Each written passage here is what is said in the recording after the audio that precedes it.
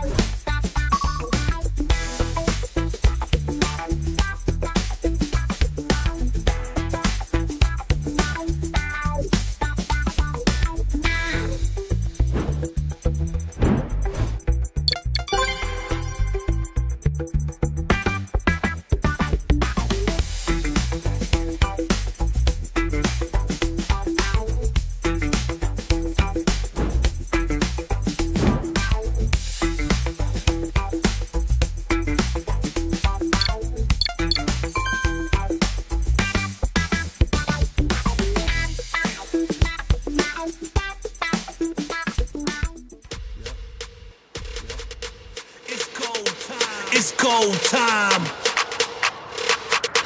It's go time. Let's go, let's go. We stepping into the room. Y'all feel the energy boom. Enemies doom. We shut them in like a tomb. Spectators safely assume we are the winning team. Got our eyes locked on that victory. Give it all and the rest is history. We the best and there ain't no mystery. No mystery. It's go time. The whole time. It's show time. Let them know time. It's go time. The whole time. Scoring goals time. Let them know time. Let's go, let's go.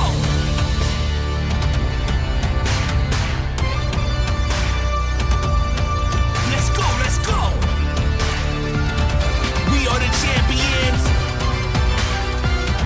We are the champions.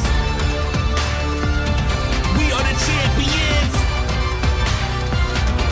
It's go time.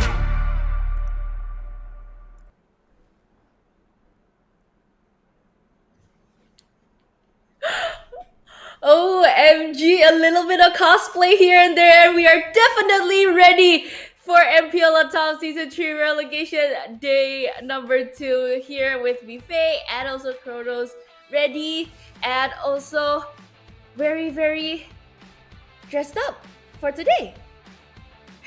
Hey, we're not just dressed up, we're excited just because of the fact that we have a Naruto weekend in the house. Of course, MPL LATAM bring you the best league action, and of course we also have that big show match. And you know what, Bae? You were telling me that you haven't watched Naruto and you're not a Naruto fan, so you wouldn't understand all the surprises that I got in store, including this one. So yeah, it's all rings that's coming across the board, and I think at the moment I'm super excited for this week, for tonight.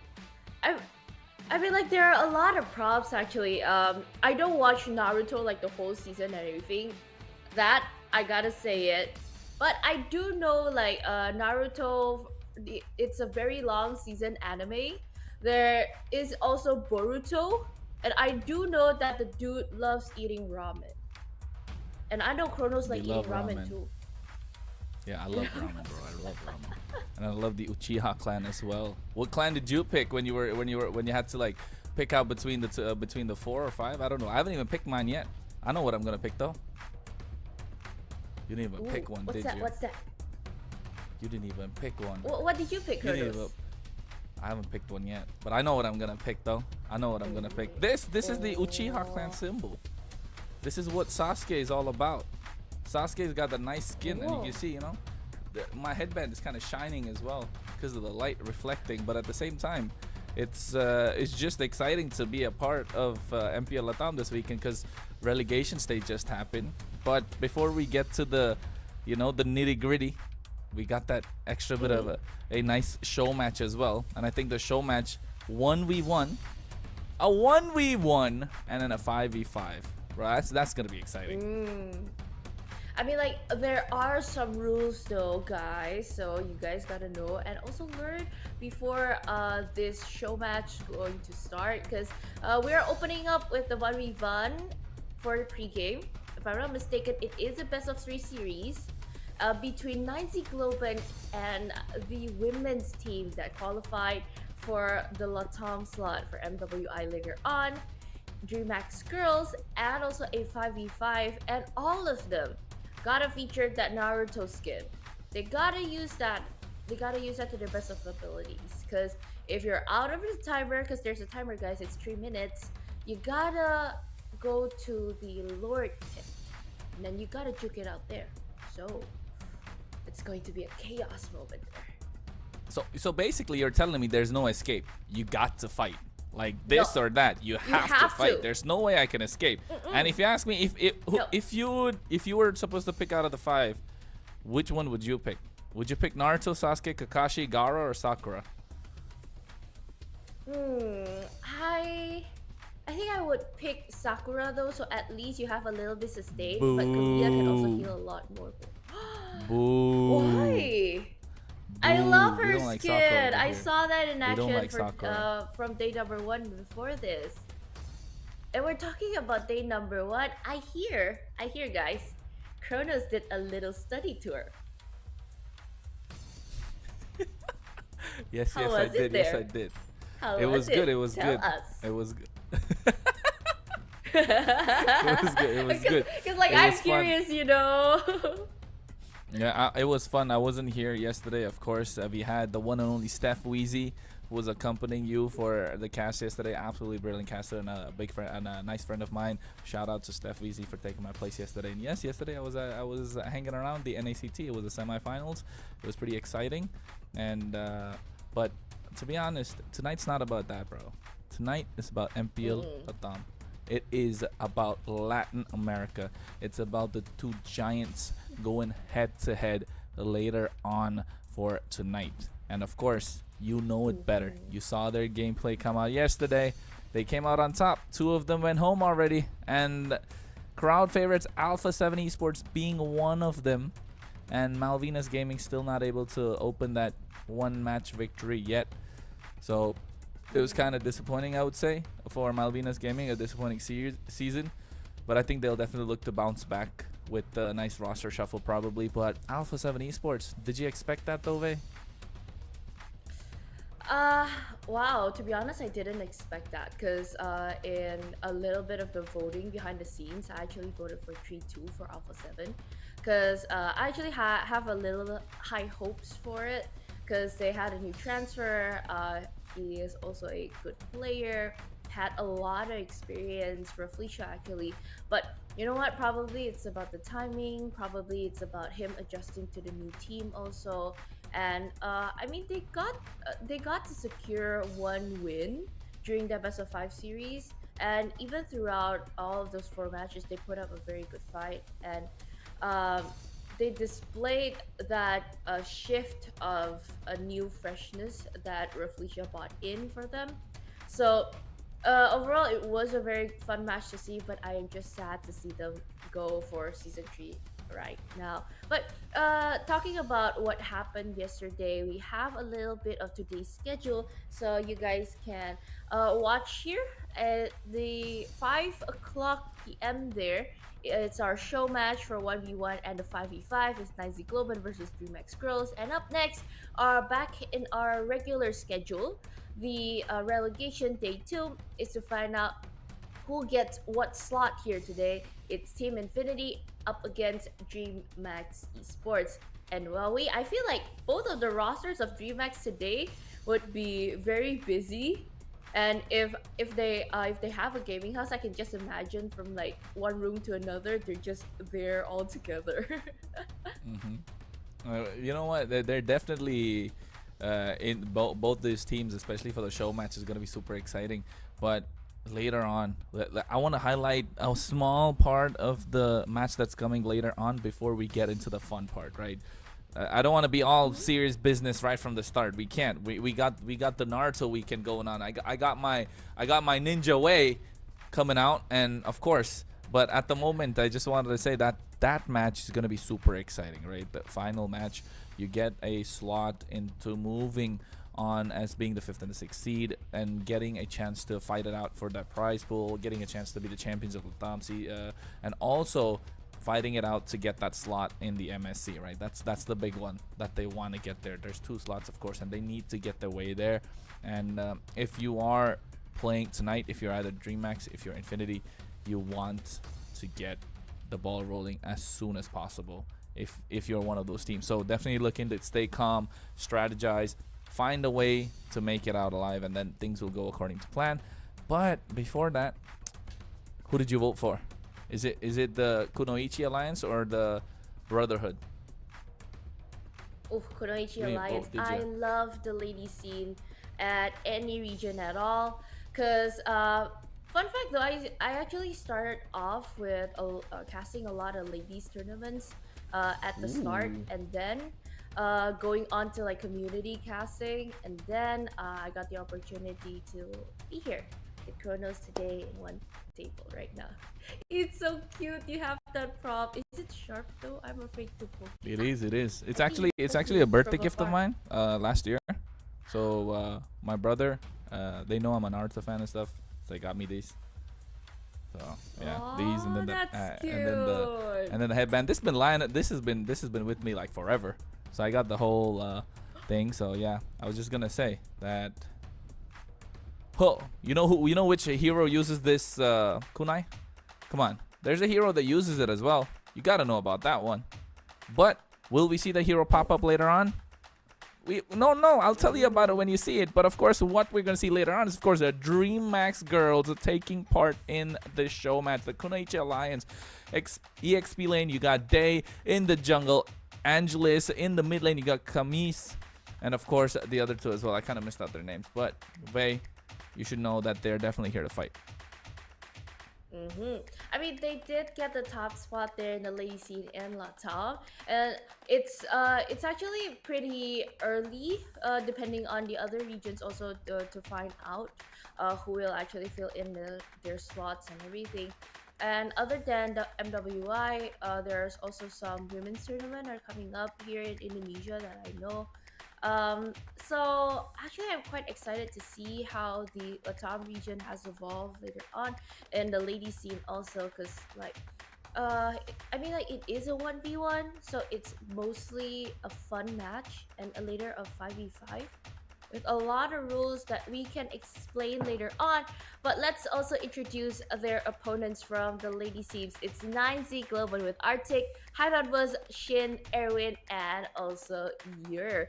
These players we've seen before in week number 1 leading up to today, even though they don't have a relegation day match. So good for them, but they do have this fun show match to show you guys and also showcase the amazing Naruto skins later on in the Land of Dawn.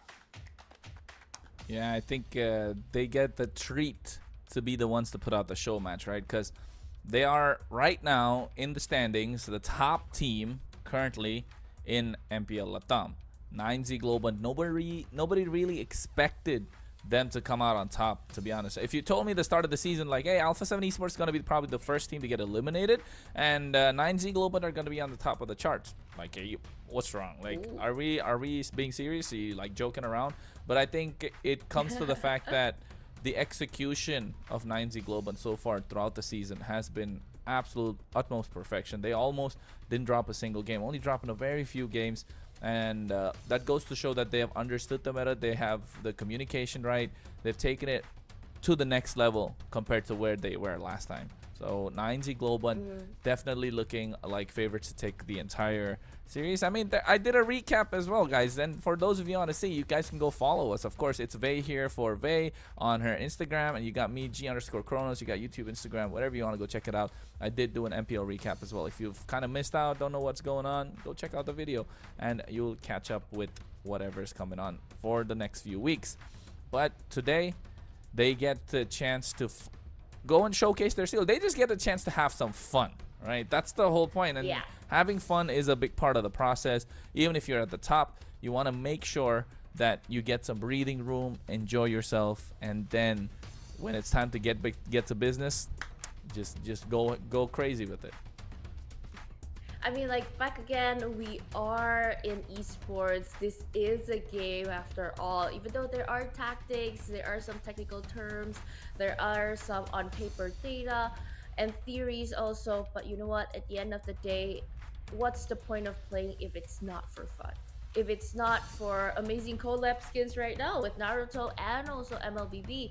So even with these little fun show matches, it just shows that even though it is a professional scene, guys, we can have fun too. So that's why you don't want to miss this. Hey, and you know what, Vey? The DreamMax girls, they actually qualified for the MWI from the LATAM region. So that's going to be really interesting to see them as well. So if you ask me, this is not more than just a show match. It's more than an exhibition. I think these teams definitely want to prove that, hey, we're here to kind of take the world by surprise. DreamMax girls are definitely looking to put on a show. I'm excited to see what they have in store for us later on. But of course, we've had such a nice journey so far in towards MPL LATAM. It just goes to show that each and every team is putting, and of course the region as well, is developing at a much faster and bigger pace compared to what everybody thinks and seems to be like. And I mean, there are a lot of supporters coming on watching it, even though there are multiple streams that are up actually from that day. And I'm just really happy to see that a lot of viewers coming in and very welcoming also to the scene. So I love looking forward to what they've seen for a fun match today. Ooh, what's that? What's that? Yeah. I was gonna say, I was doing my research on DreamHack Girls as well for the MWI that took place. Big shout out to them and for representing the LATAM region in the MWI later on. Throughout the entire tournament, in the best of threes, the best of fives that they played, they dropped only 2 games. Only 2 games. Everything else was a 2-0 sweep. 2-0, Wow, and that's they actually dropped good one for game them. against Influence Rage, and in the finals they beat Alpha 7 female team 3-1 to be the representatives for the LATAM region. So it's an exciting time if you're a part of the LATAM region. So of course they want to display their skills in the Land of Dawn against the current leaders of MPL LATAM Season 3 themselves, which is 9Z Globant. And I think that goes to show that the competition's at an all-time high. I feel like we've got ourselves some treat later on, Vey. And of course, trying to see before coming into the show match again, it is a 1v1. Let's not forget that. And then after that, it's a 5v5. It is a best of 3 format, everybody. So you watch out for that info too. And there are some rules. I think we have to tell a little bit of the rules to our viewers here, so they would understand that the duel has some rules, because one of them is that you cannot recall unless blood. If it's done under 3 minutes, point just gives out to the other team. If it's a 2-0, it's a done go. You move on to the 5v5. And if it goes 1, you guys gotta duke it out another time, because it is a best of 3 series, and only guys using the Naruto MLBB special skins like the Lucas, the Naruto, Suyo, Sasuke, Hayabusa Kakashi, Valeris Gara, and Kalia Sakura. Man, she's a Sakura fan, guys. Don't tell me. You're gonna get a lot of hate, Vey. But anyway, anyways, we have our ninja way set right here.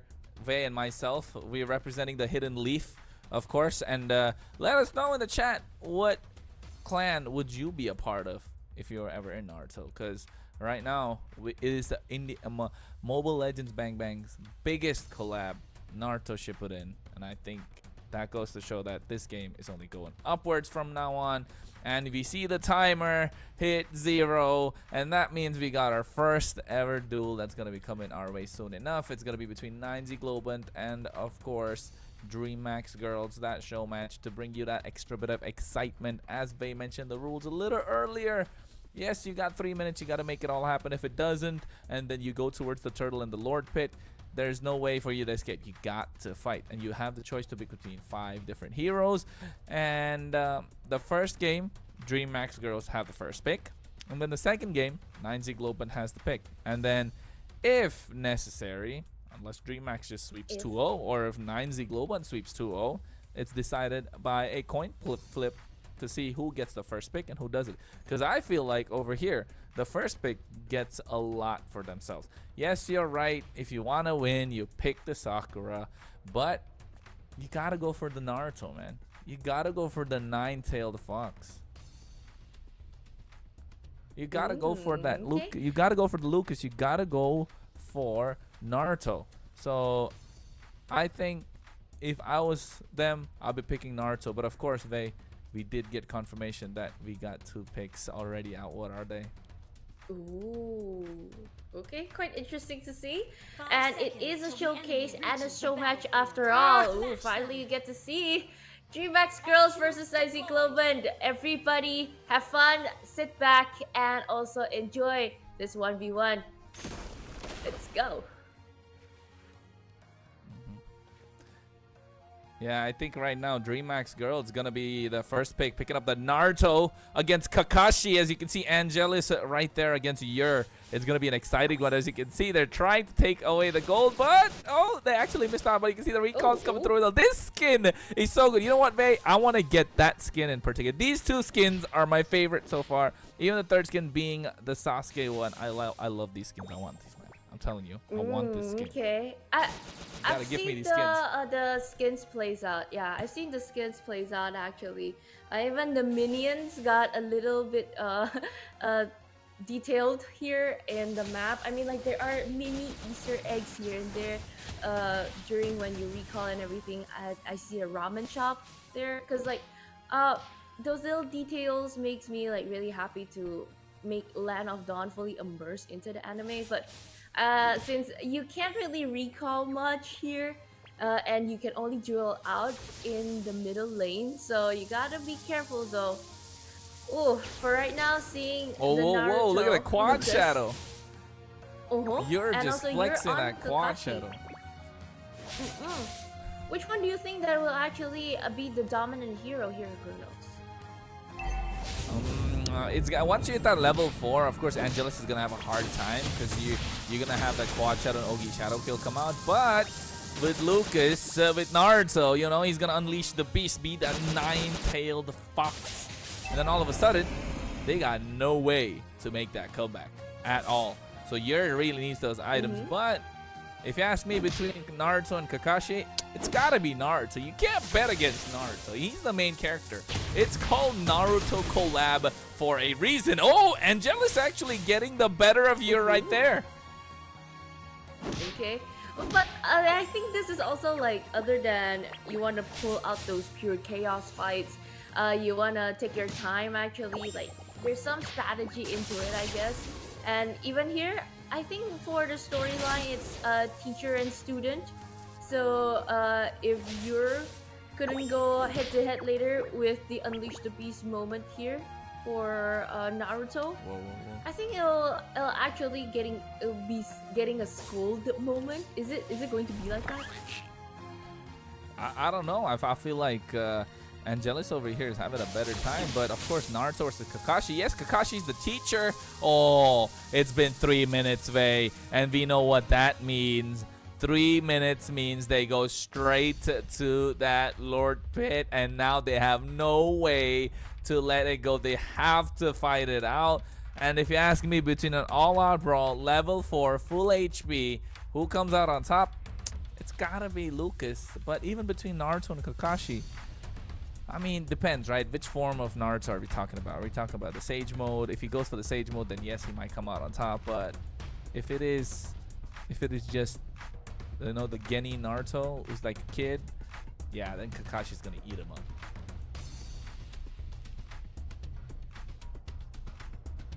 Oh, seems like so I mean, you know what, Vay? It's like you're talking about Naruto versus Kakashi, teacher versus student, right? I feel like usually it's the teacher that comes out on top, right? But I think once the student learns, once the student masters every single way, because the teacher only knows one proper subject, they only know one way of teaching. But if you think about the student, he learns it all, and once he learns it all, he's able to come and just pick it up. So I feel like the student's gonna come out on top. Okay, quite fun to see, of course. And Lucas, I talked about this little strategy, but with Weezy yesterday, it's a 5v5 strategy. Because in 5v5, it's gonna be harder. Other than you also cannot recall, but the recall is only special for the players who hold on to those Naruto skins.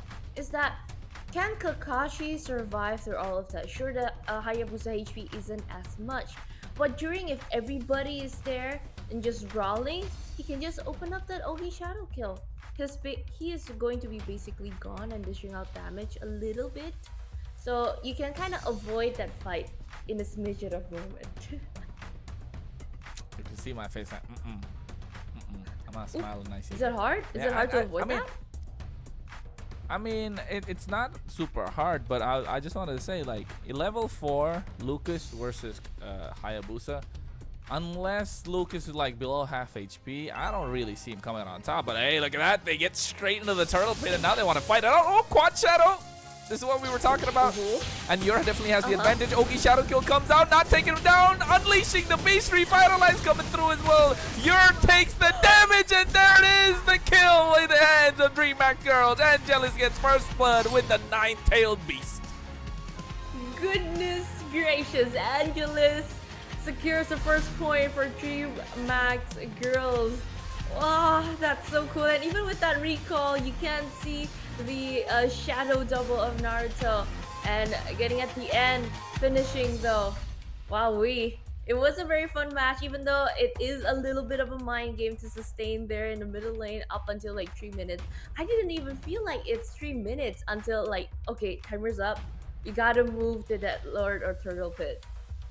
Wow. Wowee. Yeah. I think it comes down to the picking as well, right? If you ask me, at the moment, if I was if I was either 9Z Globant or DreamHack, I'll be looking to pick up either the Lucas or the Suyo. It's got to be Naruto or Sasuke. You cannot have Naruto or Kakashi.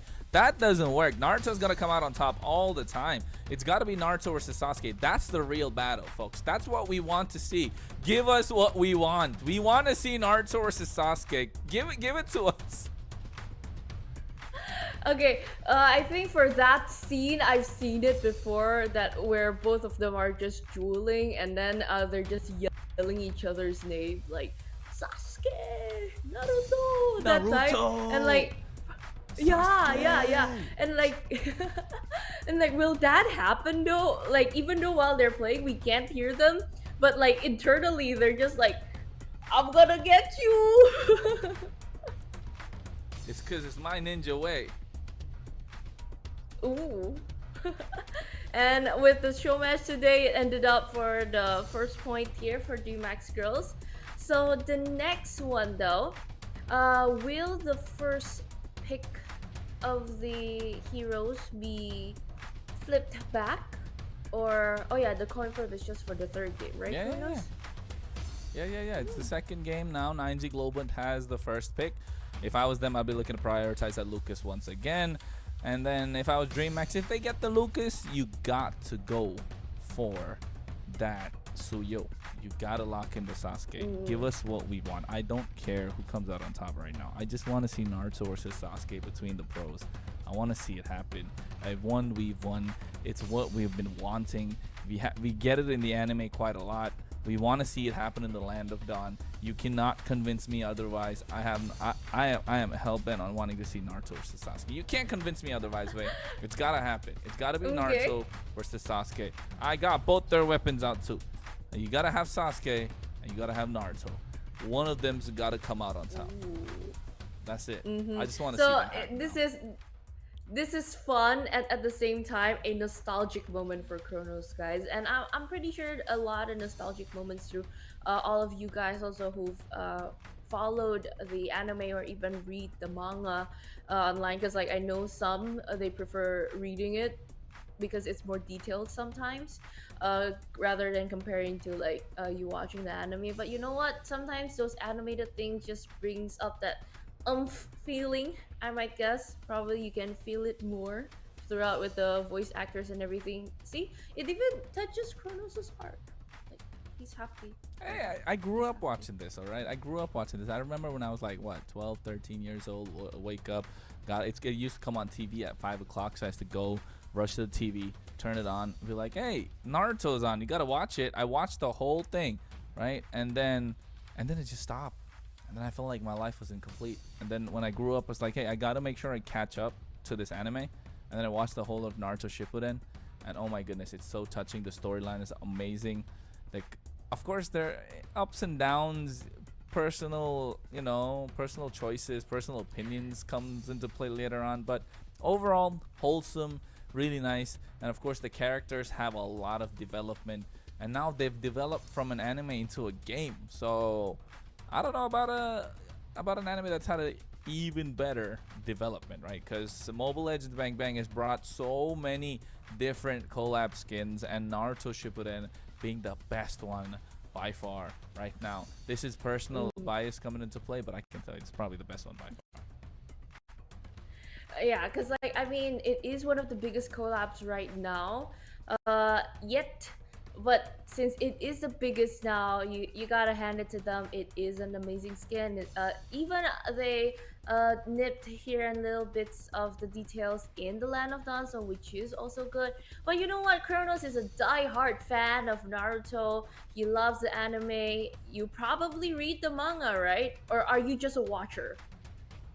I do both. Off late, I haven't been reading a lot of manga. I do watch the anime a lot more because it's much more entertaining. It's much more. It's dramatic. It has the flair. But of course, when you're reading the manga, it's all up to the mind and how you make it happen. So, I do like both. But I think right now, in terms of Naruto, I don't think I've ever read the Naruto manga. I just wanted to watch the anime because it kind of let me relive my childhood because I used to watch it the whole time. So watching it again just felt really nostalgic. And then when this skin came out in the game, I said to myself, I am going to get all the skins, and it's burned a hole in my pocket. And I'm probably gonna go live stream later in the week and just be like, hey, I'm gonna do the draw, guys. I'm gonna do 10 spin, 10 spin, 10 spin, and then next thing you know, I'm out, and then I recharge more diamonds. And how do you recharge those diamonds? Of course, we have a big discount that's there. If you're a part of MPL LATAM, you gotta put in that code BNX MPL3, guys. You gotta listen up. You gotta get a 5% diamond discount as well, and head over to bonoxis.com. Of course, for our viewers from the LATAM region, the purchase is fast, it's super secure, and of course, super easy as well. And this code is available only for a limited time, so make sure you don't miss out. Thousands of players already trust bonoxis.com to recharge their diamonds, so go ahead, take advantage, and save with this discount right now. Don't forget the code BNXMPL3. So yeah.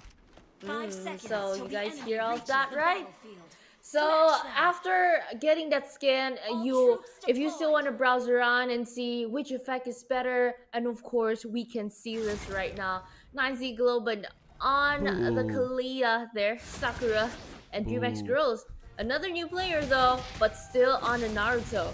Nice one, and we're coming in hot this gotta be Naruto. for game number 2. This gotta be Naruto, if you ask me. Naruto's gonna come out on top. It can't be Sakura. It's just gonna ruin our childhood, guys. I know I'm being biased right now, but I'm gonna say Naruto is gonna beat Sakura.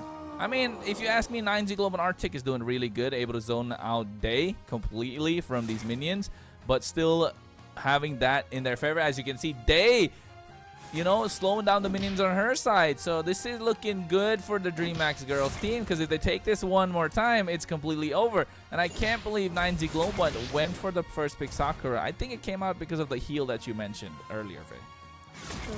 Yeah, I mean, like, as long as you can play here and there with the passive, it should regenerate you more heal, more shield, actually.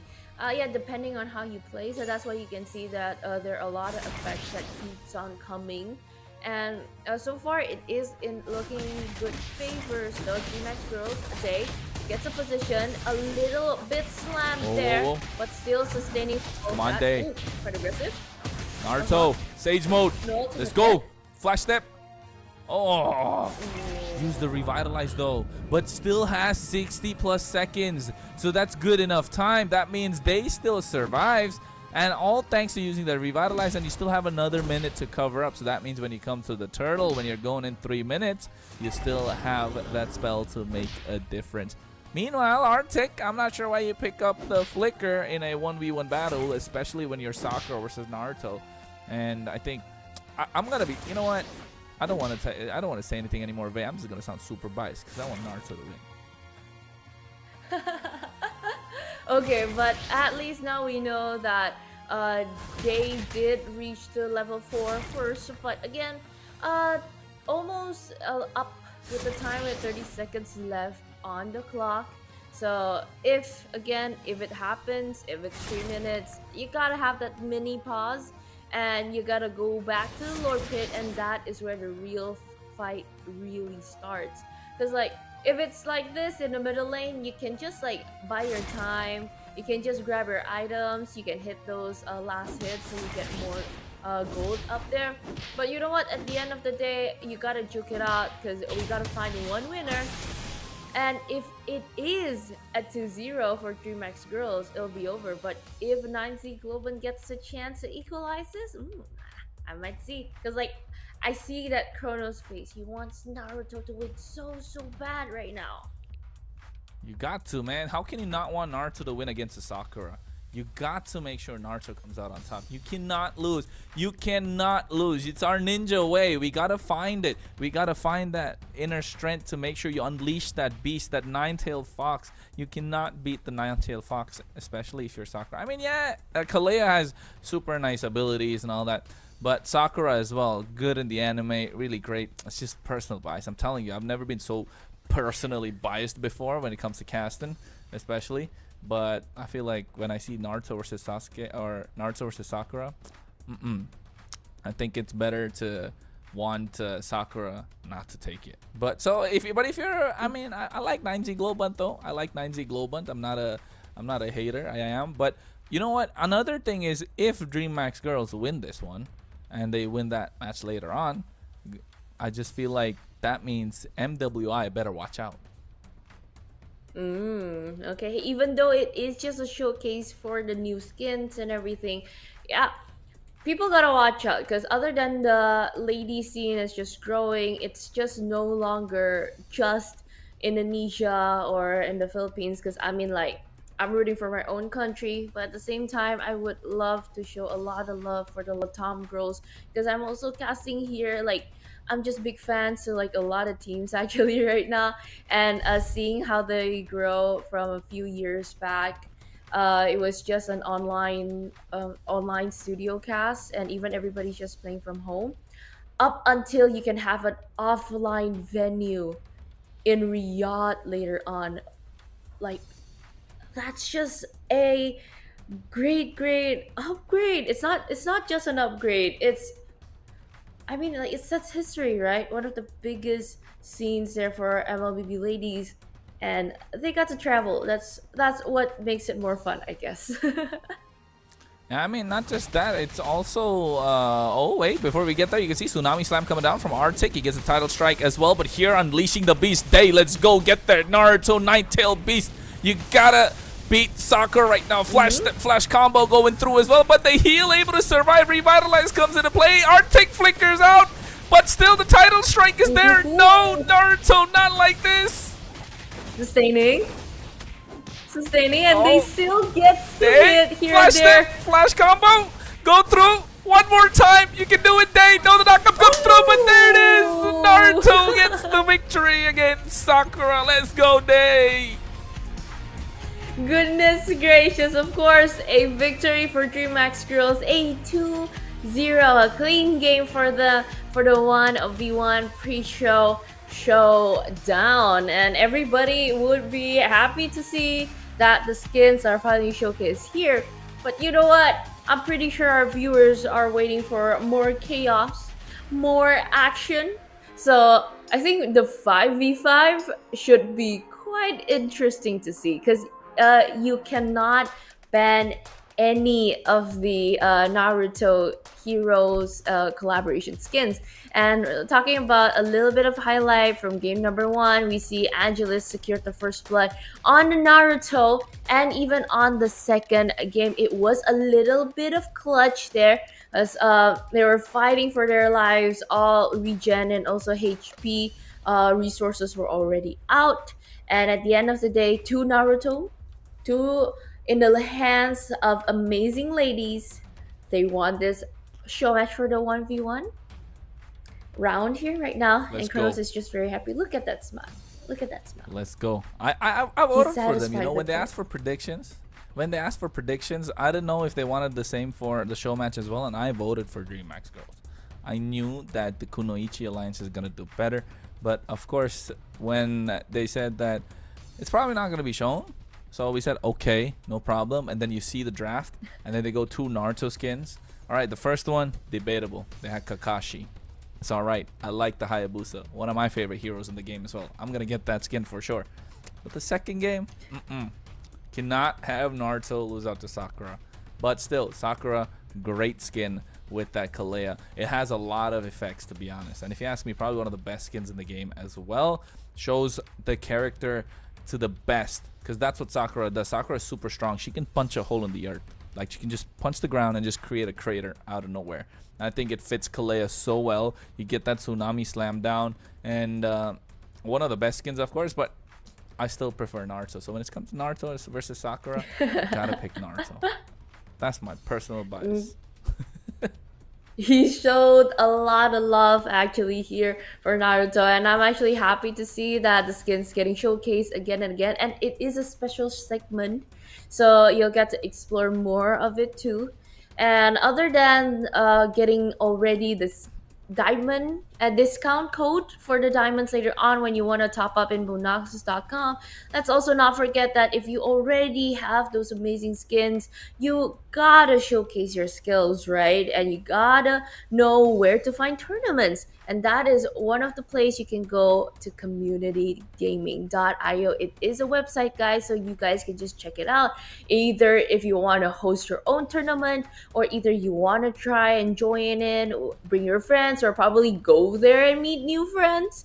And there are a lot of games that are available there as a tournament platform, but most importantly, MLBB is there, so don't forget to check out their website, because that is the only place for a good environment to grow and to have a great tournament, and a trust one, of course, only there in their website, communitygaming.io. I mean, not just communitygaming.io. You gotta make sure you got the right device. You gotta capture the right pictures, because you gotta make sure when you get the MVP and playing that tournament after showing your skills, you gotta hit that nice pose, right? You just gotta pose like that, or pose however you want. Do that pose, you do that, and then all of a sudden you do that ninja way. So to get the right photos, to make sure you look nice and crisp, you gotta get techno, because you want to be MVP in the game and MVP in your photos as well. So with the new Techno Canon 40 series, capture every victory with its incredible camera and flash snap, right? That feature that freezes the action in motion with precision and clarity. So that's the important part. You get the precision, you get the clarity, you can capture those moments of victory, especially those TikTok plays. We want to see that happen, right? So become the star, not just in the game, but out of the game too. You get the pictures, and you get also those TikTok moments. You can, hey, and then you get famous, and then all of a sudden they have a skin in your name, not just Naruto. Ooh, okay, that's pretty cool actually, to see like a lot of moments created. And I also heard that from Wheezy, if you do have that slow motion on the Hayabusa, probably Kakashi could just drop in and say hello, and then still do the quad shadow and the Ogi shadow kill. So probably if you slow that down, he says that you slow it down just the right moment, you get a little hello from Kakashi. Oh, that's I'm actually gonna look it up. You know what? I was thinking maybe if you slow it down a little too much, you probably see Kakashi eating some ramen as well. You might see his face. You might see his face if you slow it down just the right millisecond. You might see Kakashi's face come out as well, because they've never shown his face until like the very last minute. But you know, still debatable. But the first show match, the 1v1s, 2-0 sweep to the girls. Hey, that was an interesting one, right? Both Narutos coming out on top. Kronos is very happy.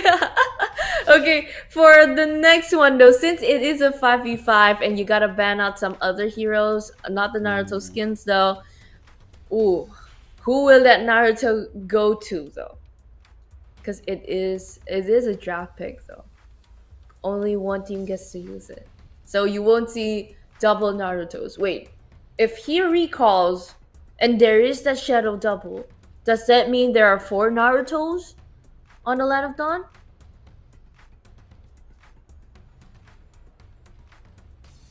But you got me confused, bro. I'm gonna be looking at if a there's lot of 2 Narutos and they recall, and then there's 4 Narutos. Now you're just confusing me, bro. You just confusing me. You throw me off. You actually got me thrown for a loop. Math ain't mathing, I don't know hey. what you're even talking about. I don't even know what you're talking about. See, this is why I failed my Genin exams as well. You gotta be like Naruto. Naruto took the exam 4 times, if I'm not wrong, 3 or 4 times. And he still didn't clear it. He got a special pass to go. You just get a direct upgrade to a Chunin. So I feel you, Naruto. With the questions that Vei's asking me, I'd be confused as well, bro. Okay, I guess it is. I don't think that this is the way of the ninja because it does have a little bit of math. I think it's just a little bit of the way of the Fae at late at night. So It's the way it of kind the of plays Vei. a role, and in fact, It's the Vei of the Vei. It's not the Vei of. It's not. It's just Vei confusing me to make sure I get thrown off a little bit. So don't get confused by her, guys. Make sure you like and you share the stream as well. This is the only English feed that's bringing you MPL LATAM Season 3, of course. But tonight we have a show match, and then later on we have the relegation match indeed. So we're just here out having some fun. It's Naruto weekend. It's happening all across the world for MLBB. So I am excited. That's why we got our headbands on. We're cosplaying as at least I wanna be someone from the Hidden Leaf. I don't know about Vei. She just pretending to be someone right now. but at least I'm not a shadow. I'm still a character. Hey, I'll probably be the side character. I'll probably be a side character. I'm just there. If they're cheering, I'm cheering. If they're happy, they're happy. If they're sad, I'll also look down and look sad. I'm just there, guys, and I'm happy to be there. Cause like it is a village, so I'm not crashing anybody's house though. So at least I'm in the village. I mean, all right, fair point. But looking at fair points, I wanted to talk about the new meta. You think the new meta is shaping up well? Are you liking the Kimi in the gold lane? Are you liking the Kimi in the mid lane? Are you liking the Fredrin in the jungle a little bit? Have you seen the Clint pop off yet? Have you seen the Nathan pop off yet? For those little recaps though, Chronos, where let me get to talk about a little bit on relegation day number 1. Sadly, a lot of the games, actually almost all in the first match, it was a respect onto the side of Kimi. So it's mostly banned out. So far, it's not appearing on the Land of Dawn in the LATAM region yet. So I do want to see that though.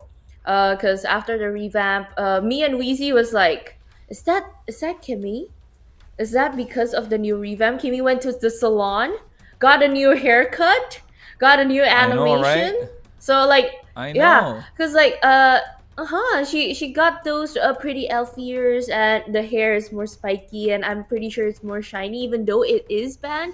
So like, we gotta look it out. Yeah, that's the Kimi. Sadly, a lot of them is banned. The Fredrin popped up though, Chronos.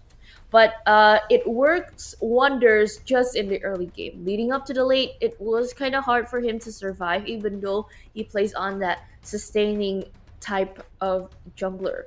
And for the Clint though, so far, no Clint shows up in the Land of Dawn and LATAM yet. So probably it did show up in some other regions that we can probably talk about later on. And so far, so good, I might say. It's still a dilemma of other than trying the new hero skins.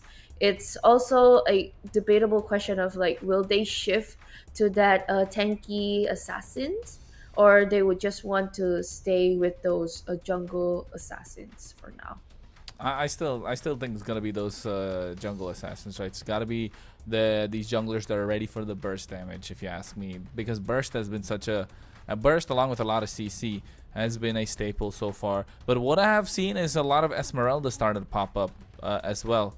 Esmeralda has become a staple. We saw it in the China Invitational as well earlier on in the month, and I feel like that could transition slowly. It's transitioning slowly throughout the globe.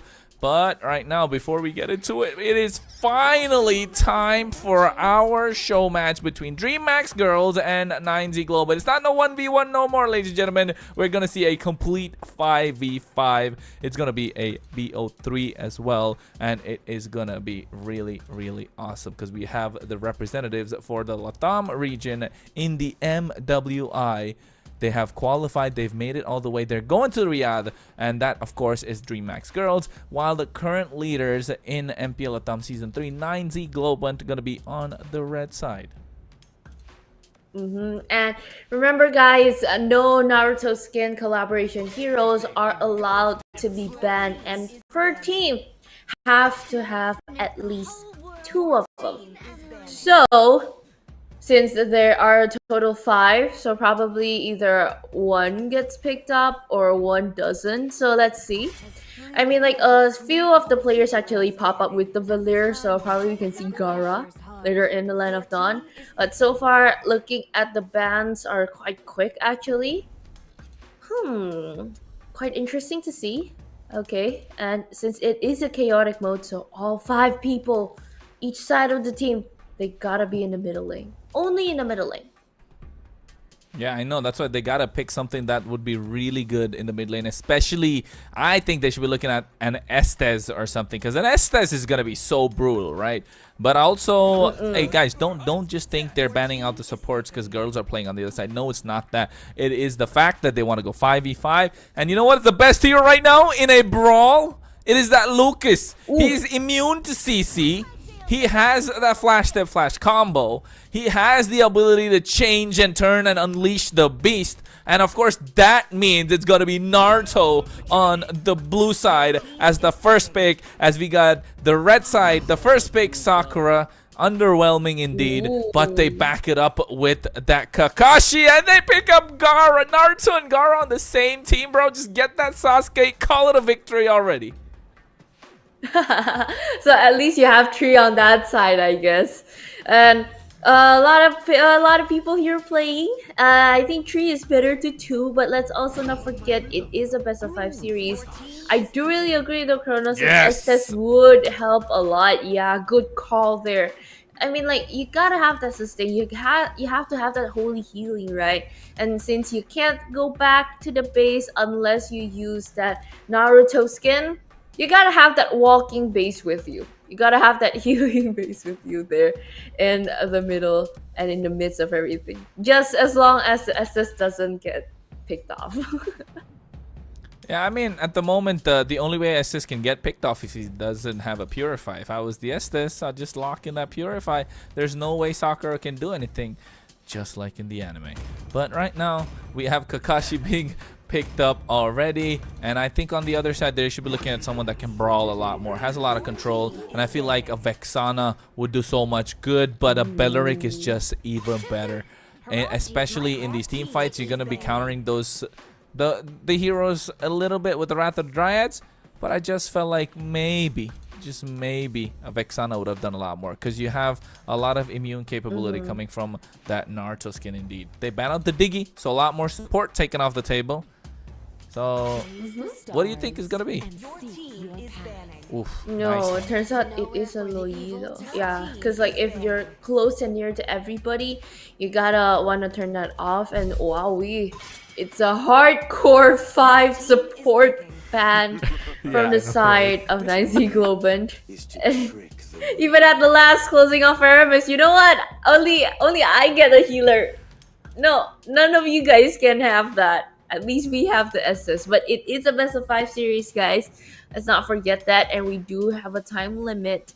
So let's see how this total chaos plays out later on. And Nice Globant here, still on the draft. What do you think is good, Kronos? You know what? Just lock in the Gatot Kacha and the Hylos, man. Run 3 revitalize from the side of 9Z Globant, and with the help, actually 4 if you think about it, with the Kalea, with the Belleric, get the Hylos, get the Gatot Kacha, you're gonna have a problem. But guess what? They want to snipe from afar. They pick up that Selena, gonna be lethal with those Abyssal Traps. And oh my god, a lot more AoE. DreamHack girls are cooking with their draft, bro. I love the Odette here. You open up the Wrath of the Dryad, everybody gets stuck. Don't worry, I have my ultimate, I have my Swan Song. I can just spin around later on and damage everybody else while in it, while the Estes healing it up. And what next though?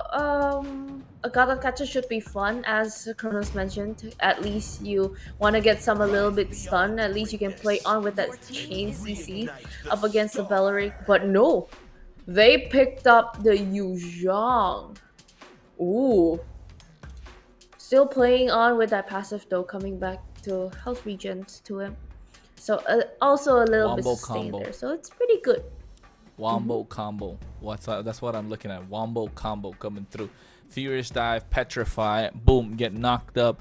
Odette gets the skill on, Swan Song, while Gara is just able to gather everyone and Windblade. And then all of a sudden, Naruto just has to use the Beast Blast. Oh, but you can see that 5-man set gonna come through with the Atlas.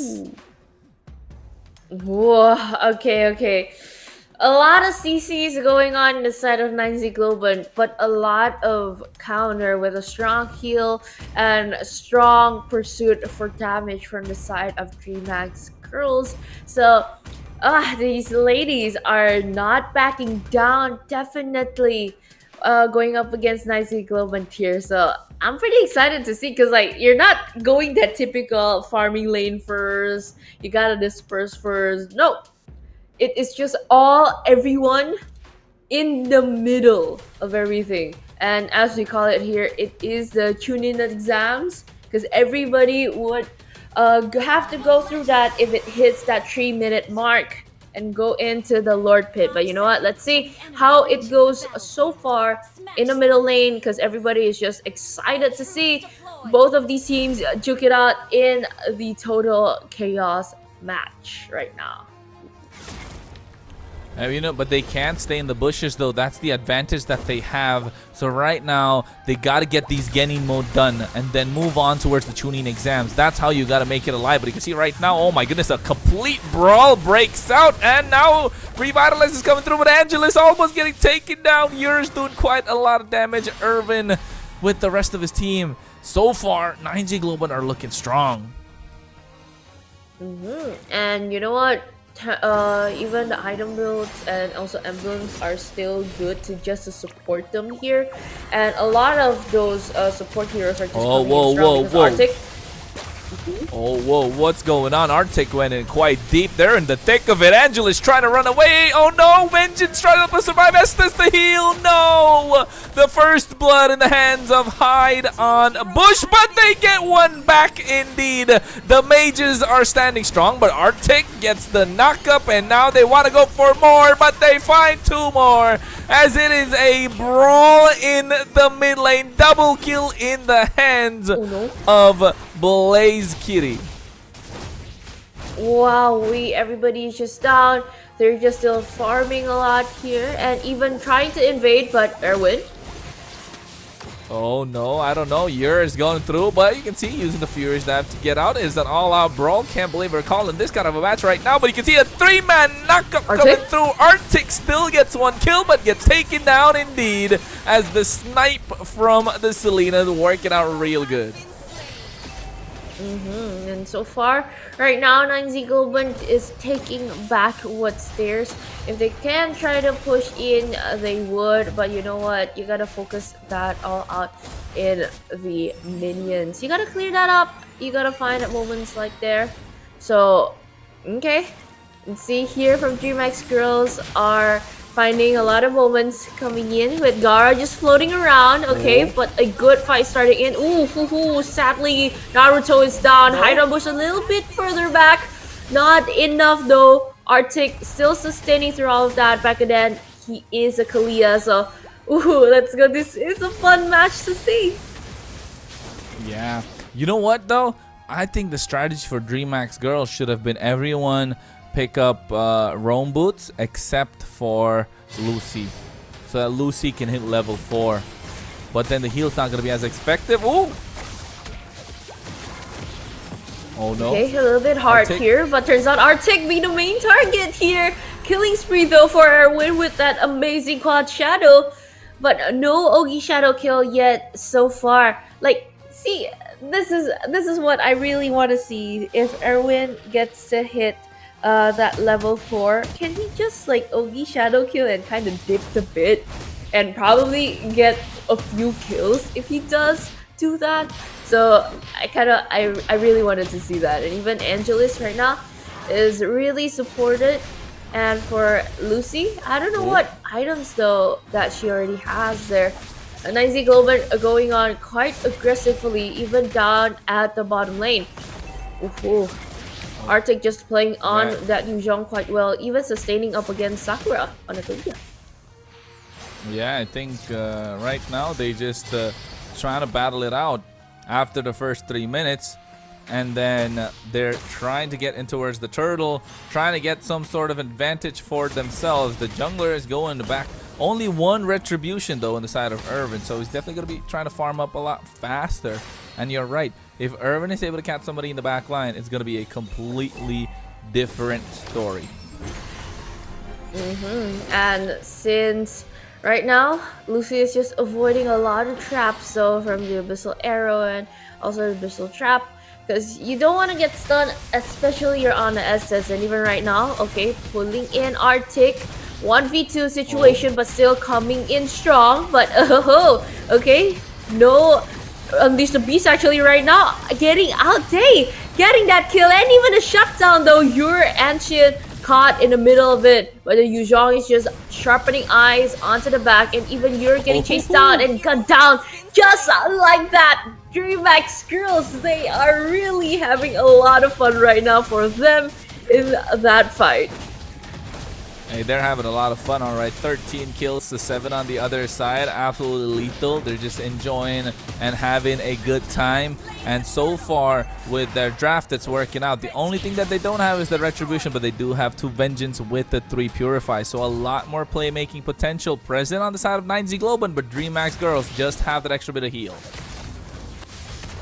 And right now, Arctic, good thing escaping at a last snitch of second, but you know what? You can't really feel that Yuzhong is getting more powerful, and Heidelbush committed in widely actually. Thank goodness there is that flicker to save the day, and 2 of those chunky boys getting melted down that easily. Wowee.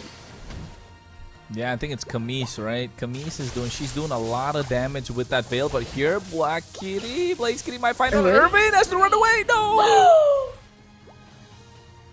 Goodness!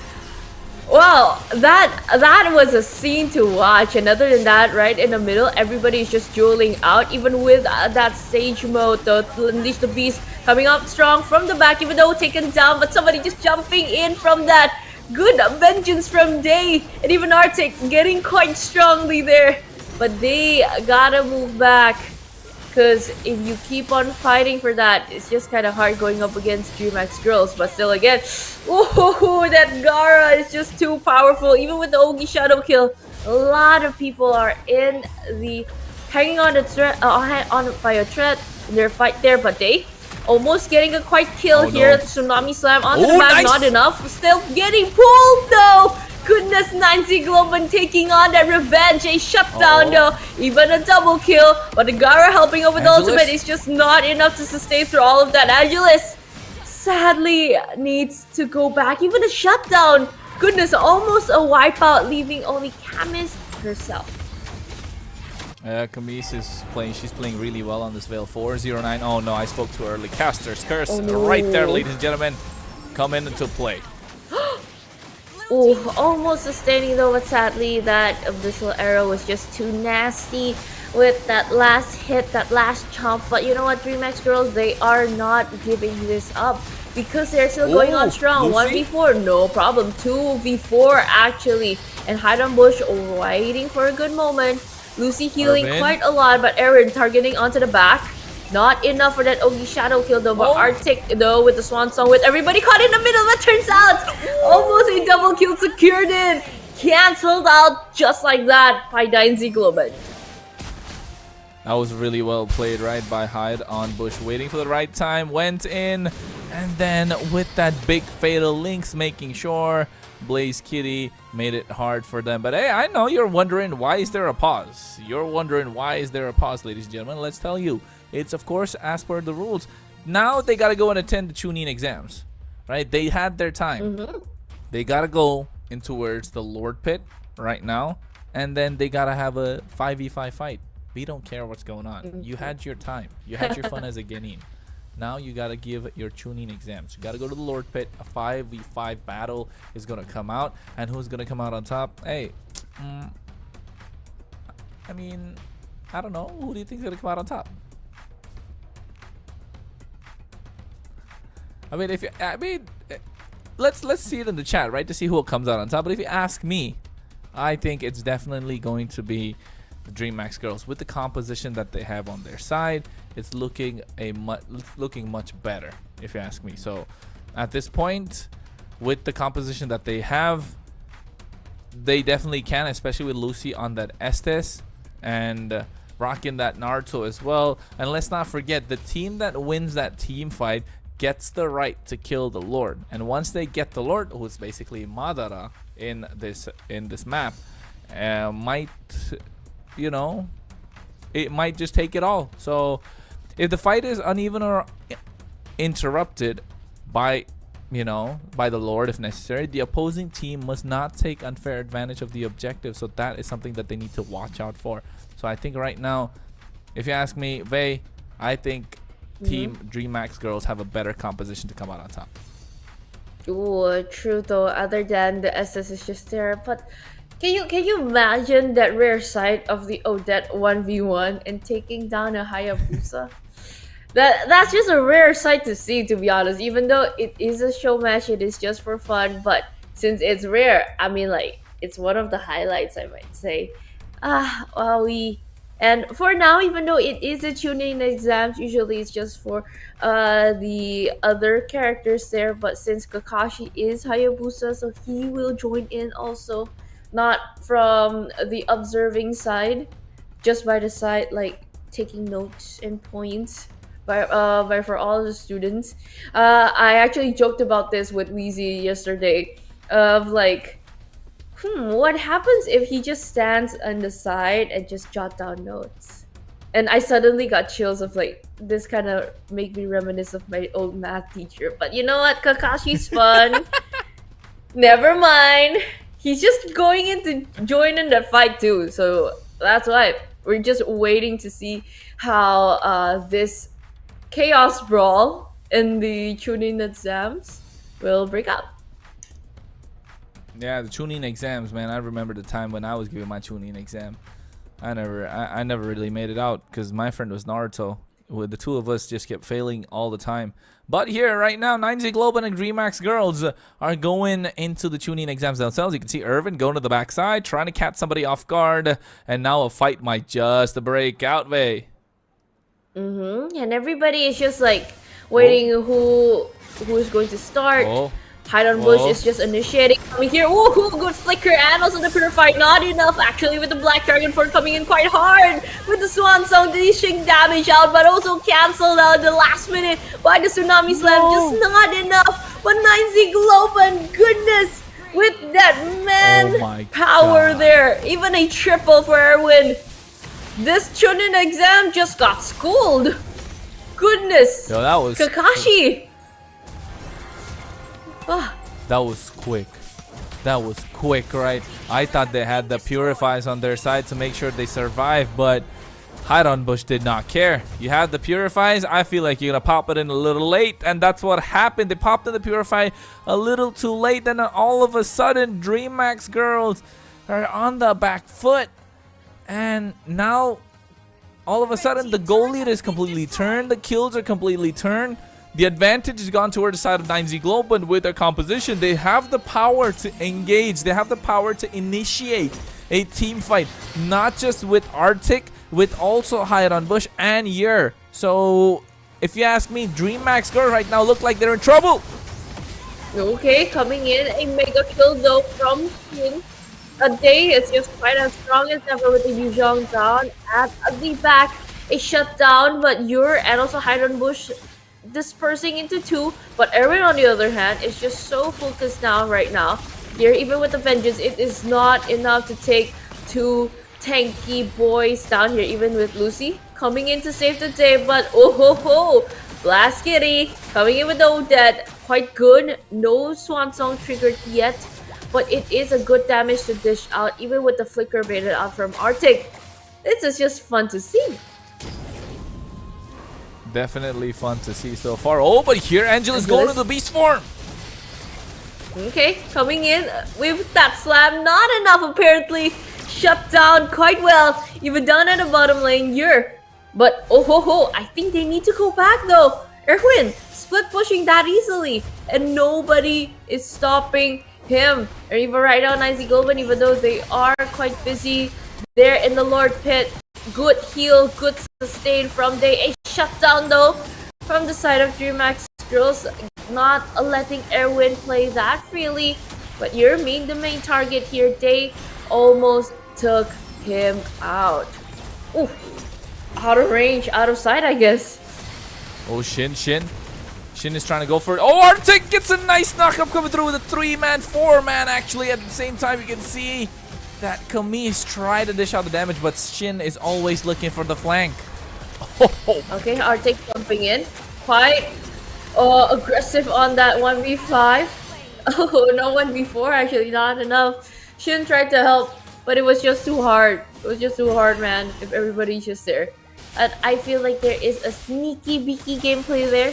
Even with the Lord, there is a character vap here, but Erwin stepping in quite in the midst of everything. Wrath of the Dryad coming in, but Blank C still sustaining throughout that. Not enough though. Triple kill for the side of Nizy Goban. Erwin is just a menace on that. Even a shutdown. A Maniac turns out. Only one left. Angelus on that Lucas. Okay. Will he? Will he? No. No, man. He's just eyeing on that prize. He's just eyeing for that base. What everybody though is chasing her down. Yeah, if you ask me, 9Z Globan said, hey, it's enough. It's enough of having some fun, right? We want to take this game away. It's already 12 minutes 50 seconds. It's time for us to pull up, and guess what? They did. A Maniac in the hands of Urban, and this is why, ladies and gentlemen, they are the top team right now in MPL LATAM's leaderboard. And they're the team that's just kind of undefeated so far. So if you ask me, every other team better watch out. At least use this as some sort of information if possible, not just a show match. You know, you can see how they like to engage, their comms and all that. And if you want to show your support to your favorite teams, guys, in the chat, you can always put hashtag GoDMX if you are voting for DreamHack Girls, or you can go for hashtag Go9ZG. And of course, they are ready though, waiting in that Lord Pit, waiting for that vicinity to just anybody pop it at all. But so far, we're looking at the towers though. It's still in favors of 9Z Globan, but it's a 1v1 there between Angelus and also Erwin. Good thing he can disperse, but you know what? Day is just eyeing on Arctic there, right in the middle lane. But DreamHack Girls, they really gotta find the way to just like clear a lot of things up too, because it is also important to get that minion siege. And DreamHack Girls focusing on the Lord, even though Yur and Shin is just already on guard there. I don't want to see a backdoor gameplay though by 9Z Global, but so far no steals ahead yet. And DreamHack Girls, they gotta go back and defend this. Yeah, they gotta find a way to defend this, right? Because right now, 9Z Globant, they didn't want to take the Lord. They got the wave pressure coming through, and Irvin is just having some fun recalling on the other side, if you ask me. He's just like, hey, cameraman, look at me, I'm here. You gotta make sure you pan me, because I'm the main character. As right now, he gets caught out. 4-man, 5-man dive on towards him. Good thing there's a shadow kill, quad shadow, but you know what? Everybody's just eyeing on him and leaving the Lord marching himself right on top. But you know what? There are mini ninjas and mega ninjas there helping here and there. But you know what? In the middle lane, Erwin coming in a little bit late. Main target, Black Kitty, just down like that, quite easily leaving Day and Camise on herself. But you know what? That's Sustaino Angelus, so almost surviving through all of it, the chunking a lot of people's HP down, but not enough to be the finisher. 9Z Global, they don't even care about the Lord right on top. They just want to split, push this down at the middle, right on top. Base is just wide open, but you know what, DreamHack Girls, the girly solidarity, but enough time to the Lord just march right in the middle of everything. Okay, they don't want to go back. Sadly, it wasn't Oh, no. canceled in the midst of a clutch. Oh, nice. Can they still survive this? Oh, they clutched it. Oh, They oh clutched my it. The goodness, Wrath, Gronos. the Wrath of the Dryads from Europe coming out at the right time. They made the recall. Even Hide on Bush went in, got that split, and get the CC on towards the minion, but that doesn't stop it. Your Wrath of the Dryads taunted the minions, taunted the Lord, and made sure to take away the attention from the base crystal. And 9Z Global found a way to keep this game alive for themselves. And right now, DreamHack Girls are in a predicament. Will they be able to find the answer and come out on top? They do have the Estes, but any single time Hide on Bush could go for that flicker. Fatal Links, he's getting it in about 2 seconds. Camise, okay, getting a kill. No more Erwin, which is good. Everybody just jumping right in the middle. Agilus, though, zoning Hide on Bush way back. And even getting that double kill, which is also good. Arctic right in the middle, taking too much damage. It's just not enough, but turns out, Wando Shin getting that kill in the last moment and in the midst of it all. She is still able to survive through all of that. Okay, Angelis, will DreamHack Girls find the end and go for this? Yeah, I think right now Yer is the one that's keeping them alive. You can see Shin gets taken down as well. 5-man wipeout. 9Z Globant not taking this one. DreamHack Girls, another one up on their side, Vay. A victory, of course, to these amazing ladies. And even on that Naruto skin, wowee. The Lucas, though, late game with the Estes, even in a position of like 1v3, she's still able to survive it all. Survive it, make sure everything happened. I think it just came down towards the picks that they had. 9Z Globant in the mid game popped off in towards the tuning exams, but guess what? After a while, you get to give your tuning exams again, and then DreamHack Girls just picking up the victory for themselves in an absolute display, a wonderful display indeed. Picking up the heroes that have a lot of AoE, made sense in this draft, and then just came out with the victory. Although 9Z Globant to look like they were gonna take it all out at one point. And I mean, like right now, looking at the highlights here, I mean, like a lot of moments, I really thought that 9Z Globant were going to be cancelled out by DreamHack Girls. Like seeing them, they just like let the Lord be, let the Lord just march along with a lot of minions too, actually. But like at the end of the day, that recall was just like a sweet spot. But since because of that Lord contribution, DreamHack Girls, they were just able to let's just go in. You get Erwin, that's all good. And even leading up to the end, see a lot of like moments were just given to DreamHack Girls to shine on in the Land of Dawn. Yeah, I think right now they gotta find a way to make it shine for themselves. And after this, it's looking dire. If you are a 9Z Global fan, right? If you're a 9Z Global fan, it's looking dire. And I think so far, DreamHack Girls proved themselves not only in the 1v1, but also in the first match of the nice show match that we have for ourselves. And I think so far, looking at the skins, Vay, looking at the skins, tell me which is your favorite skin. I'll ask you again. You said Kalea last time. I'm giving you another chance. It can't be right Sakura. now, and I actually like Gara. Like, cause I also use Veil from time to time, so like that effect was actually quite good to see. Nah, bro. In my head, what it said is you like Gara because that skin is free. It's about to say, don't worry about all that stuff. You can recharge. But you still gotta earn it though. Well. You still gotta earn it though. It's still hard work. Nah, it's just a free skin, bro. That's right. You want a Gara skin? It's free, available in game. You gotta complete some missions in, and then you can pick it up for yourselves. But I was trying to tell Vey, you can go for the other skins. You don't gotta be so stingy, bro. There's about 5% discount there for diamonds anyway. If you're especially recharging from bonoxes.com, you gotta put in that code BNXMPL3. Fast, super safe, easy, secure. You can get it done, just like that. All of a sudden, you have diamonds in your pocket. So make sure you go and recharge, because, I mean, hey, a lot of players already trust this bonoxes.com to make sure they get their diamonds. So go ahead and take advantage of that code right away. It's only available for a limited period.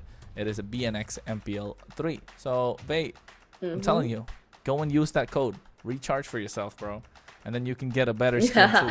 Although, Gara skin's not bad. We're looking at the game stats. Spree. What do you think? What do you think? Looking Wow, at the stats. well, I mean, like, I didn't expect the kills would be the same, actually, because, like, since, like, everybody is just fighting everywhere, and they even rotated down at the bottom and also to the top. And with this show match, it's just amazing to see that the girlies can show up too. They can one up the boys too sometimes, and to show them who's boss with those amazing skins, with those amazing lineups. Again, I really love the SS pick. I like to see like a lot of skins that are brought up, like Gara, that I mentioned before. And even through all of that, it's just a 1k difference. Objective wise, sure, it's probably goes to DreamHack. But right now for 90 Global, they still put up a good fight. I mean, like, they waited for like good moments, Kurdos. Like, Hide on Bush literally hides in the bush to just like wait up to get that good you're ultimate. right. Yeah, you're right.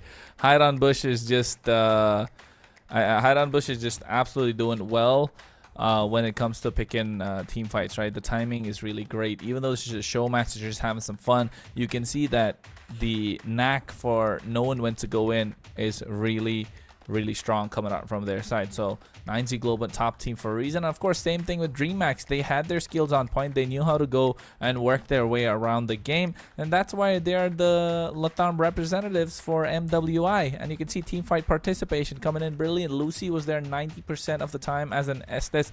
Camise 76%. Lucas on Angelis doing really good. Day on the Yuzhong as well, and of course you had Blaze Kitty rocking at the same time. So DreamHack girls are really pulled up, showing a strong display. Even though it's a show match, they're having some fun, but they're having the fun the right way. They're winning as well, and they're picking Naruto. Okay, I think right now the keys to victory is to pick Naruto. It's just that. It's just that and out there. Finally, just you're to getting pick the gist Naruto. of it. Exactly. Okay, Naruto, I'm getting. I think I'm getting the storyline. I'm getting the storyline. There's some students there. Naruto main character, brotherhood battle with Sasuke. The teacher is Kakashi. They all love ramen. And of course, we love our MVP right here, Angelus here, on the Lucas.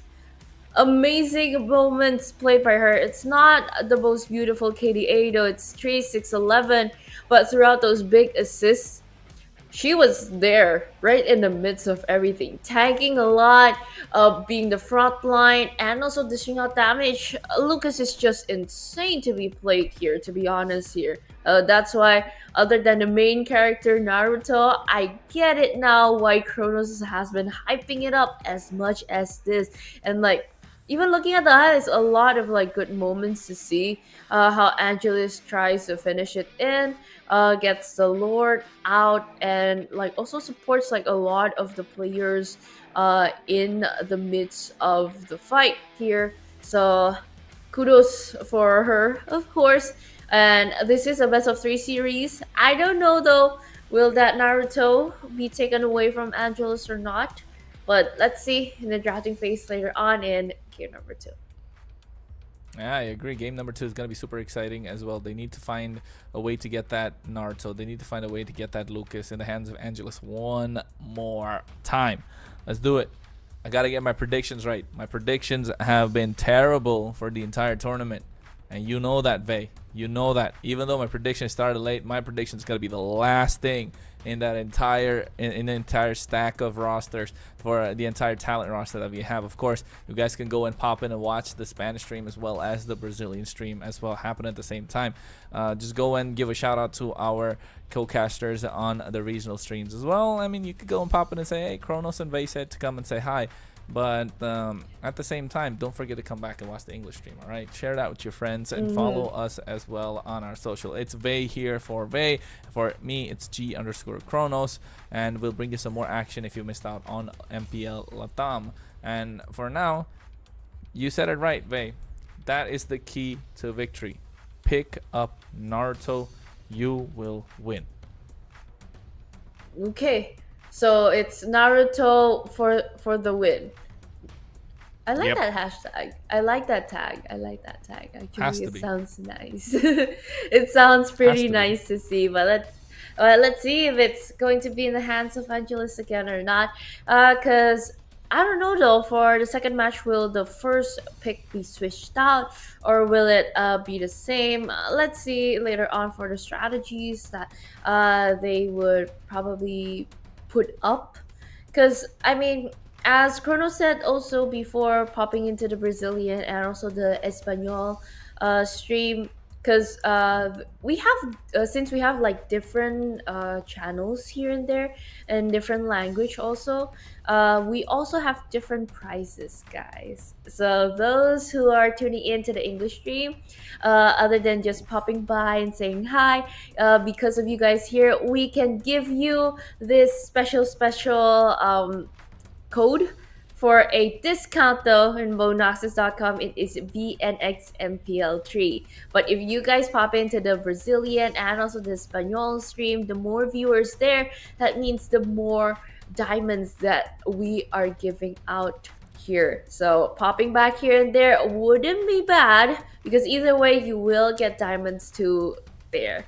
So what are you waiting for? Tell your friends, tell your family, probably share this, and probably have a watch party, because this is MPL LATAM, guys. This is one. This is from Latin America. Even though me and Kronos, we're in different hemispheres of the world, we do have that hemisphere problem. We did that. We did have that problem, Kronos. Like here it's dark. No sun yet here from Indonesia. It's 4:23 it's dark, though. It's dark here too right now. Oh, it's dark there too. Okay. So at least it's not as flipped over as me and Wheezy. Yeah, it's not as bad as it was for us earlier as well. Because right now, if you ask me, it's looking it's looking nice, especially for the fact that I want to get more diamonds. So guys, go and make sure we get more diamonds, because we gotta pull that Naruto skin, we gotta pull that Sasuke skin, and I mean, some of the best skins in the game, guys. Come on, don't tell me you don't want that. You want those skins. It's Naruto Shippuden week, man. You gotta get that collab skin in your pocket. You gotta make sure you have that Naruto, that Sasuke, that Kakashi, that Sakura skin as well. Yes, you heard it. You gotta get that Sakura skin as well, because it's one of the best skins in the game. If you pick Kalea while she's in the meta, I would probably play the best skin, which is the Sakura skin. So it's all right, even though we don't like Sakura as much as we like Naruto and Sasuke and Gaara and Kakashi, we still want to get that skin.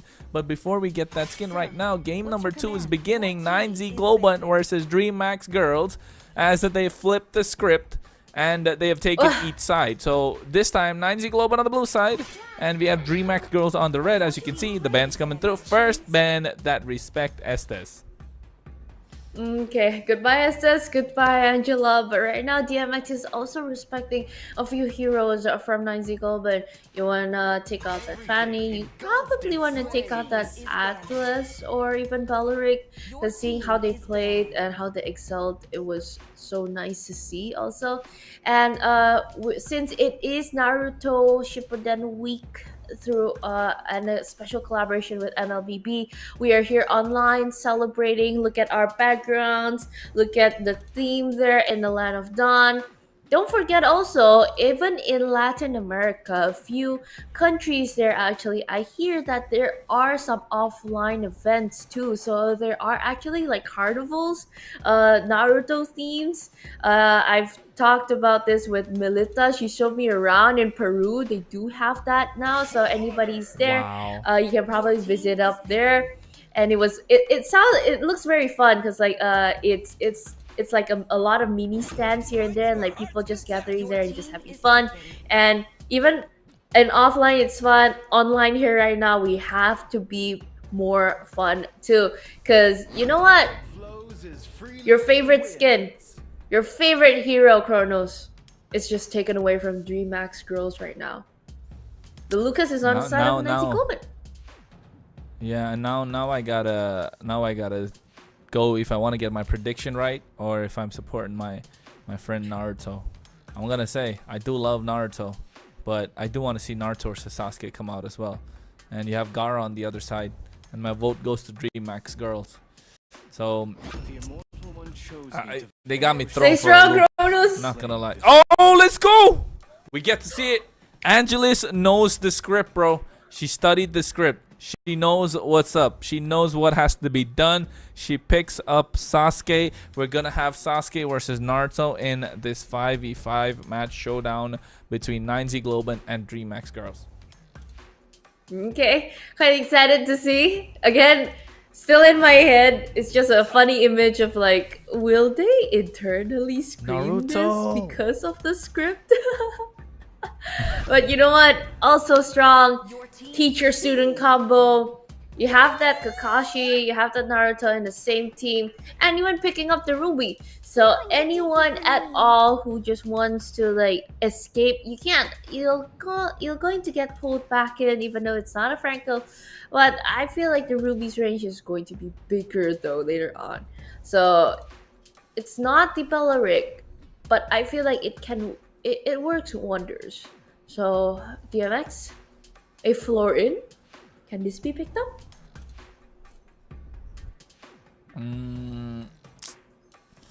What can they go DreamHack though here? I think they can go for the Kalea. Not gonna lie, Kalea. I mean, True. yeah, Sasuke and Sakura can be on the same team. It works out. They have a good pick-off combo, and they get the good heal as well. Oh, but they go for the Minotaur. They want to beat, they want to get that Minoan Fury on the ground. I haven't seen a Minotaur being picked up in quite a bit now, if you ask me. So Minotaur is going to be working wonders in this draft. Has the heal, has the AoE damage. Could immune the I'm offended that comes in from the Ruby as well. And you can see instant bans coming out. The Farsa, the Matilda, the Lu Yi, the Rafaela. They're quick with it, but DreamHack still got 5 support ban. And since you're on the first pick, on the second pick side, picking phase, sorry guys, DreamHack right now gotta lock in that Sakura, right? 3 is better than 2. Even though it is a teacher-student combo. Is it better by numbers or is it better by synergy? Oh, I like of that. Relationships. A Nana popped up. Yeah, there will be a lot of Molinas at this point if everybody's just there at the tuning exams near the Lord Pit. Will we see like Kakashi turn into a Molina? That would be fun, if you ask me. But DreamHack girls have a good AoE lineup, right? They have a lot going on for that Lord and Turtle Pit, and they're looking to take advantage from there on. Even in the early game, while they're there in the mid lane, they still have a lot of advantage. All Nana's got to do is get Molina first instead of anything else while they come in. Pop that in. You got 5 Molinas, but oh my god. Shades of the new revamped Kimmy coming into the fray. It's going to be in the hands of 9Z Globant. And they also take Layla. What is going on? Oh my goodness. Okay, you got the range, you got the new hero. See, Kimmy got a makeover. She's so pretty with that haircut and that new makeup. And I'm pretty sure, other than the visuals, the skills though, it'll be more powerful than ever. Because it is a revamped hero, guys. And since I think you got that range, you got the sustain a little bit here and there. DMX though, you gotta either show up with another healer if can, or not another chunky boy like the Minotaur. How about a Fire Mist? Would it be fun though? Oh, I got that gotcha. I think the Faramis would have been fun, but Gato Kacha means a lot more AoE. A way to dive on towards the Layla, a way to dive on towards the Kimmy in the back line, which is nice. But you know what? I want to talk about another rule that our viewers got to be aware of. There's something called a restricted recall, right? This is one of the rules that you already know the other rules. You gotta go in the mid lane first, duke it all out. Once the first Lord is up, you gotta be in the Lord pit. But this is one of the main rules. The ones with the Naruto skins only, with the collab skins only, can go back to the base to get their HP back up. So if you are not a Naruto skin user, you cannot go back to the base. I mean, like, there are some concerns. So I've seen like one moment there, even though Camise is on the Gara skin, she had to be like very careful. She tried to recall back, but you know what? Even in low HP, she just decided to stay, played safe, and because well, at first game you do have the Estes. So you can heal up quite well and clearly, but you know what? At the second game, you gotta watch that out more. And even with a lot of a lot of shooting stars there, a lot of shooting stars, and shooting good stars here going up against this second game of the day here in a good showdown, MLBB Naruto showdown here for 90 Global versus DreamX. Girls still with me, Faye, and also Chronos at your service. Yeah, and you can see instantly, right? They got another skin as well. One of the other collab skins with Star Wars, of course, being that Kimmy Hyde on Bush, rocking that right now. Got a rework as well. Could be creeping into the meta. Already seeing bans across the board in different competitions. Even yesterday, didn't get to see it one single time, but oh my goodness, that skin is so good. That Sasuke skin is so good. You get to walk around with that, with the Susanoo the entire time, bro. This is one of the best skins in the game. The effect though is just insane. I mean, like it looks like a buff, Chronos. It looks like a buff. Other than that, it is a skin design. But Hydron Bush right now is just a menace right there, shooting every single way. Yeah, Hydron Bush is having some fun, but here Arctic goes through though, has to get out of harm's way using the flash to flash combo, and so far 9Z Global have been dominating this first few minutes. Minute 30 in, another minute 30 to go, and this is the benefit of playing the Naruto skins. You can go back to the base, but oh my goodness, Hydron Bush flickers forward, gets first blood, gets the double kill as well, and pays the price. So damage already done, advantage 9Z Globant. And I mean, like, okay, I kind of get it now why after the revamp that the Kimmy is banned out, because I mean, like, look at those early bullets. Even though without any items yet so far, it hurts a lot to see how Hydron Bush just plays it so well right now on the Kimmy. And since everybody's just joking it out, see, look at that, Chronos. There's two Narutos if it recalls back. But you know what? It's more important, that little fight there right in the middle lane. So far, no kills or collaterals out yet. But it's just Hyde on Bush, shooting out everything day, trying to sustain a lot of moments here, but a little bit transformed. Goodbye, Molina. Goodbye, Arctic. And sadly, Hyde on Bush still comes on top with a lot of bullets, and Arctic right at the last moment securing that kill too. Yeah, I think so far it's gonna be about 3 minutes soon, and then you can see everyone go their own ways and towards the other side. But oh my god, Hyde on Bush on this Kimmy, man. You can see the maximum charge pulling them back as well, doing a lot with the energy transformation. It's working out in their favor, as you can see. I love the look of the base crystal. Oh my goodness, this is such a fantastic view of this base crystal with this new Naruto map. I'm not gonna lie, they did really outdo themselves with that one. W production to give us that view indeed. Because right now, they've all split apart. The first turtle is up for contest. Ooh, there's even a frog and that fountain there, showcasing that those little Easter eggs those little Easter eggs for the Naruto collaboration. I kind of want to see that ramen shop though, but right now, well, sadly, even though the Nana rules a lot, it's just gone and deleted that easily because you know what? It's Kakashi. It's just hard going up against them. But Arctic still sustaining to 1v2. Not enough. Even with that Unleash the Beast wasn't enough to finish everybody off, but it was just enough to buy time for him to go back. Yeah, bought enough time to go back indeed, but hide on Bush 4-1-2 on Akimi, man. This is looking dangerous. I don't really want to see this come out later on. You can see the maximum charge pulling them in place as well. Is doing quite a lot of damage. I feel like Kimmy is the way to go if you want to start racking up some kills, at least some gold in that gold lane. This is looking like an overpowered hero to me.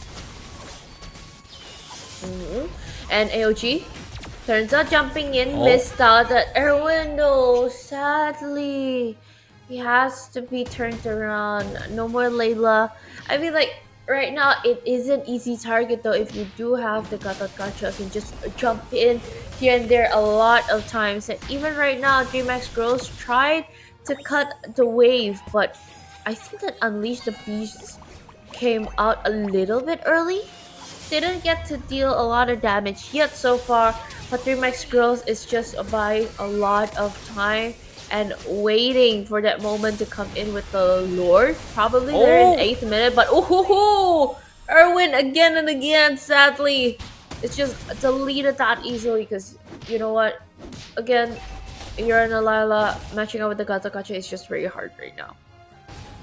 Nice windstorm coming through right there as well, right? It worked out to their favor, and that's the power of the Gara, power of the whale. But right now, Haddon Bush is going to be the target, has the energy transformation to make it up. You can see the damage coming through is quite a lot. And now the rest of DreamHack Girls can't really deal with it. They use every single thing, but Angelus might get taken down. And yes, it does. It's a 1v3 situation, completely outplayed by Hyde on Bush. That is 2 kills in his hands. And now with the Ogi Shadow kill, Blaze Kid, he might get Yurt thanks to the Molina. No, still able to survive by the slightest bit of HP. Okay, even right now, okay, from Nizy Goban, they started that pickup though. Jay still sustaining a lot, even though aiming for Erwin, not enough for that damage. It is hard, but you know what? Unleash the Beast is here, the QB is here. Even though a flicker was initiated, and also Unleash the Beast popping up quite early. AOG jumping into the back, targeting with the Ruby. Not enough sustain, but you know what? The main damage dealer is here in the game. Hyron Bush, he is just there. Wow. Okay, with that range though, and you can just hit the turret, this kind of showcase that this new revamped Kimmy is just unstoppable though. Yeah, completely unstoppable. This Kimmy is just making waves right so far in the Land of Dawn. If you ask me, it's looking dangerous. If you are a Kimmy fan and if you like to play Kimmy, I think you gotta rock that one for sure. But if you are, if you're just an avid lover of the game, this hero is kind of overpowered. If you ask me, needs a little bit of an adjustment. You got to put it in the ban section, especially if you're looking to play your ranked games right now. Arctic, Unleashing the Beast, flash combo coming through. Not able to get all the stacks on, so not a lot of damage.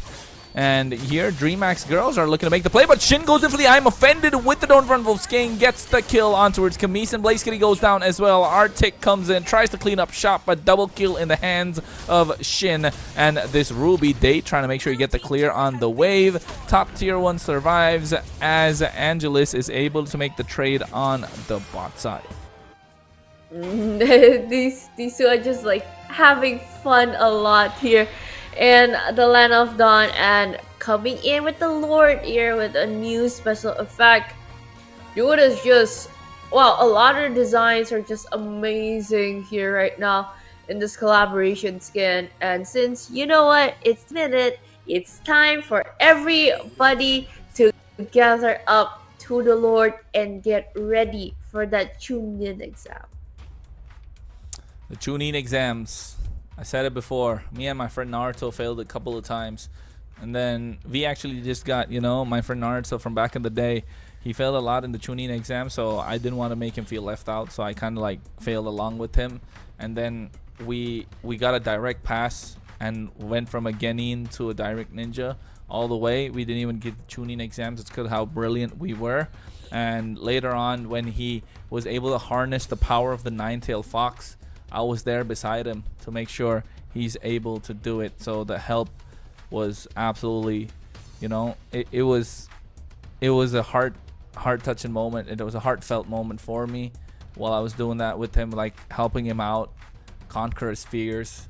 And now he just gets the highlight in the game as well, just getting that Lucas skin for himself, and it's just nice to see. Chrono's a good bro.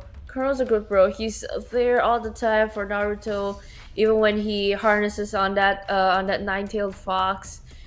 Did you get to harness the power of the fox though? Is it No, 7 I tails didn't for have- you, or is it 12? I couldn't take the power of the nine-tailed fox in that, because the show was called Naruto at that point, and Naruto Shippuden. I couldn't take away the main character vibe from him. But there's gonna be later on, you'll see that in MPL LATAM season 3, Kronos will take me. I'm just going way off to No. You know what's more important? I'm pretty sure Kronos will take away a lot of ramen, like this play right here. Okay, coming in with AOG quite easily and in a shock, and everyone is just playing as the best as they can. Hydron Bush dealing a lot of damage, and with all of that sustain, the Ruby finally gets to find a way there. Hydron Bush still quite early, even though he's on the Kimmy. Double kill, triple, the Maniac. Will he get that with a sliver health of Maximum HP? charge, No recall. Okay, no recall, no ultimate yet, but Camille, she is able to move back through all of that though. Amazing. But coming from back, he shuts down a backdoor gameplay just like that. Yeah, a backdoor gameplay indeed coming through, able to get that kill. But guess what? Irvin comes and picks up, Yer comes and picks up the pieces instead this time around. And they lose 4 still. Hide on Bush showing that Kimmy is an absolute monster. I'm afraid right now for anyone in the draft that let the Kimmys go through. And okay, this is just basically a show match, so it is to show you guys how this match works. And so far, climax girls, they are still solid as ever, moving for girlies down at the bottom lane, trying to find that kill, and even a full-blown war there with Hide on Bush. But you know what, getting pulled in quite early in with Angelus taken down quite easily. But you know what, still on that Lucas, still as expensive as ever. Arctic gets to take 1 kill, but 90 gold, but they are just not letting this go that easily. Yeah, they're not letting it go quite easily. Indeed, 9Z Global want to get the win, want to keep up the pressure. Lucy's going to be the target. Ogi Shadow Kill should be coming out. Doesn't want to expend it, or rather expend it already. And now easy kill. 9Z Global have the potential to make the plays, but when it comes to a full-blown wombo combo of a team fight, Dream Max girls just take it. They take the cherry on top of the entire cake, but Shinny here goes in, and this is the wombo combo I was talking about. They get the windstorm, but the pick-off ability coming in from 9Z Globen, showcased towards the best of display with that Ogi Shadow Kill, and now Hide on Bush is just doing damage from afar. Yeah, even if you just want to go and face head straight on, you can't, because you can't take that much bullets all at once. Even right now, it's just that display though of a game. Another triple kill. Hide on Bush is just unstoppable in this game. Goodness, that Kimmy, no wonder it is banned a lot. Yeah, I think we get to see why Kimmy's banned out a lot, right? 17, 3, and 2. This Kimmy is kind of unstoppable if there's no one to stop it, especially if there's no assassins as well. And we've been talking about Kimmy this entire time. We forgot they still do have a Layla and a nice flicker coming out as well from Hide on Bush to get out of harm's way. And so far, Irvin's just been chilling. Irvin's just been chilling this entire time, but right now they go in and maximum charge. Oh, nice! I'm offended. The wombo combo coming through. The Ogi Shadow Kill as well. Hide on Bush try to get the AOG. kill. AOG being Triple. used. It's a triple in the hands. Give him that maniac. He's able to get out of harm's Oh, no. way. No, gets shut down once again by Camise. And you know what? These 9Z Global players, they are as aggressive as ever. But at the same time, you know what? DreamHack girls, they are the queens of these Land of Dawn in these times. I mean, like, they gotta find some ways to survive through all of this.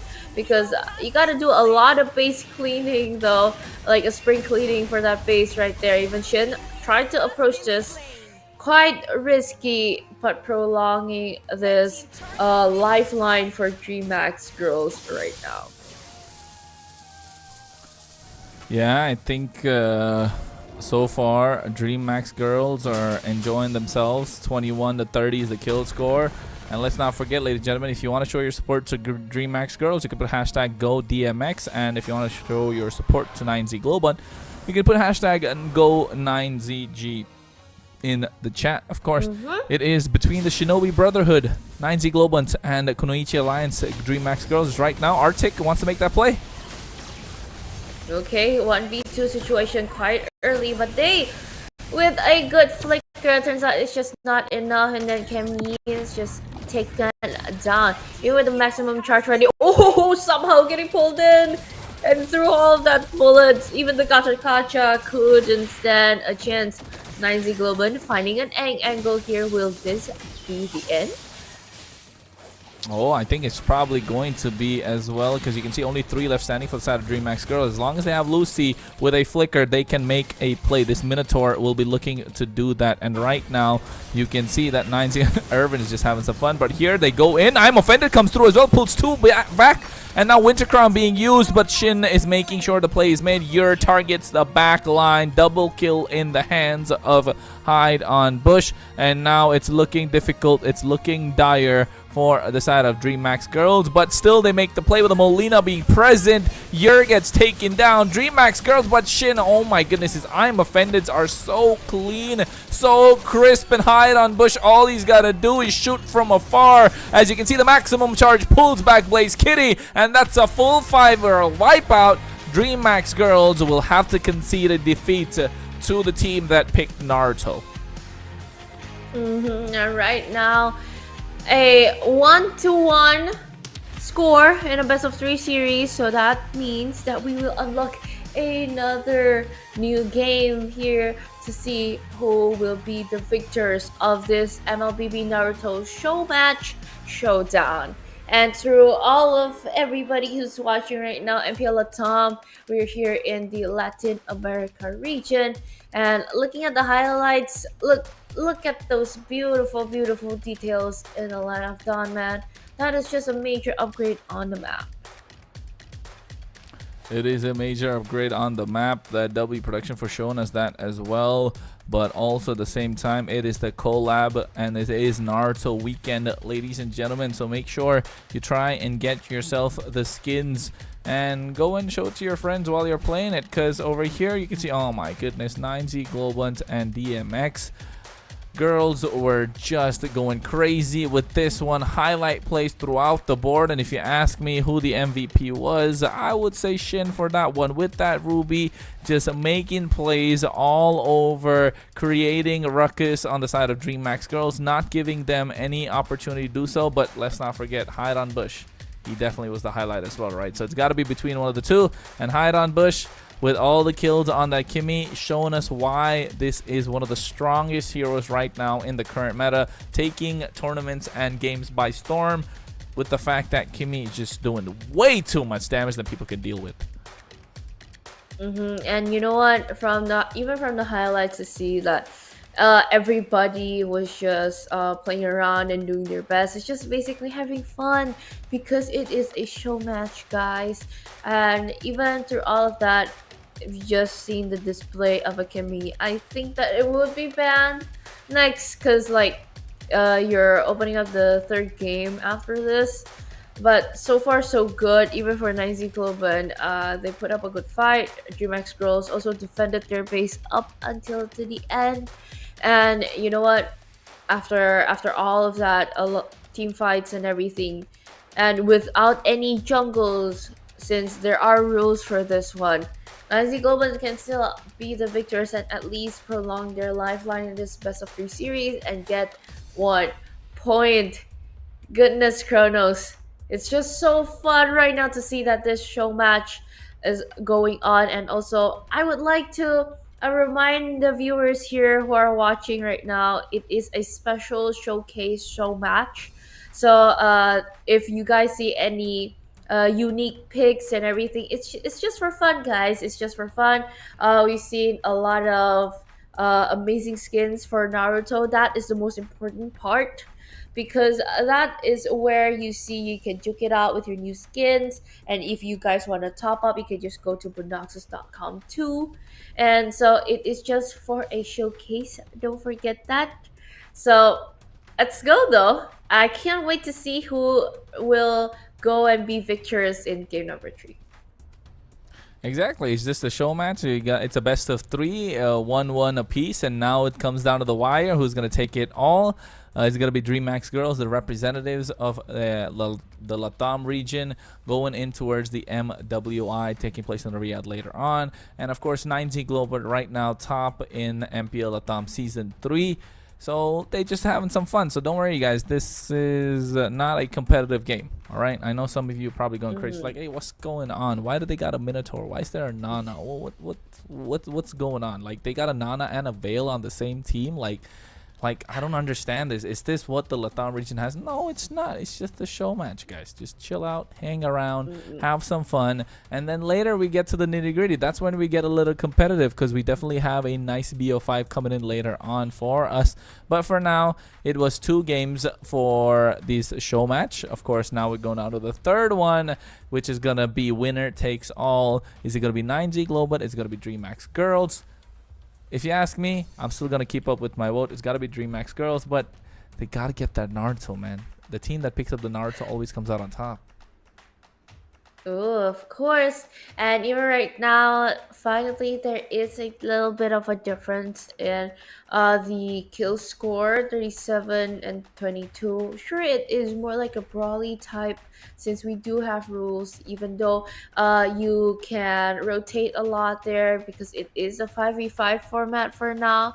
And right now, for 9Z Global and also DreamHack, overall quite pretty good, even though there is a 6k, almost, yeah, around 5k, 5.6k gold lead for 9Z Global. But overall, this is just very fun to see, even though they get to take 1 turtle. But even at the Lord Rising later on, nobody touched that Lord whatsoever, because at the end of the day, we're just having fun. Hydon Bush was just a straight up menace on the Kimmy.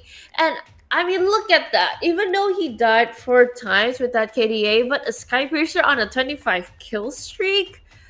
Goodness, Kronos. I can't imagine how many those stacks are right now. I don't even want to think about it. I don't even want to think about it because Kimmy, I've seen that build pop up as well, right? The concentrated energy, and then you go for the Sky Piercer, you're going to dish out a lot of damage. But also there's another build that I've been seeing around. Go for the Feather of Heaven and then the Sky Piercer, and you're still doing a lot of damage. You don't have the sustain that you used to, but the damage is going to be quite insane. If you ask me, maybe you can prioritize the concentrated energy if you want to, if you're going to be the sole target of the opposition the entire time. And it works out well. You're able to kite in and around different compositions. But of course, with 76% team fight participation on a Kimmy, a marksman, it's going to be absolutely insane if you ask me. While on the other side, DreamHack Girls, they put on a fight. Of course, they did take a lot of damage. They got themselves some turret damage as well. The only thing they had working on their side is definitely the heal.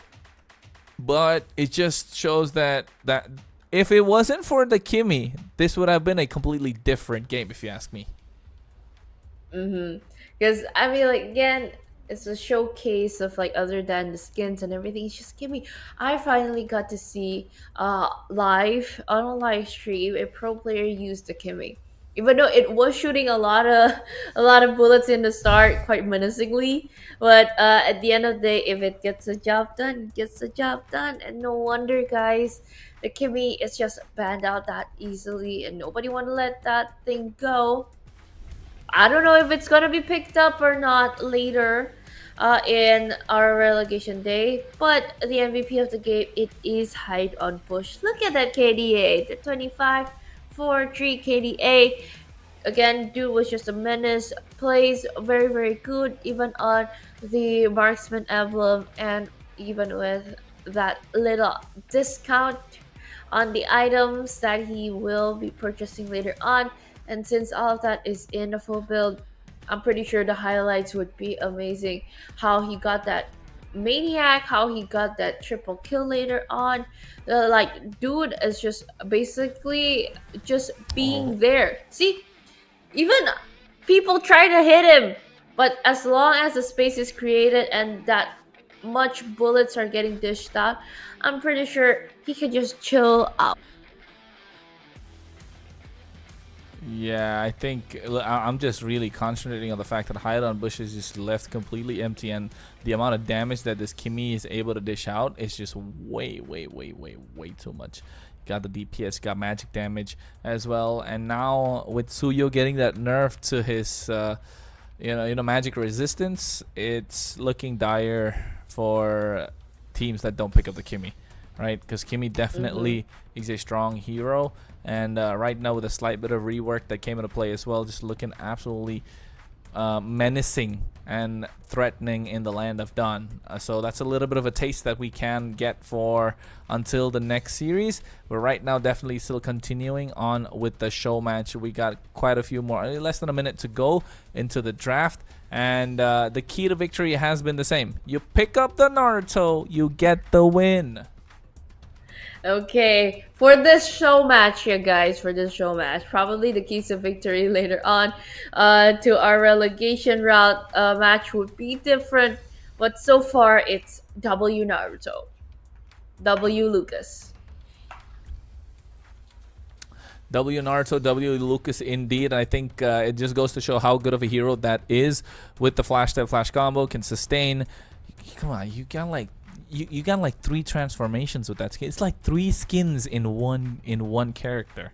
If you think about it, you get the Naruto regular one, you get the Naruto Senin mode, and then you get the Nine-Tailed Beast. It's like 3 different skins with just one character. Same thing with the Sasuke skin as well. You get the Susanoo.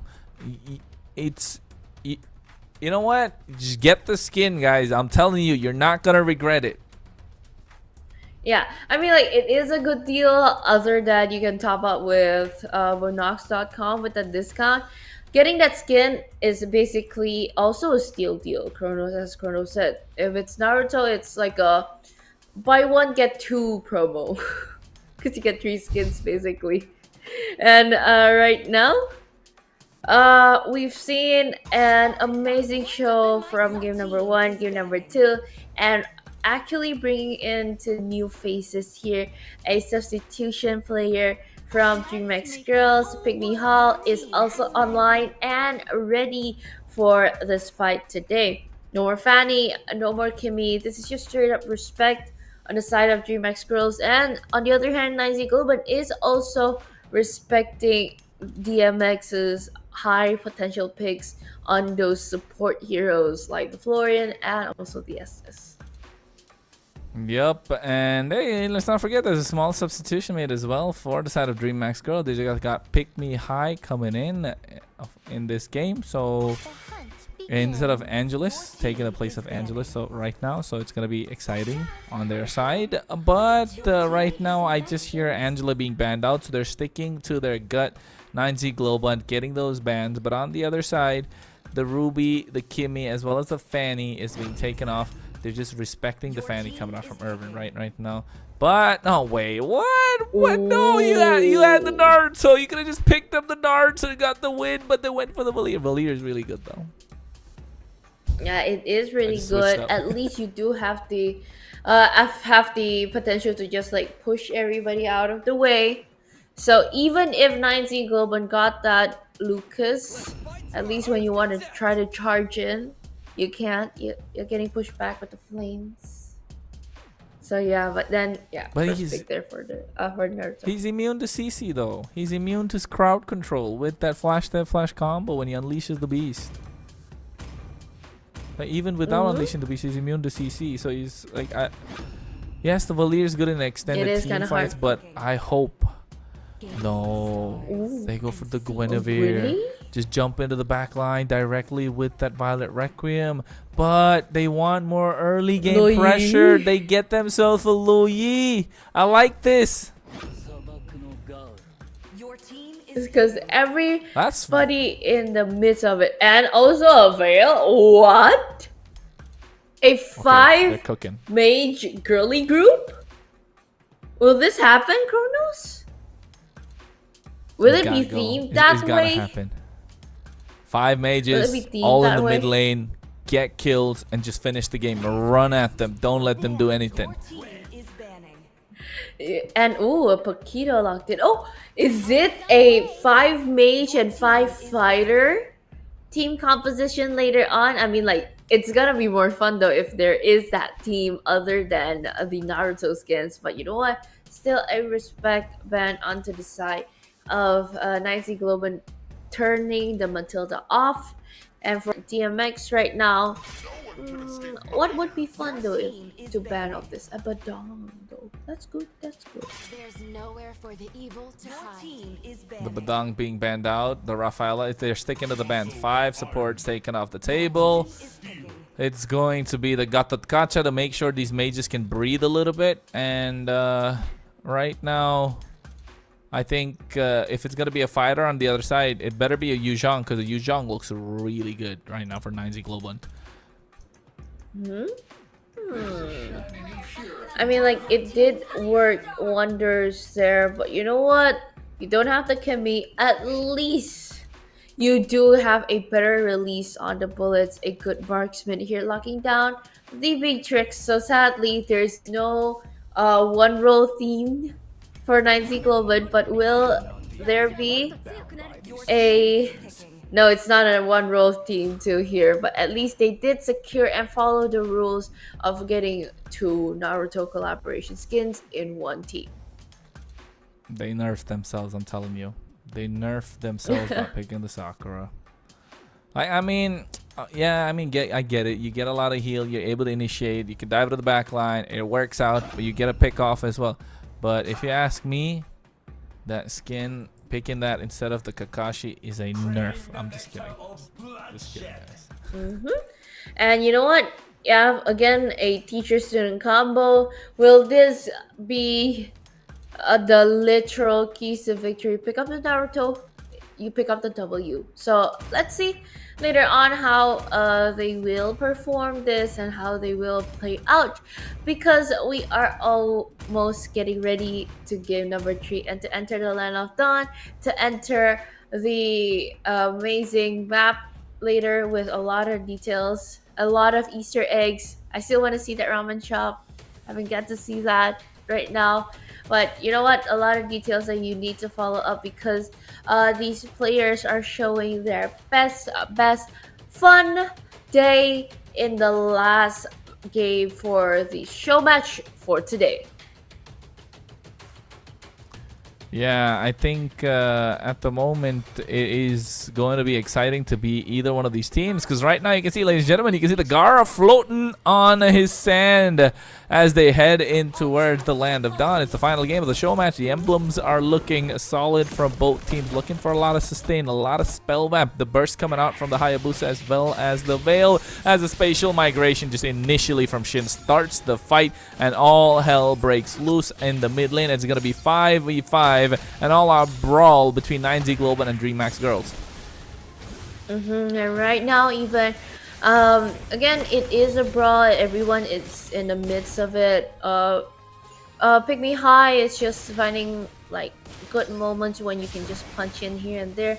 But again, if you want to make the clear work, you gotta play to that passive to have the sustain. A little bit of initiation here by Arctic, but so far no pickups yet, no first blood drawn yet. And for right now, I think like most of them are actually quite more free, since they don't really need to farm. So waiting on that moment right there. See, a good moment like that. First blood by Pick Me High.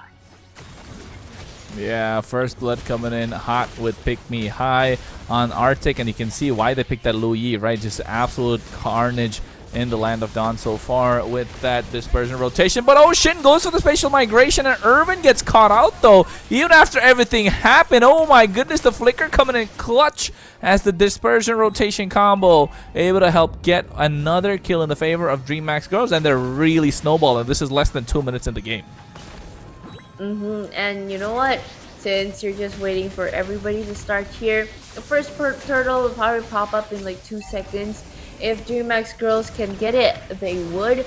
But 9Z Global, they don't want to give that spot up. Jumping in quite good, but no Violet Requiem connected. It's just a little bit of poke here and there by 9Z Global.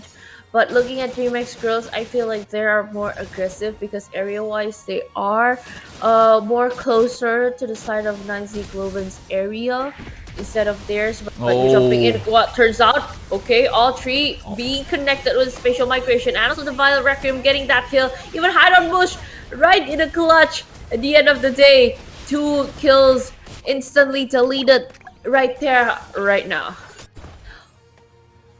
Yeah, working out to their favor at the moment. Definitely getting the better of 9Z Global at 5-0. They're looking to maximize everything possible. Less than 3 minutes, so they're still in the mid lane. Once it's past that, they'll probably disperse a little bit, but maximizing the utility that these mages bring in the early game. And then you have the burst potential. Now Pick Me High looking to get the knock up, but Shin goes in with a spatial migration as well. A lot of heal present for the side of DreamHack Girls.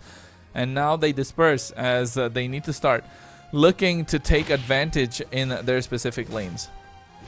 And I mean, right now, since they are bringing like 3 mages in their lineup, so they would have to play a bit more cautious. Even though there is a lot of CC, there is a killing spree though at the top lane though. 1v2, Violet Requiem jumping in quite good. They on the Phobius is just being on a menace with the Infernal Pursuit coming here and there, and even pulling in with that Tsunami Slam by Kalia. Pick Me High, it is a great moment to see, and how well that she plays on that Kalia. It's looking good. It's looking good for them. But right now, oh my god, the Yogi Shadow kill just connected. As soon as I said it was kind of looking good for the side of DreamHack Girls. This is Caster's Curse coming into life right there, ladies and gentlemen. 9Z Global pulling 2 back instantly as DreamHack Girls Day just comes in with the Infernal Pursuit, but there's a knock-up coming through from Shin. Oh my god, Benestrage popped at the right time, but you can see at the same time, Pick Me High coming through. Yuri gets taken down by the Infernal Pursuit, and now Pick Me High goes down and gets shut down. Kamis is going to be next on the chopping block. Diversion coming through as well. Blaze Kitty with the dispersion rotation, able to get that kill. Arctic will get taken down. No, he doesn't, able to survive, and finally bites the dust, but Shin makes the play with the spatial migration, getting Kamis as Blaze Kitty flickers forward and secures that last kill. So DreamHack Girls are not letting go of the lead that they have. Trade by trade, one by one, finally let them shine in this match actually. But on the other hand, from the middle lane, we see here a little bit pokey here and there between Erwin and also Sakura, but Highland Bush is just being a menace there with the Nibiru's Passion triggering in with that Beatrix. But at the end of the day, that teamwork makes the dream works, and getting Erwin down quite easily. But at the end, keep on fighting. Blaze Kitty taken down that easily because Ur is on that Paquito. But on the other hand here right now, 9Z Global, they are just scouring away and finding good moments because DreamHack Girls are making those moments happen again and again. Your 1v2 situation, not that favorable, even though with that dive, even though with that passive coming on, no shield is enough yet. Jumping in quite well. Pick Me High gets a kill that easily, but you know what? The spatial migration keeps on coming in, but even the penetration is just not enough. 1v2!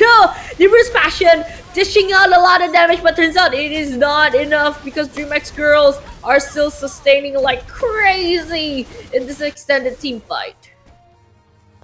Extended team fight is what it was. Arctic makes it out with the slightest bit of HP, and Dream Max girls are dominating slowly and surely. They gotta keep up the pressure. They have the early game presence. Once they let go of this pressure, it's gonna be in the favor of 9Z Globe. But as you can see, Arctic is trying to do as much as possible with his Hayabusa. And right now, Irvin goes to the flash combo. Nice damage coming through, but there's a lot coming in from Camise after flickering out of harm's way. It worked out for them, and right now they're looking for the flank angle. Comes in with the quad shadow. Arctic gets the kill on towards Lucy, and now with a knockup from Pick Me High on towards him. They chain CC this Hayabusa, take down Kakashi as the master has gone down, and now Shin is going to be the next target as Yurt comes in, tries to clean up shop, but gets taken down himself instead. Dream Max girls sticking together strong as a unit. Okay, everybody's doing their best. Diversion played them from the mid to the top. Probably they want to gank on that Beatrix, but sadly he recalled that easily. It was a bit of a shock when they want to try to execute that and then they just suddenly teleport back. But at the end of the day, guys, remember this is a show match. There are rules. You cannot farm. You cannot get those objectives. It is a 5v5. Everyone can rotate since it's a 5v5 match.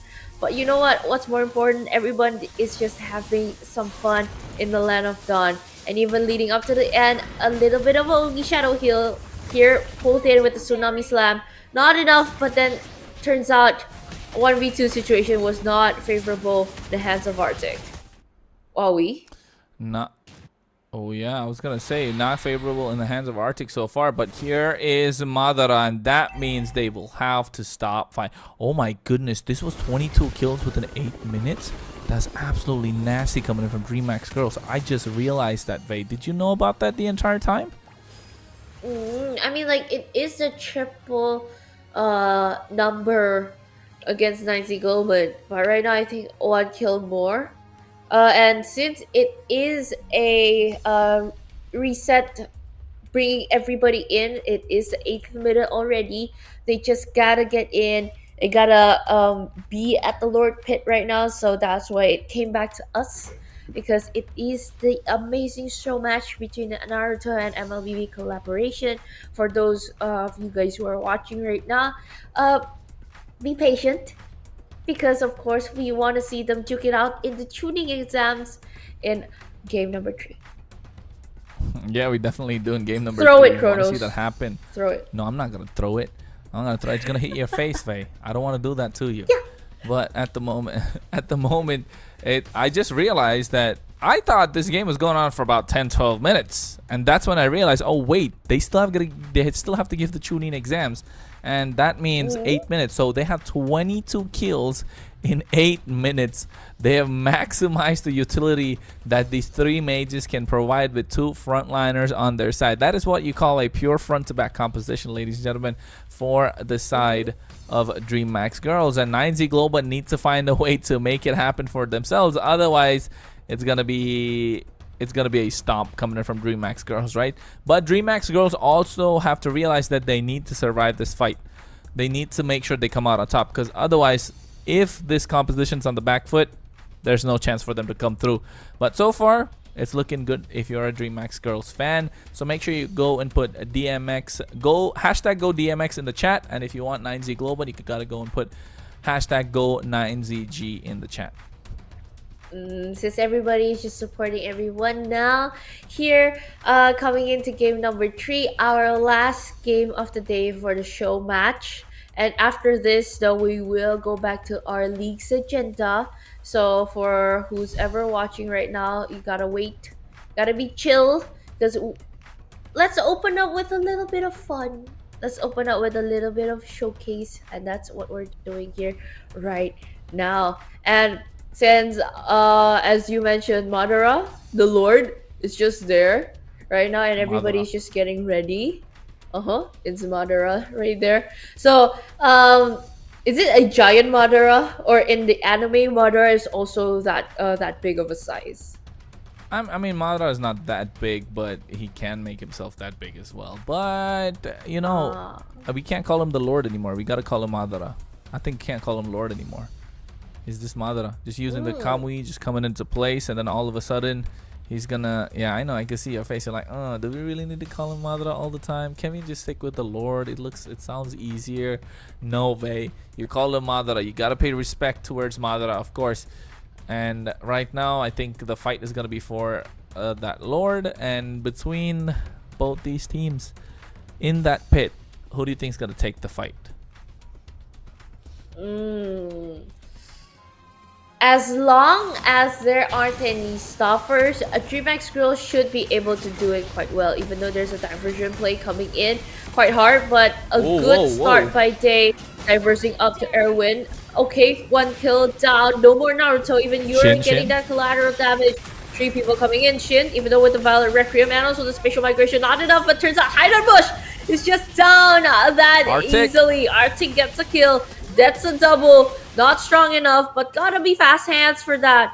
But if he cannot get a triple, you better back out. Yeah, but I think Pick Me High is looking for the pick off as well. Going in, has the title strike, is able to get that full 5 wipeout that comes in from 9Z Global. Dream Max Girls able to take this game, able to take this fight by storm, and now turn their attention in towards the Lord. But wait, Days just being an absolute menace and not letting Irvin enjoy that Naruto skin at all. Oh, I see a smidget of that ramen shop and some lanterns here and there. But you know what? Coming in, it's Madara getting to the hands of DreamX girls. Is it more respect to just call him Madara, or is it Lord Madara? Oh, a title. Yeah, I mean, his title is kind of Lord Madara, but I just think let's just stick with Madara. According to the lore, okay then.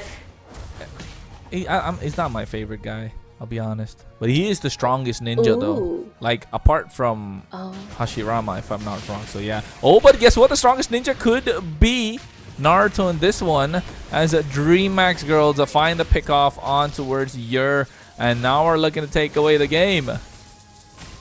Okay, the girlies are still standing on strong because they are pushing in to the middle lane, even though the Violet Requiem hits to like 3 people. See?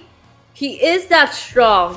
1 slash. The turret is just done, but you know what? Arctic is on the hunt of getting a kill, but since everybody is just there sharing the damage, it's just not enough for him to dish everything out. Yeah, I think it's there. Oh my god, before he could even pop the Bennett's Rage, you can see the animation is there, but there's no gun to get the bullets out from, because the one that shouldn't, that just completely down and out. Meanwhile, Irvin is trying to get a splish push going on the tier 2 on the top side. The inhibitor's taken down, and now Arctic's looking to get taken down as well. Shin baiting something with the spatial migration, and now DMX Girls looking to take it all away as the title strike comes through. Yer is going to be the target, gets taken down, no minions present. He got another wave coming through as 9Z Global need to find a way, and Irvin's doing his best to garner the attention every time Day is not around. With that Phobius, they can pick a fight. As you can see, Bennett's Rage finally comes through. Ogi Shadow Kill expended to clear the wave and catch Blaze Kitty off guard, but he gets taken down himself. No, he's able to get out with a quad shadow. Wow, and even down at the bottom lane, the Naruto is just shooting it out, but thank goodness Lucy was just able to spot that out. Gara, Naruto, okay, they are still fighting it out 1v1, but it is kind of hard to just go head to head with the Lucas when you're on the Veil, but a good protection to the base. At least there is someone to cancel out that split push potential, but Day is just coming in with that Phobius eyeing on Irwin. Oh yeah, Irvin's gonna be the target. You can see Day has been a menace and Irvin can't really do anything. See, I told you there's like 3 skins in one. He was regular Naruto, and then he became Sage Naruto, and now he's the 9-tailed beast with the diversion coming through. Unfortunately, Irvin cannot survive, but we got a nice display of what these 3 skins are literally in one character, right? It's like 3 different skins in one. Did you see that? Yeah, buy 1 get 2, basically that. You get 3. And since everybody is just fighting in the mid lane, Arctic is still on that cheeky play though, trying to pull on a split push, even though it's not just on the hands of Irwin. And so far, 9Z Global, they are trying to find ways to just push in from the middle lane. Even Pygmy Hall needs to like clear out the ways at the bottom lane, but at the end of the day, they will try to gather around again at the Lord. Yeah, well, they're gathered around the Lord once again as the tuning exams. They'll won some more, and I feel like this time Dream Max are looking strong. You can see them standing together, and on the other side, 9Z Globant were making their way. Dream Max girls look intimidating. They're looking to take this game away, but again, at the Lord pit, it could change because 9Z Globant, they're just a great team. They got to find an angle. But of course, Dream Max girls, they themselves are a great team as well because there are the female representatives for the LATAM region going in towards the MWI later on at Riyadh. So, and 9Z Global is the top team. So if you're tuning in just now, ladies and gentlemen, you are watching the show match, the Naruto show match, showcasing the collaboration between Naruto Shippuden as well as Mobile Legends Bang Bang. Nice skins up for grabs. 5 if I'm not wrong. You got Naruto, Lucas as Naruto, you got Suyo as Sasuke, you got Kalea as Sakura, you have Vale as Gaara, and did I miss one? And Hayabusa as Kakashi. Hayabusa. And since everybody is there, the whole gang is there. It's just basically a show match, guys. You just see around and how they play out, showcase good skins, good vibes only. And after this, we will jump into the real action. But for now, we're just having the fun action, and everybody can look at this Naruto and MLBB show match and also collaborations on the skins. So if you guys haven't popped in to the game or top up your diamonds or pulled out anything else, it is your time to do that, because like popping off in a fight, okay, Violent Requiem and even the special migration hits onto 2, Erwin sustaining to 2 mages right now, not enough though. Still fighting on Headstrong, but finally eliminated just like that. 3v2, not in a good position for 9Z Global. Shin is just taken down just like that. Only one to survive. Hide on Bush couldn't run away from Day on that Phobius, but because of this, a good straight push by DreamHack girls to just finish this game. Yeah, they just get the full 5-man wipeout as now Dream Max girls. Oh, the recall coming in from Blaze Kitty as well as they. You can see that coming through. They get the victory in their favor. And that just goes to show, hey, the world better watch out because LATAM is bringing in the heat in the MWI with Dream Max girls taking stage as they come out on top in this Naruto show match. And right now, it is a victory for the girlies. So congratulations, Kronos, on his prediction in the show match. Because other than that sweet victory, we get to see the highlights of the day for MPL LATAM here with the amazing show match between the girlies and also the top dog boys as 9Z Global here in LATAM, and a lot of heroes that are actually showcased quite well for me this game. It was a unique pick though for the girlies to get like all of those mostly mages, but at the end of the day, because you have great stoppers, you have high potential burst damage, and since everybody's just playing together, that Loi pick was just to wrap everything up. They wrapped it up all right, gave them a nice present, and that was an absolute disastrous composition coming in from DreamHack. They just took the game completely from the get-go, ahead in terms of kills by 25.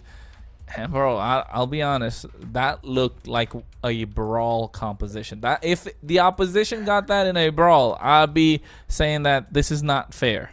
Why is my team not getting that kind of picks? Because for one lane 5v5, that was absolutely disastrous, like completely ridiculous with the damage that they had on display.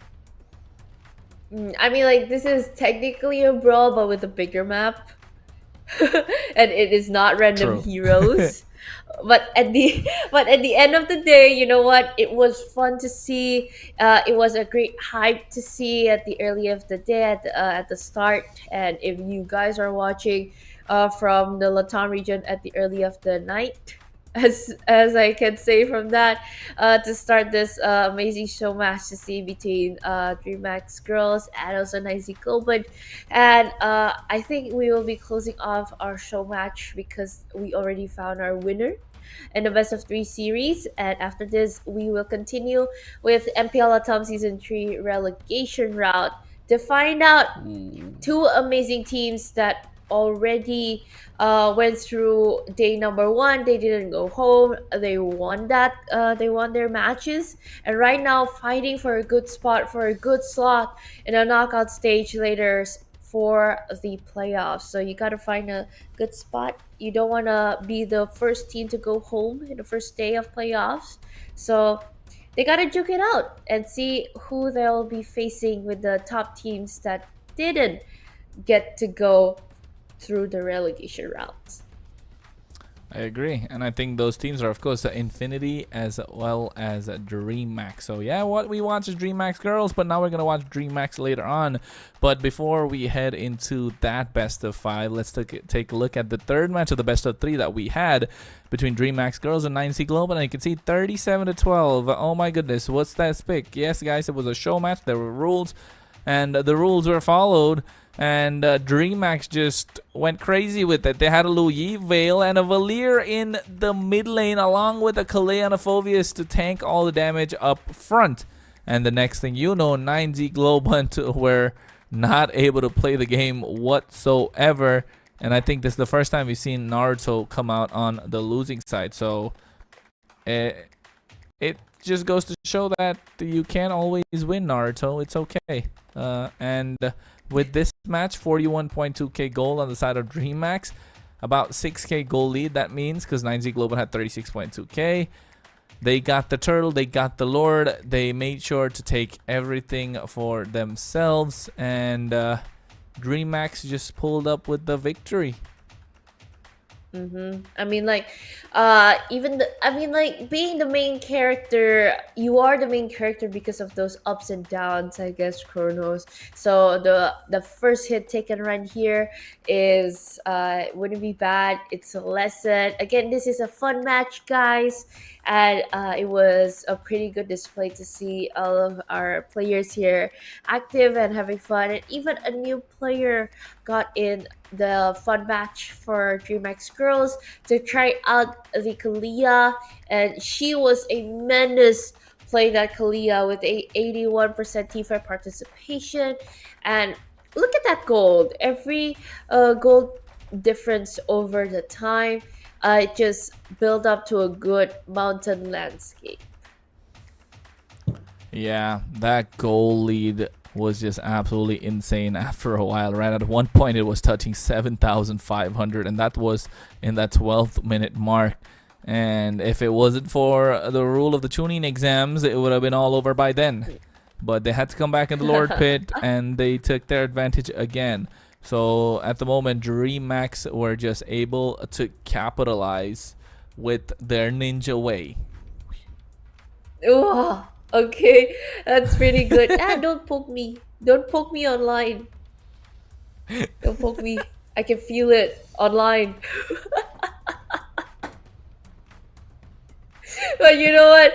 We have our fun. We had a lot of viewers coming in, tuning in, also looking at the players that played here in the fun match.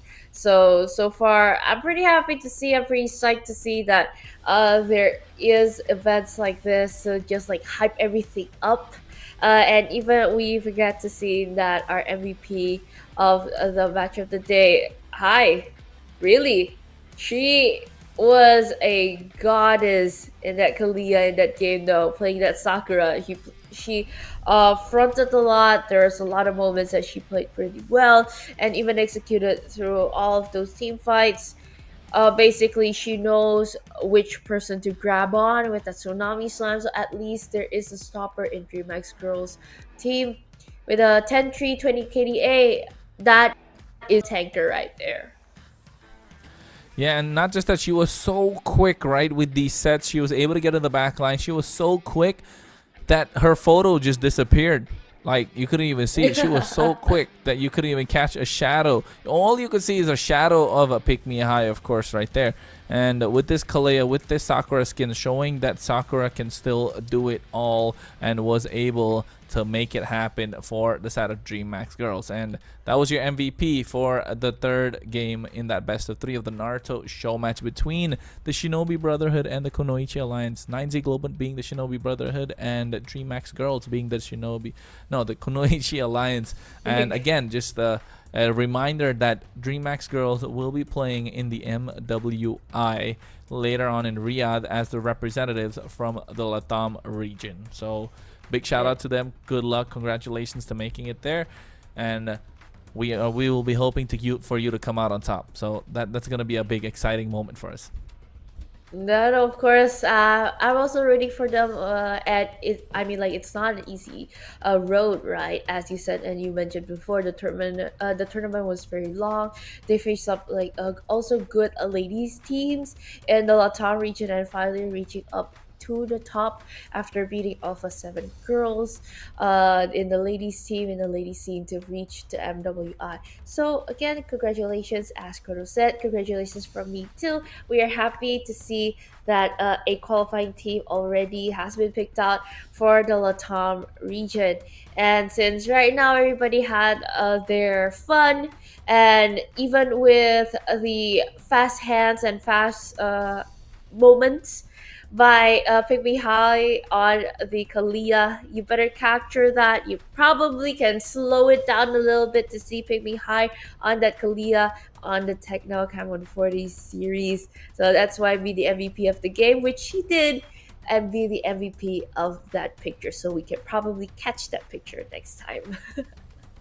Exactly. And not just that, if you want to take part in tournaments yourself, community gaming is the ultimate platform for esports competitions, professional and automated solutions for communities. So if you're looking to grow a community, have a community tournament yourself, make sure you go and try and host tournaments for all types of games, especially Mobile Legends Bang Bang, the one that we all love and that we watch. So they provide tools and full support for organizing your esports events. All right, and whether you want to compete or host your own tournament, just visit communitygaming.io and make it all happen.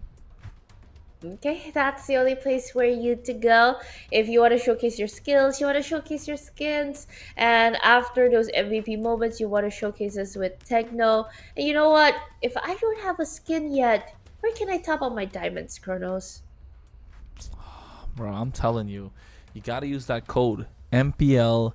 No, it's BNX MPL 3. Because we're MPL LATAM casters. We're watching MPL LATAM 3 for the season. BNX. You understand? You're wondering what BNX stands for. BNX means Bonoxis. You gotta head to bonoxis.com if you want to get that 5% discount. So you go there, go ahead to bonoxis.com, type in BNX MPL 3. You'll be able to get 5% discount. And not just that, the purchase is super fast, it's super secure, and it's super easy. So you get to make it all happen. A lot of players already trust bonoxis.com. So I don't know what you're waiting for, because already Naruto week, Naruto Shippuden skins are up for grabs. You want to get the good skins, not the free one that Vei likes. You want to get that Naruto, you want to get that Sasuke, you want to get that Kakashi, and you want to make it happen, right? Yeah, you can get the Sakura as well, but for that you need diamonds. And where can you get diamonds? You recharge at bonoxis.com. So go ahead there and take advantage of the discount that's present. Again, it's BNX MPL 3. See, you guys get a code here, you guys get a discount here. So that's why this is the only platform streaming on the English desk here. So to everybody who's tuning in right now, who's watching it, and if you guys are wondering what is the LATAM region, this is the Latin America region. So it also kind of wraps it up for a few countries. So it's not just one, since it is the Latin America region. There's Brazil, there's Peru, there's Argentina, and also there are, if I'm not mistaken, there's Chile also, like for today. Yep. All of the teams you're playing in. So that's why it is a very vast region, and a lot of teams competing in, they don't all of them, they don't really live just solely in one country. So looking at that diversity, looking at the meta, looking at the creative ways for them to see this, and even bringing in imports, playing in the LATAM region, learning new language, even some loving the food there in Brazil. I'm pretty happy to see that this region grows so well leading up to MPL season 3. MPL LATAM season 3. Yeah, I think it's at the moment MPL LATAM season 3 is heating up, and after the show match is over, we are looking forward to the next match as we can take a look at the bracket for the relegation phase, right? We had Infinity go against Malvinas Gaming. Malvinas Gaming got 2 games, but Infinity came out on top by getting 3. They move in towards the seed match, and at the same time, we had DreamMax pull off a victory against Alpha 7 Esports. And now it is DreamMax versus Infinity in a best of 5 to see who gets the 5th seed and who takes the 6th seed position.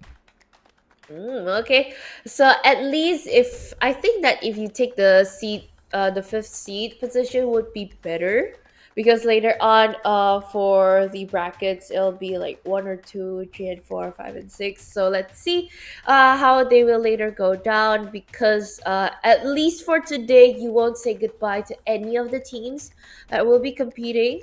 Both of them already at least like caught their sweat. Phew, all good. Away from day number 1, going home. But right now, it's just fighting for a better spot later in the knockout stage for the playoffs. For the playoffs, it's going to be exciting. We saw what 9Z Globan can do with that Kimmy, and I think if Infinity and DreamMax learn anything, they gotta watch out for that Kimmy, man. That maximum charge has a pullback now, animation has a pullback effect, and the damage is way too much. It just pierces through everyone, and then you're kind of immune to CC while you're in the air for like about 1 second, if I'm not wrong. With the energy transformation, you got a stun now as a Kimmy. Oh my god, what do they do?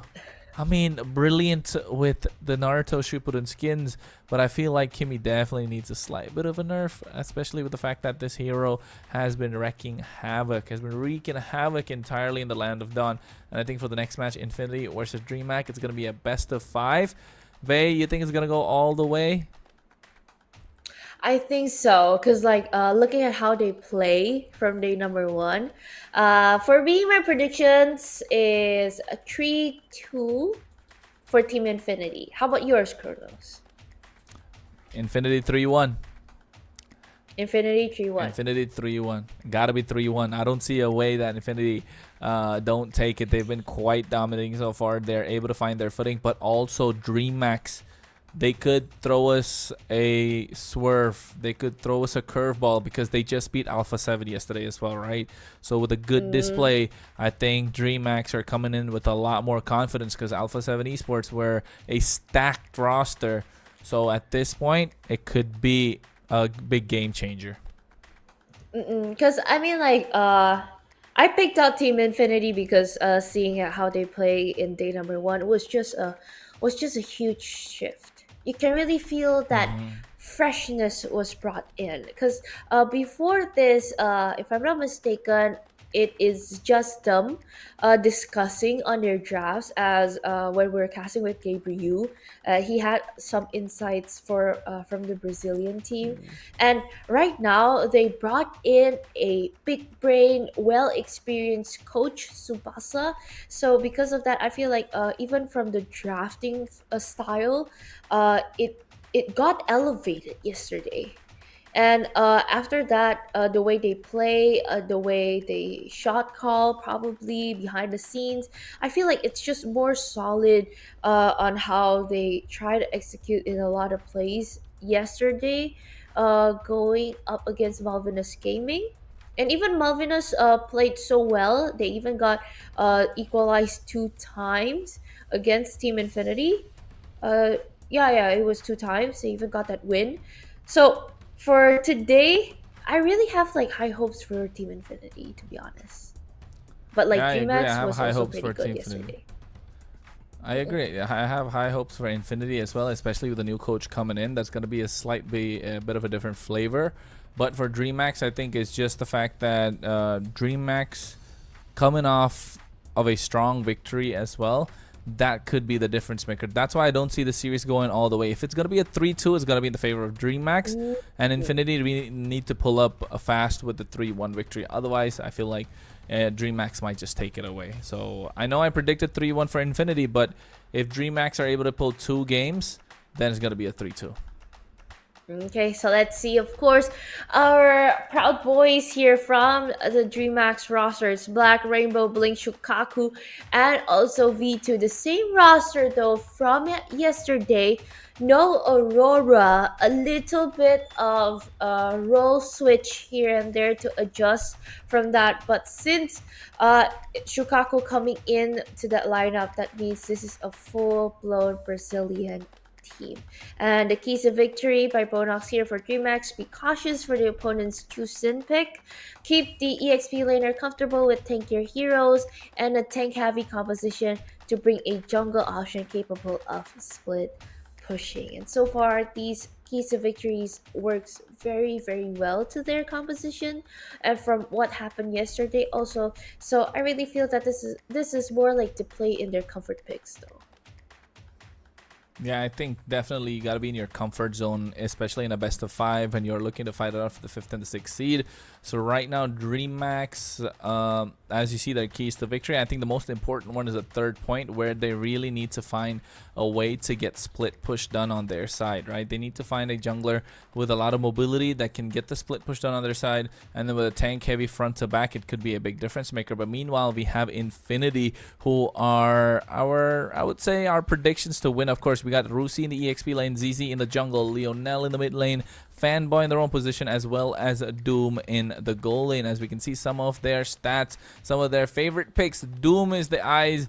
Doom is gonna have our eyes on him, especially with that Beatrix, and Lionel on this Vexana. Some of their favorite picks so far in MPL LATAM Season 3. And I feel like it's gonna be all eyes on that goal lane. Yes, and I mean like Doom was a menace on the Beatrix yesterday. It did show off for 1 or 2 games if I'm not mistaken. And Rusi though, I feel like dude has the most impact in the team. Because the way that he was so active roaming around looking for vision, it was just basically a very fast moving Hilda. And keys of victory by Bonox presented for Team Infinity is in the draft, keep assassin picks available for the jungle, have a carry ready for the gold lane against the opponents. Badong, CC, Esmeralda can be good counters to the opponent's playstyle. Again, it is a very centralized for the EXP lane here. Quite specific though, but with reason, of course, because you're going up against DreamHack. Dude really likes to play chunky heroes too, and since you're going up against Shukaku with a great moment maker like that, you gotta have a little bit of meat in your HP, so at least to be the secondary roamer later on. Yeah, and I think it's also important to highlight the fact that Esmeralda can be used as a good counter, right? Because Esmeralda is really good right now in the EXP lane from what I've been seeing. It's a good counter to the Harriet, it's a good counter to the Cho, the Jawhead, the Badang. So Esmeralda right now, Matilda especially. So this Esmeralda is looking good in the EXP lane. And also looking to lock down the carry in the gold lane is something to counter that tanky composition like you mentioned. But the most important thing, again, being able to give an assassin to their jungler to let him move around the map and keep up with the split push capability coming in from the side of DreamHack. That's going to be really important for their side. So at the moment, that's the keys to victory for both these teams. And if you ask me, it's a little easier for Infinity to try and get it done. Just gotta make sure you want to get the carry in your favor. And of course, we have our head-to-head in these teams and these players as well. Rainbow and ZZ both in the jungle looking to take this game by storm. I mean, like, through the four teams that competed yesterday in relegation day number one, was all of the junglers were amazing chronos, and especially for the junglers here, ZZ and Rainbow. With Rainbow had a little shift on his role here. So other than just simply the word adjusting, I might say dude's comfortable, basically, in this role. So through all of that, I mean, as long as he gets the heroes that he can play very well, I'm I'm pretty sure that he can handle ZZ later on, and also Team Infinity to carry on and be the main damage dealer in their team. Yeah, I think that's gonna be key, right? Gotta be the main damage dealer in towards the late game, especially. So need to find out a way, especially if the ZZ picks up a jungler. I mean, a jungler that is mobile and assassin needs to dive into the back line and catch them off guard. So I think it's gonna be important to see what they get and how their coaches draft for them. That's gonna be the biggest key, because you mentioned that Infinity have a new coach on their side. So you should be looking to prioritize the junglers more than anyone, to be honest. But if you are Infinity, you also want to prioritize your goal laner a bit, right? Doom, you need to give him a little bit more comfort and give him a bit more confidence in terms of how to take down the front line of this tanky composition that could be coming in from the side of DreamHack. And so far, so good, actually. Seeing Doom played the carry yesterday, the Beatrix was also good. Um, if I'm not mistaken, the Moskov did popped up. But I gotta recheck that later on. But so far in the previous weeks, like from week one until week three, Doom played a very mad Moskov also. So I'm pretty sure as long as Doom gets his position, gets his space created by his team, he is able to do a lot of things. Cause like in day number one, even though they were really pressured going up against Malvinus Gaming in like game two and also game four, um, he was able to keep his position so well that they actually defended their base with a lot of times in that game. So I mean, like, just talking from that, as long as they let Doom perform, he can really carry on the team later on. Yeah, I think exactly. It all comes down to how they're able to help carry their entire team towards victory, because that's going to be super important for both these teams, looking to prioritize junglers who have mobility, looking to get a little bit of space created for their gold laner so they can dish out the damage. It's just a chess game at this point. It's a complete chess game, and who is able to make that right move and who is willing to make the first move as well on that board, on that playing field. That's going to be a big difference maker, because if you're on the blue side, you already have advantage when it comes to these picks, right? You're able to get and dictate the pace of the game, dictate the pace of the draft. But if you're on the red side, you're either looking to go for a counter draft, or you're looking to kind of play towards... You're looking for a counter draft, or you're basically playing behind the blue team who are dictating the pace. So you're playing according to the pace of the blue side. So the one who gets to pick first definitely has the advantage.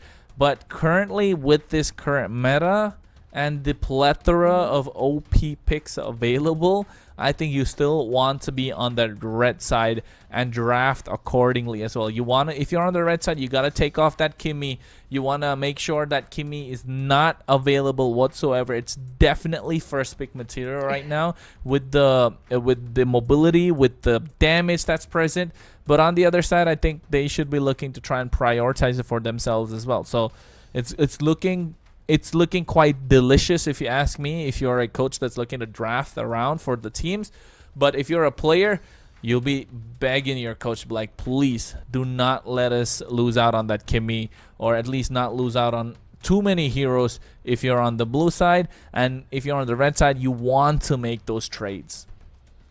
I mean, like, again, it depends on each sides of their coaches or probably their teams on their drafting style, because probably some will love that first pick advantage, and some will just like, you know what, I'm gonna sit back and relax. I'm just gonna counter everything, because sure, you get the first pick advantage, but the next pick though, I get two powerful heroes. So like again, it's different in style, but of course different in strategies also.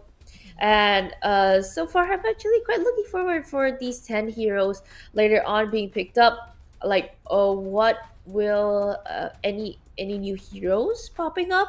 Or probably the heroes that we've seen before in relegation day number one be used again. So, because like technically, it is already shown their past matches, their strategies, basically up until even it is unlocked until like 5 games in the first match for Team Infinity. So yeah, that's why they probably have to brainstorm a little bit more for today. Yeah, they definitely have to brainstorm a lot more for today because you want to get that 5th and the 6th seed, right, in this playoff bracket that's going to be coming on soon. And you want to make sure you're not the first team to go home as well. You want to get advantage as much as possible, even if it's the slightest of bit, because a small advantage can take you a long way, especially when the slots for the MSC are up for grabs. To be the champions of MPL LATAM Season 3 is up for grabs. You want to make sure you're getting all the advantage in your favor to make things happen. And you know what, Vey? Do you think we're going to see some Naruto skins pop up as well in this nice draft that will be coming through? Because I want to see Lucas. I want to see Naruto versus Sasuke again. I mean, like, that could probably do, because like I mean, like both sides of these junglers, they do play the Suyo, either the XP or even the roamer, they do play the Lucas, or even the occasional jungle can pick up the Lucas. I mean, like a lot of Sakura did pop up too, and a Kakashi made a popping hello with a player picking up the Hayabusa. But so far though, no Gara skin from yesterday. So technically, if the Gara skin popped up later in match number 2 for today, technically we've seen all 5 skins unlocked and ready to be played by our pro players in their matches. I don't think a Gara skin's going to pop up. Let's be honest. I don't think Gara skin's going to pop up. It's not in the current meta. It doesn't work out. Did get a little bit of rework. Did get a little bit of buff to his damage as well. But I don't think Veil is the best pick right now with the kind of mages that you need. You need a lot of support mages. Veil is the one that doesn't really have the early game in his favor. Wants to get the wombo combo off. And there are definitely plenty of other mid laners that would do better in the current meta. So at the moment, I just feel like they need to find a way to try and play this draft towards their favor. If you're blue side, if you're red side, if you're DreamHack, if you're Infinity, don't really know which side they're going to be at until we see those drafts, of course. But in the meantime, I think looking at the way that this competition is shaped up, right? 9Z Global definitely the leaders right now in this entire bracket for the playoffs in MPL LATAM Season 3. And the other teams to follow as well. You think they're going to be able to kind of do their best when it comes to going against each other in towards the playoffs? Because we have about 2 weeks for playoffs, right? And then we have the grand finals coming up later as well. And if you ask me, so far, these teams have been... They've got their slot. They're happy where they are. They're not out of the competition yet. But they definitely want to play... more confidently, adapt to the new meta, and see if they can bring in a lot more tanks, if they can play the Kimmies. Are they looking to play for the high ground? A lot will revolve around brainstorming, like you mentioned earlier. But then again, will this brainstorming be enough? Because it's of course a big part of $28,000 US, $28,000 up for grabs. That's a prize pool for the entire tournament as well. And again, let's not mention 2 slots to the MSC, 1 to the direct main stage, and 1 towards the wild card. So at the moment, with Malvinas Gaming and Alpha 7 Esports down and out, it's looking really nice for the playoffs.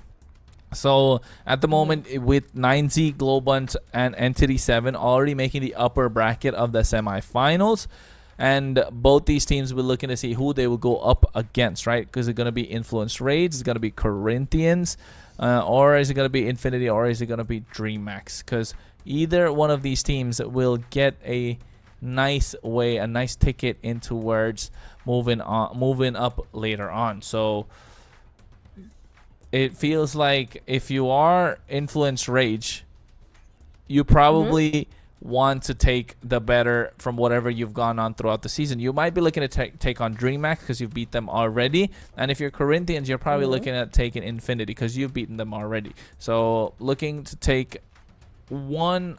I know for a fact they have preferences, but again, it comes down to how Infinity and DreamHack are going to be able to play out this best of 5.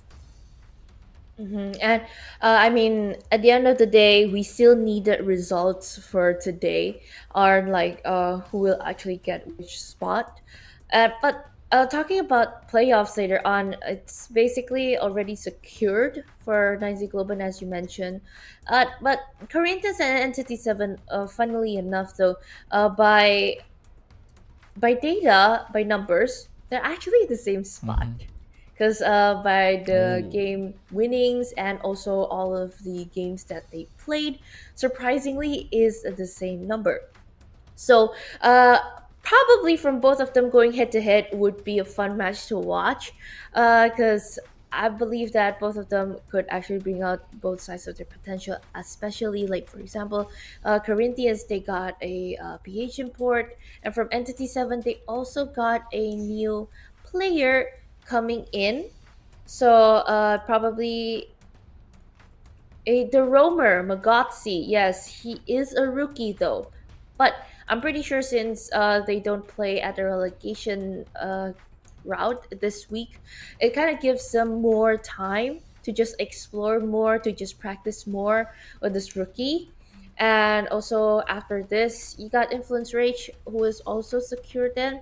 A little bit far back down since Corinthians and Entity 7 is on a tiebreaker for points here.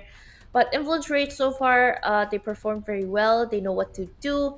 A little drops, miss here and there, but so far a lot of matches has been secured for them quite well.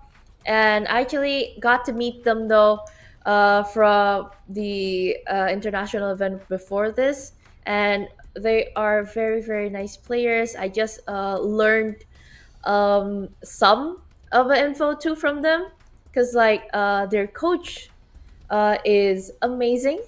They don't live in the same gaming house apparently, Kronos. And Wow. right now, yeah. So the coach, he coaches them online, and is also a pro player for his country.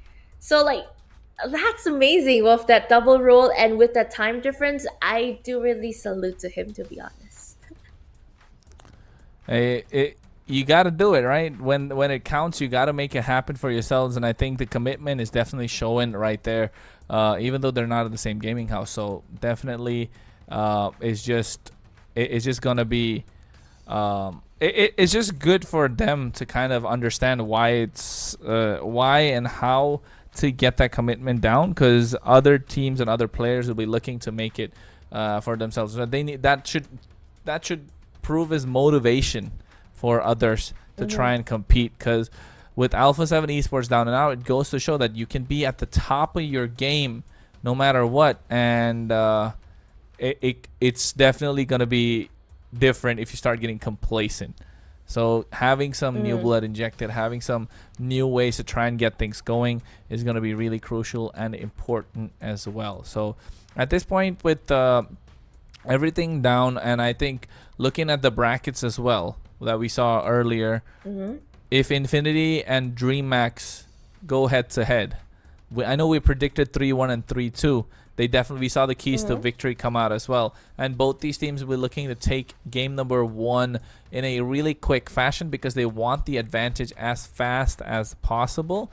Because if they get the advantage for their side, it's going to be one game in their hand, and then they just need another one, and boom, match point instantly. Because game number one sets the pace for the entire best of 5, and once that comes through, it is going to be crucial. And as you can see, ladies and gentlemen, we got a timer, and that means this match might just be about to begin as fast as less than a minute. And even right now, I think their playing style kind of contradicts a little bit the Chronos from what I've seen and observed. The only thing that can be, say, a little bit similar, just a little bit, for them since day number 1, I feel like Team Infinity going up against Malvinas Gaming, even though they know that they've already gotten that lots of creative picks and also that win, they decided to go very very slowly. The way that they approached this was very slowly but yet aggressive at the same time. The level of discipline that they display is just so amazing.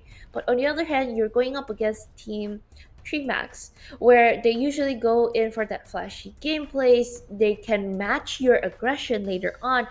The question is that can you really drag that game that long if you're going up against Dreamax? So let's see how they play it out, because we are finally in the drafting phase of game number 1. Back to the league games here, okay, for everyone who's watching. First ban, respect to the Harith. I still say respect to the Kimmy and to a few junglers that later can pop up, probably the Julian.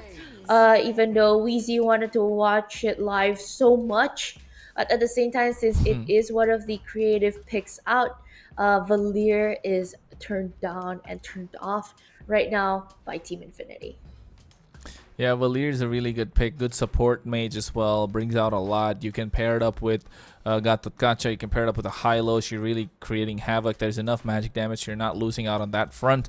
And here, with the Herod being banned out, the Valir taken off the table as well. I mean, hey, it's looking exciting. Sylvana's banned in this patch, of course. And now with DreamHack on the blue side, Infinity on the red, you can see that they're dictating the pace of the game. So now Kimmy has to come out as a ban from Infinity, as Julian that you wanted to see is being banned out by the side of DreamHack. So that's a respect ban coming in for their side. A chip being taken off the table as well. I still think they definitely need to take out the Kimmy, because this Kimmy is going to wreak havoc. I mean, like, you've seen how Doom played the Beatrix, played the Moskov, and even the carry. I cannot imagine how much a menace that he would be if, for somehow in some way, the Kimmy just falls to his hands.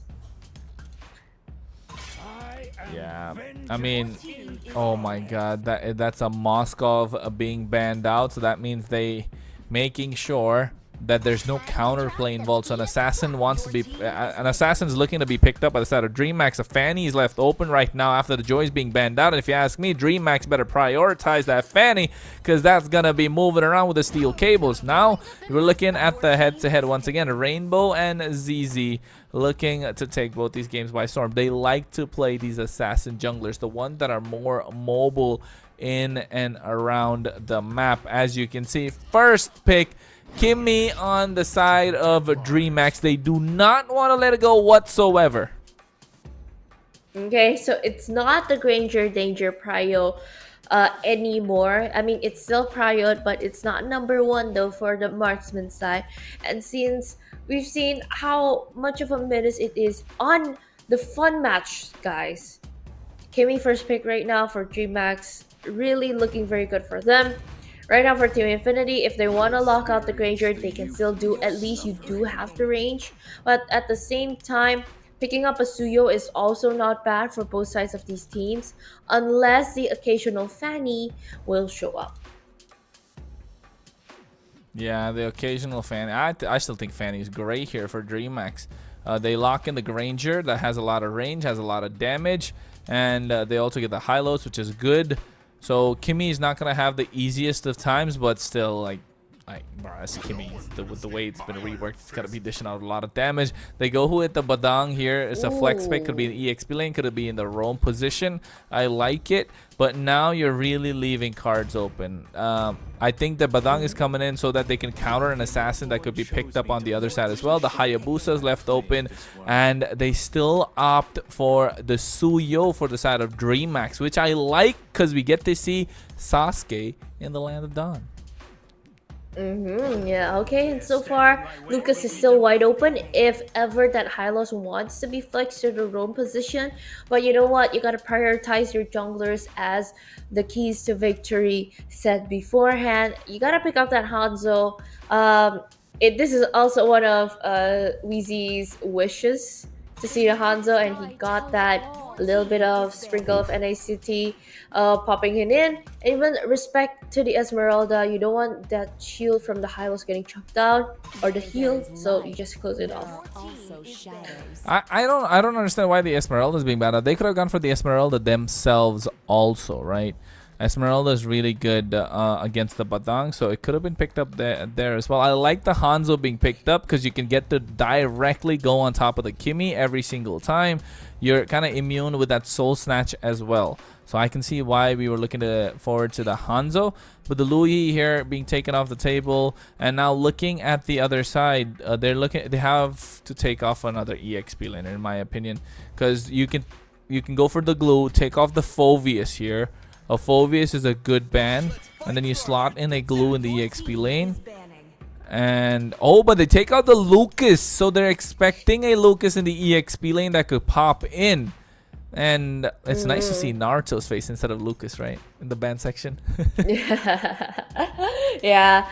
And after that, I think for right now, Team Infinity, there is a pick that you can try to deny later on. Of course, the respect the Hilda for Rusi. You can pick up the Gatot Kacha if you want, because like a Badang Gatot Kacha combination would be a menace though. So there might be a chance to be picked it up by DreamMax. Also, that doesn't close off the combination composition wise. And right now, a lock-in for the Phoveus, so that means they do want to go aggressive. So if ever there's the slide from the Kimmy, if ever there is the blink opportunity for the Suyo, can be counter-react by the Phoveus. And next, 2 more picks by DreamMax. What do you think about this, Kronos?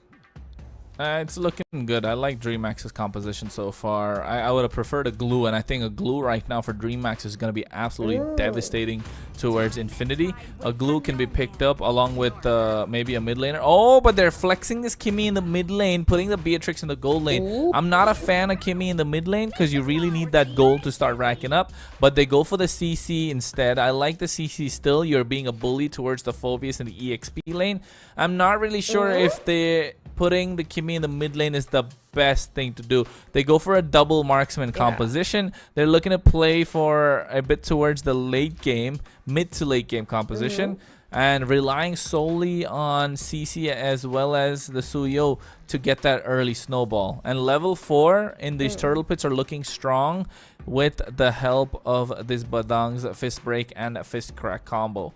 So Infinity really need to find a way to get to the backline. I think a Gatot Kacha would just put a cherry on top right now. Oh wait, but they have to go for the mage. Ooh.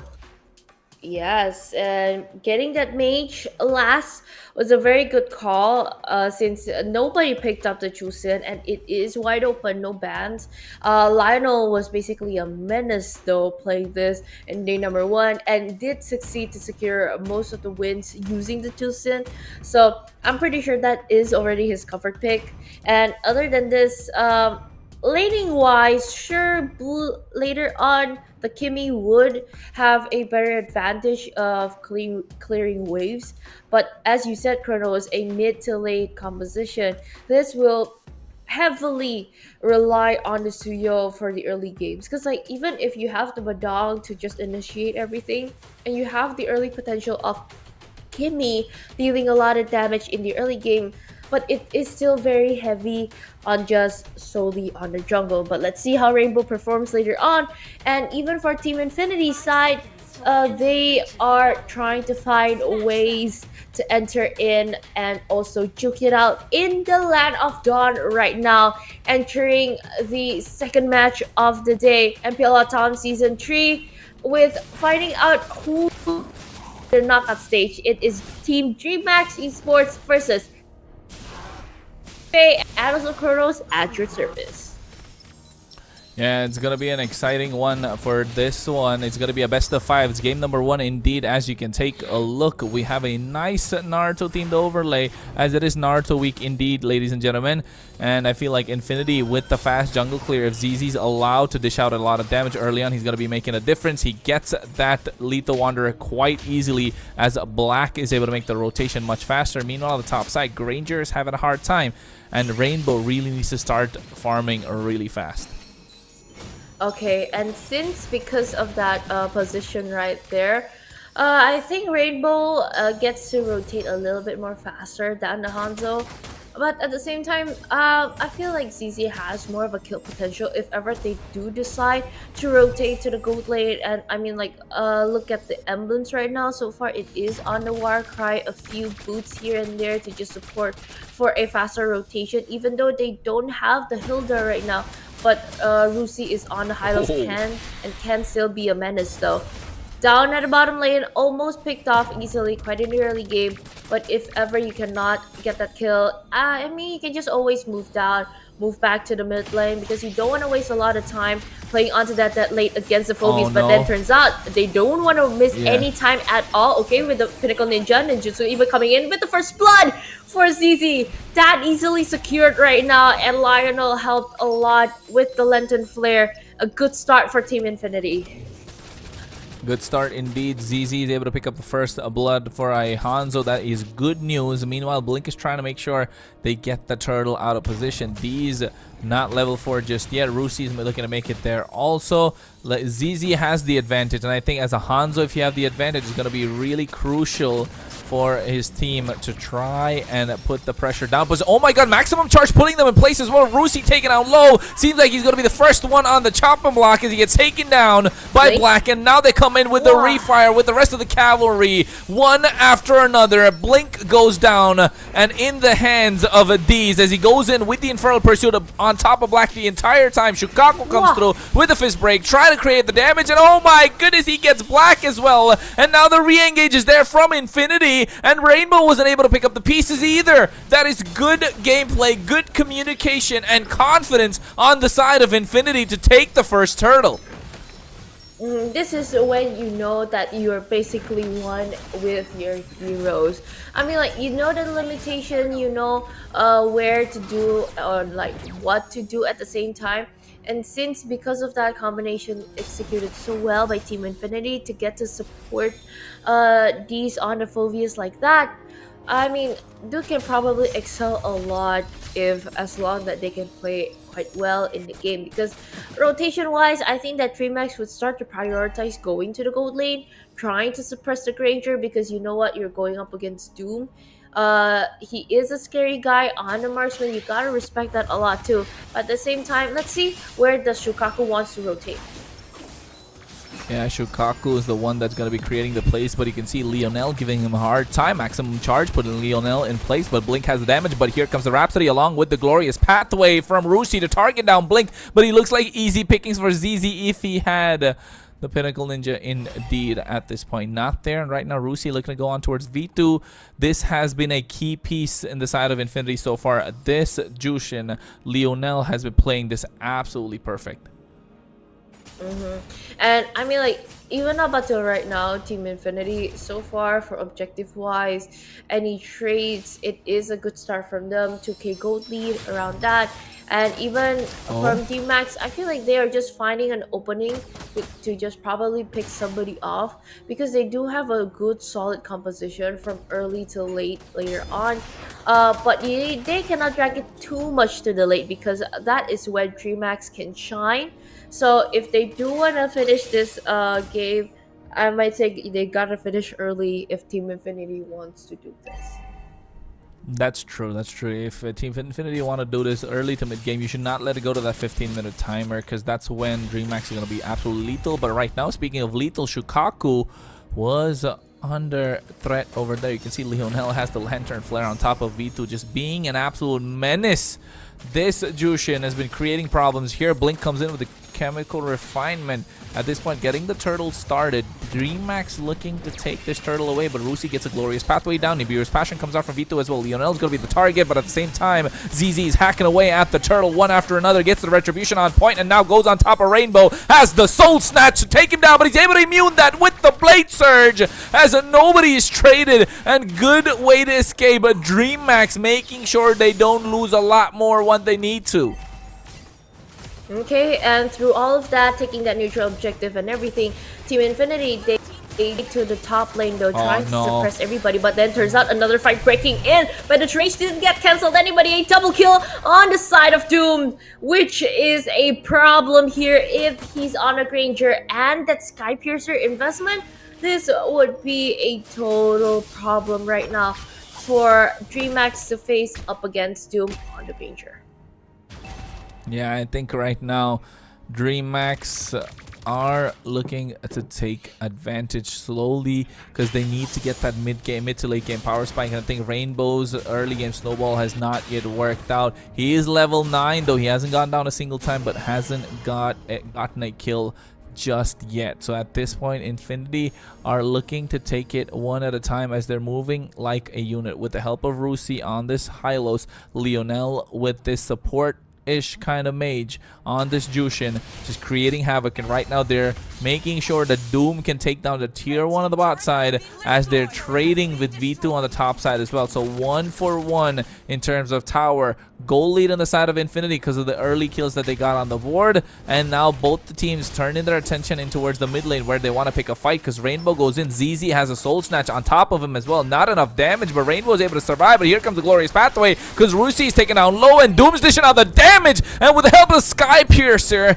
he picks up Shukaku quite easily. Shukaku without the power of Gara not going to be able to do much, but here in this game, rocking that Badang is able to create that opening for his team. But unfortunately, so far 0-3-0 means that he's not having a good game. He's the one that needs to create the opening, needs to create that space, and it's not been working out. That's why you can see DreamHack are paying the price, now giving away about a 4k goal lead in the favor of Infinity. Doom is 3-0-0, and it's looking a bit dire for their sides because Infinity, once ZZ gets into the opposition jungle, he's gonna basically clean up shop, and it's gonna be looking hard for DreamHack because right now here goes ZZ with the Pinnacle Ninja, and you can see Rusi with that glorious pathway has that soul snatch on towards Shukaku as well, but the damage from Doom is just way too much. A 3-0-0 on the Granger. Oh my goodness.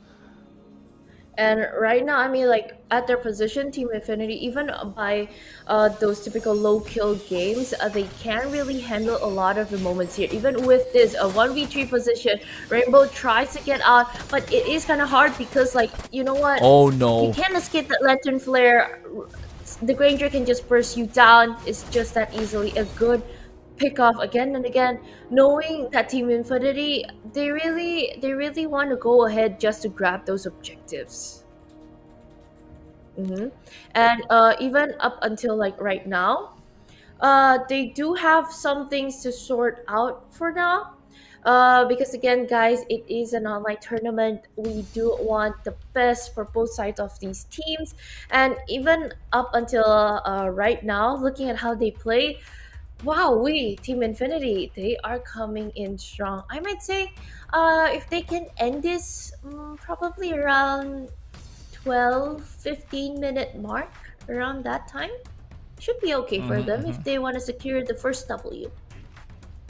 Yeah, I agree. If they want to secure the first W, they want to make sure you get that 12 to 15 minutes. That's when you want to end the game if you are Infinity, because once it passed the 15-minute timer, it's looking bleak. With Kimmy gonna get that Sky Piercer, with Beatrix gonna dish out a lot of damage. You got a double marksman composition on the other side. Yes, the Hanzo's gonna be a problem, but the Hanzo can only target one at a time.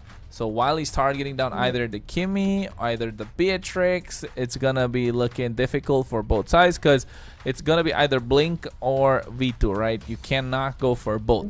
So if you ask me, I would definitely prioritize Blink in towards the late game. But with the fact that Kimmy has so much mobility, can move around while dishing out the damage, automatically V2 is going to be the target, and that's going to let Kimmy on the hands of Blink completely let loose. And I mean, even knowing that how he was let loose, he can really go through a lot of ranges and everything if Team Infinity keeps on suppressing the Kimmy. Because like even leading up until right now, down at the bottom lane, they've managed to push in, like even take down 2-tier turrets. And for right now, they just need to find ways to chunk down that middle turret, so at least they can provide more space and more vision for the side of Team Infinity if they do want to keep on this pressure up against DreamHack. Yeah, they need to find a way to keep up the pressure against DreamHack at this point. And so far, Infinity are putting that on. For level 14 ZZ, we're talking 9 minutes 30 seconds into the game. That is a lot. And at this point, ZZ is looking to get that purple buff. Should be hitting that level 15 power spike at any given point. And now the Lord is going to be attention. As Shukaku taking down low. Death Sonata from Doom is connecting. But here comes the Bennett's Rage. And the damage is way too much. And they take down Rusi first. And Shukaku straight as well. Blink eats a lot of bullets. And Doom gets his double. While at the same time, Black gets taken down in the hands of ZZ. As the Team Infinity turned their attention in towards the Lord. Looking to take down tier 1 in the mid lane as well. And now have completely taken control of this game and also have a 7k goal lead in their favor. Oh wow, and so far Team Infinity, they really know what they're doing. And even from on the side of DreamHack, they got to like take down 3 members and just leaving V2 and Rainbow a chance to escape. But at the same time right now, the question is that will they still keep this position that they were just so pressured down, they're just so pressed off, because later in the Lord will come in though. So I feel that it would be a much bigger problem later on. So DreamHack really gotta think of a solution of like what I'm going to do next, what can I do so that I can secure at least a momentum comeback to the side of Team Infinity. Like they gotta think fast and make that decision, because like you do have 2 powerful heroes, but I don't think that they do have the potential to just drag it on later over the 15-minute mark coming into 18, where the Beatrix and Blink on the Kimmy can shine later on. Yeah, definitely needs to have Blink on this Kimmy shine later on. As you can see, Doom has the range, man. He definitely has the Death Sonata dishing out so much damage. But right now, Lionel going on top of Rainbow. As you can see, Soul Snatch coming through his soul, but the Blade Surge being used to make sure he gets out of harm's way. He can't be thrown for a loop, but you can see Doom comes in, gives him a Rhapsody, makes sure he listens to his music, and then bites the dust with the help of the Sky Piercer as well. And now, although Rainbow bought enough time, and Infinity did make sure they get some advantage as well, because the bot lane inhibitor is barely hanging by a thread. And I mean, like right now, looking at them, Team Infinity is just pressuring quite long in the mid lane and even up to the top. No more holy shield, but you know what? Coming in quite hard. Legendary though for Doom. Pinnacle Ninja coming in and aiming at V2, but so far no success yet. But because of that, because everybody dispersed to the back and also no frontliners there, Team Infinity, they got to take that tier turret down on the top lane. Yeah, right now you can see Blink is going to be the target. Rushi trying to go on top of him, but at the same time, Deez as well as ZZ get the kill on towards Rainbow. He is on a killing spree, and now Deez, he's just trying to make it out of the inhibitor. He doesn't have a dash. He forgets he's a Phoebus. He doesn't want to waste his flicker whatsoever. Makes it out. Yeah. 25 seconds until the Lord. Infinity advantages have 11k, about 10 plus k gold lead in their favor. And I mean, like right now, Team Infinity, they're just looking for a soft position where they can just kind of like let's try to jab it in more, so at least there is a last straight chance to push. Because after this, I'm pretty sure Team Infinity, they can get the Lord for free, because like DreamHack, they are just finding out ways to just open up more space. It's not wise for them if they suddenly want to charge to the Lord, but at least get those buffs, get those little moments that you can get. You better have your defense up quite hard, because you know what, at least you have V2, at least you have Blink that really has like high ground defensive advantage. Later, if the Lord decides to come in, and Team Infinity, if they're not careful, they can actually be picked off by Team 3.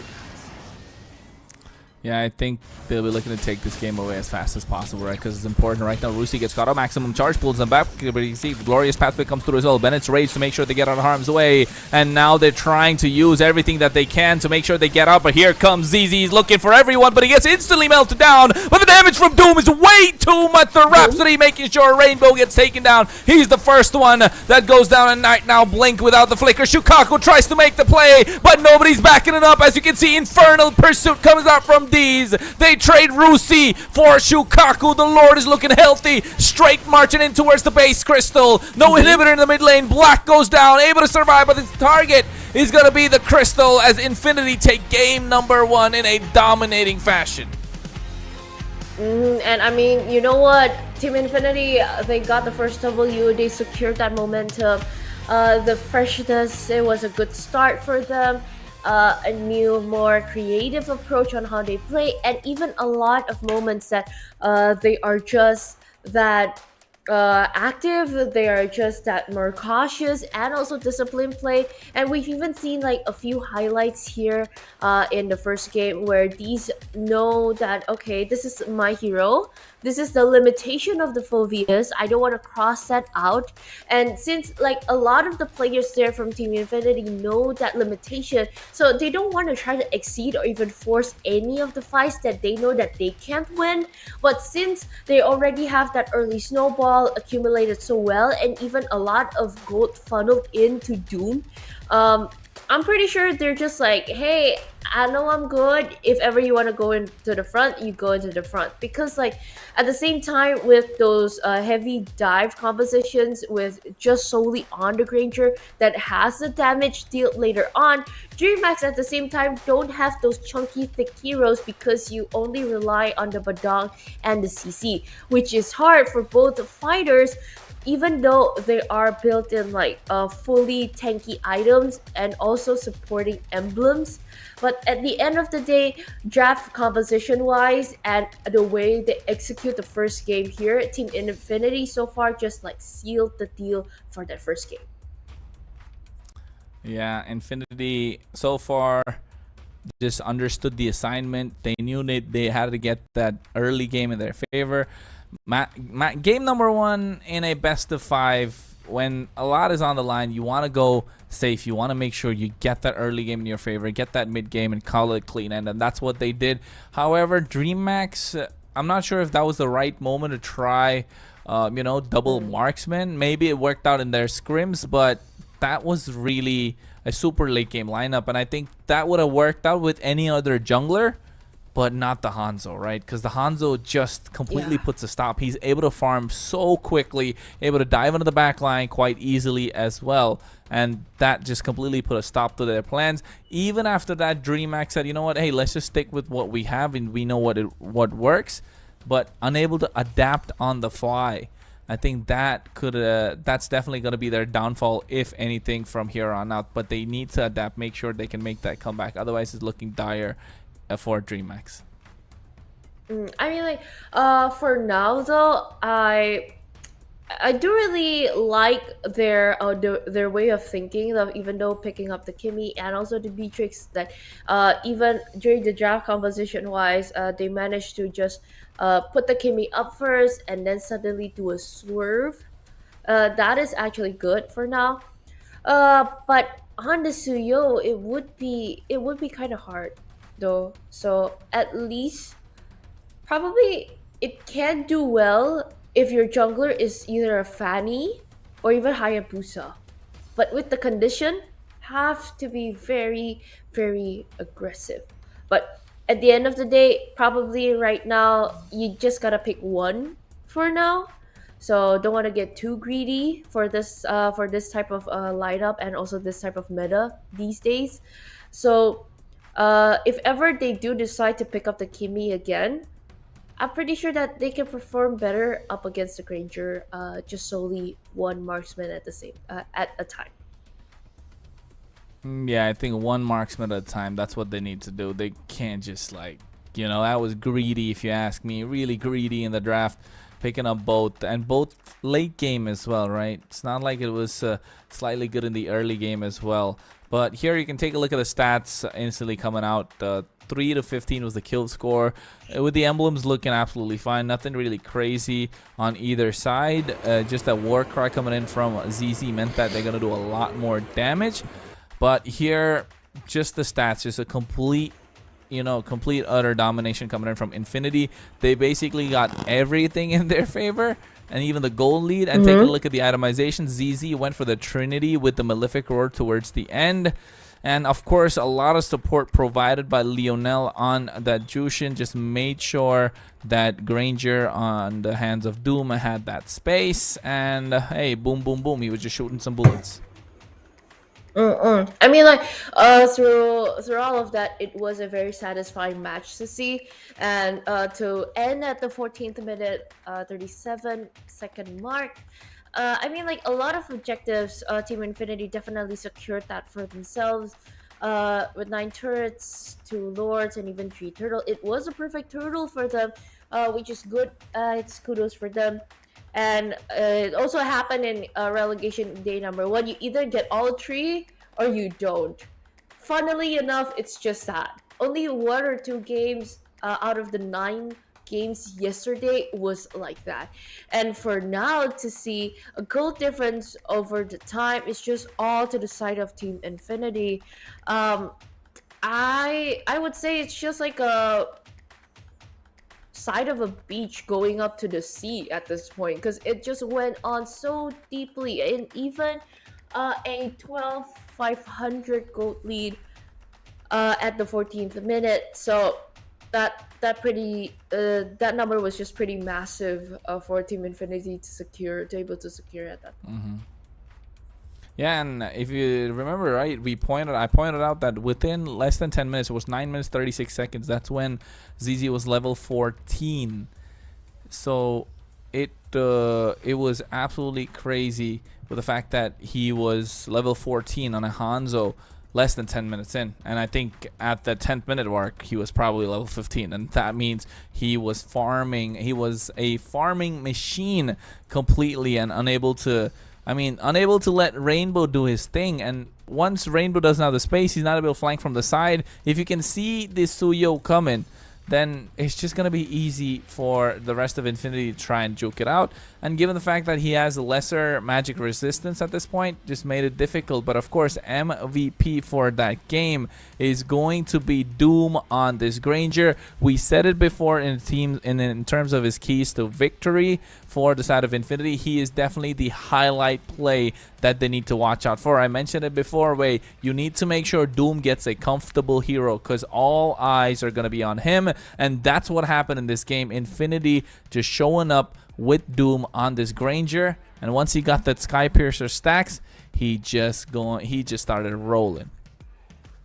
I mean, like, he did perform pretty well, and again, how Team Infinity knows that as long that there's space for him, as long it is creative for him, it's just all good for right now. And even on the highlights, it was very secured so far. So right now, it just wraps up so good for game number 1. So overall, it's pretty good, and it is giving a good rolling start for Team Infinity. And if they continue this, there might be a chance that this can actually be a 3-0 game. But again, I don't know. Can be a 3-1, can be a 3-2. 3-1, bro. That's what it's got to be. Can't be a 3-2 because you got your prediction 3-2. So it's got to be 3-1. So I'm going to say, because I predicted 3-1. I want that prediction. I want a prediction, on my side to be right.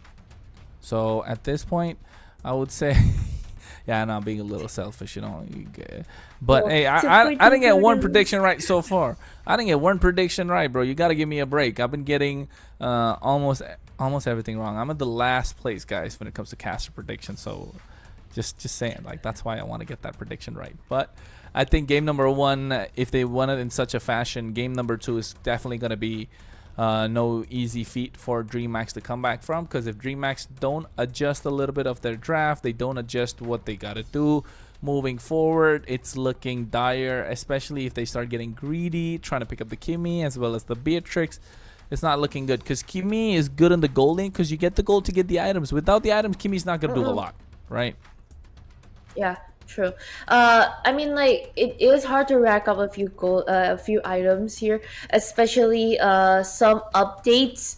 And also, I mean, like, there are some items got increased price. It's basically inflation there in a land of dawn too. So after, even if you can fast clear in the mid, it's still problematic because you can't scale up as fast as you're in the gold lane. Like for example, the gold, you missed out the gold shield, you missed out on the gold crab. Basically, it's already that's just like basically to 300-ish. Also scaling up a few minutes for your gold crab. So it's just basically one basic item gone already. So at least pick one, don't be greedy. Let's look at the next draft and lineup, because we are starting in for game number 2's draft pick. Yeah, but definitely looking forward to game number 2's draft, because I think we gotta see who's gonna be on the blue side, right? We gotta see who's gonna be on the blue side. How's the switch up gonna happen? Because I feel like if they stick to the same sides, it's still beneficial for both of them. It's just DreamHack don't have to get that greedy. Maybe let the Kimmy through once again. This time slotted in the gold lane. But guess what? They swapped it. Infinity's going to be on the blue side. DreamHack's going to be on the red, and instantly take away that Walir, because that guy's a walk-in menace. And on the other side, they understood what the problem was. It really wasn't Doom, was it? It was that Jushin. It was in the hands of Lionel. He was playing that support role, dropping down those disco lights and making sure you walk around, being a complete problem. And Joy being taken off as well. This draft is going a lot faster than before, Vey. And I feel like at this point, and also what happened during week 1 till 3, and even watching both sides of these teams play in relegation day number 1, they really just know what to do later on. Because other than they've already tried to adapt, it's also the fact that they really know, and you know what, the strategy is like this, and this. I'm pretty sure they already have the discussion late at night, because it will be the same lineup. It will be this mostly same heroes being used and already showcased on how they will try to play it. Because you see Doom and also V2 both are great and amazing gold laners. See, even a higher average GPM, higher KDA on the side of V2 though, because probably he also has a lot more matches going on here and there. But on the side of Team Infinity, that doesn't close off the possibility that Doom can shine very, very well. And for right now, no prioritize on the jungle for each side of the team, but actually first locking in that Hylos. It's not even that Granger, it's not even that Kimmy, but the Hylos though, Kronos. I like the Hylos. It's still a flex pick. It's never bad. It's never bad. It's never a bad pick, right? True. So you can go for the EX plane, you go for the roam position, you single target someone down, you're looking to play a dive composition. So Infinity already kind of showing their cards, be like, hey, we want to dive on towards you. What do you want to pick? So now, yes, the Kimmy is really good. I don't really think Kimmy should be let through from DreamHack. This don't get too greedy. Just give Kimmy the hands of V2. We saw that he's gonna be a goal lane carry for you anyway at this point, but they don't care. They go for the Lucas with the Valentina. The Lucas, great. Valentina, I think more of a reserve pick to try and make sure this Lucas is not countered. So, yes, it's good and lethal in the hands of Blink as well. But is it the best pick so far early on? I don't think so. They're letting a lot go through because the Hayabusa is still left open. And same thing with the Kimi. I'm going to reiterate. This Kimi is just too strong to let go. Just pick up the Kimi, man. Pick up the Kimi. Get that Hayabusa. You're sort of your first phase out. Yeah, I mean, like, Hayabusa Kimi can be a good pick, but at the same time, I don't know if Doom is comfortable playing that Kimi, even though it is a powerful hero. They still opted out on the Granger, apparently. And then Julian finally came out. It wasn't banned. There was a shift of priorities. And then this was just open. Anybody who's watching right now, Weezy's probably working, but it's okay. Go tag him and let the guy be happy. Yeah, I think at the moment, this Julian being picked up is definitely a comfort pick, right? That's what it is in the hands of ZZ, and giving Doom what works. So it already worked in the first game. Why fix what's not broken? So going for the Granger once again, and on the along with the Hylos, the Granger as well as this Julian being picked up means that they're definitely looking to go for a lot more comfort and looking to snowball early on. But on the other side, they take out this Gatot Gacha, could be flexing the Roman EXP lane, and all right, I don't understand why DreamHack themselves ban out the Florin when a Florin would be a great pick for themselves with this Lucas, with this Valentina, with this Gatot Gacha being present. I don't really see why you don't. Okay, you lose out on the early and mid game in the mid lane, but Valentina does have the wave clear, so I don't see why the Florin's being banned out like that. I feel like that's a wasted ban right there.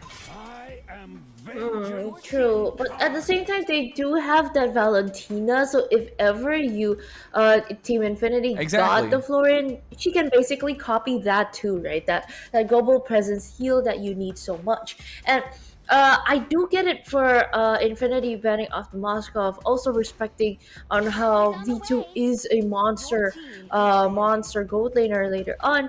And for the Matilda, I do get it because like you're on a Granger and a Julian, even though they do have dash abilities, escape wise, or even trying to enter to the fight, it just gives more helpfulness later on. But for the side of Team Infinity, you can ban out another marksman, so at least chunk those hero pools down, targeted from V2. But at the same time, they also respected that there's a possibility, a hard time for Julian to move a lot if there's a early snowball Hayabusa on the side of DreamHack too. And for right now, since you already have there's might be a chance that Lucas on the jungle though, so it's not the EXP. I expected this Lucas to go to the. I expect this Lucas to go to the jungle straight away because he's a great in the jungle. You want to be in the thick of it when it comes to team fights, and they still let that Kimi through. So I like the Kimi being picked up now. So now you're gonna slot Kimi in the gold lane in the hands of Vito. This is looking a little more. It's looking better for DreamHack, and now. Will they slot this Lucas in the jungle or will they put in the EXP lane? Personal preference, slot the Lucas in the jungle, put the Gatot Kacha in the roam position, get that glue in the EXP. You already have a winning formula right there. But if you're Infinity, how are you looking to make that comeback? You need a strong mid lane presence. You need someone that can prevent this Lucas, can prevent this Gatot Kacha to be a problem. You either go for the range with the Novaria since you already have the magic damage present, or you could go with, oh my god, they went for a straight Angela with on top of this Julian. Gonna be a problem. Get that CC in the EXP lane, and now you have a winning formula of your own. I like it. Infinity just cooked, and they slow cooked really good. Okay, they did opted for a Tigreal last pick though, so Chunky plus Chunky, some burst damage here and there. But I mean, like Team Infinity right now, they basically already have the answer. As long you can play on that sustaining thing that they can do in the Land of Dawn, I'm pretty sure that Doom and ZZ is in basically good hands. So as long as no one can reach them to the back, or if ever there is an emergency, that you can just jump in with the heal, with the hard guard, and also everything. This should be better. But for right now, game number 2, both sides of the draft. I feel like this is more equalized from both of it. It's not just one-sided and everything. But let's see how they perform. But because for me, they really gotta go aggressive on this one. Because if they don't, they miss out the moments. A lot of conditions are not met. It's hard to win it, even if you just drag it way longer to the late game. So let's go in to the Land of Dawn. Match number 2, game number 2 of the day, Team Infinity versus DreamHack. It is a best of 5 series, still with me, Faye, and also Chronos on the table. Yeah, we're here to bring you the action indeed, but you can see Shukaku taken out low. That's the power of an early game in the high-lows, but still Lionel being a complete problem. High-lows with the Angela in the early game are going to be doing a lot of damage. As you can see, going for the mastery as well to get that cooldown in early on, at least 5% in straight away. That means Lionel will be looking to get that cooldown build and making sure to get that hard guard as fast as possible. Meanwhile, on the other side, DreamHack want to play for V2's power spike. And I mean, right now for DreamHack, I mean, for the gold lane, I think it'll be stagnant for now. You don't want to make any risky plays because you know both of these gold laners, they do have an early potential. But right now, oh, Shukaku going in. Whoa. No implosion yet, but so far quite possessive on Black, right in the middle. Got the Kacha is still sustained, but the first blood taken risky down. God. Good. And even with that risky recall in the middle, somehow, someway, Blake was able to find the time so that they can recall back. Yeah, that was a good first blood, and ZZ able to get a kill for himself as well. That was really good play coming through from the side of Infinity. So far, it's looking like Shades to game number 1, where they dominated the early game and taking this game as well. So it's looking clean from Infinity. Just now in the turtle pit, they might be looking to take the advantage, although Rainbow Shukaku preventing that from happening. But you can see Kurt Call comes through already from these. Hard guard being hovered as a blink takes away the glorious pathway, and now Rainbow wants to get the turtle started. Black comes into the fray, has the AOG, could create the separation, but ZZ backs off, wants to get a level ahead. And I mean, like, Lionel doesn't really have that much range compared on to the Jusin, so I don't think that he can scour out a lot of visioning from what he did from game number 1. But you know what, Shukaku is just doing a great way of just zoning out away, but turns out Rusi coming in quite strong. Rainbow getting the turtle, AOG even jumping in, supporting quite well with the hard guard, also helping in, but Rainbow getting that kill, and with D's supporting up for one trade. Shukaku being the one being jumped here, D's getting that kill. The CC was a menace, but you know what? Lionel doesn't really stop there because ZZ secured and even taken a 3-man down. Team Infinity is still going on strong, even not overextending, getting blinked in the middle lane.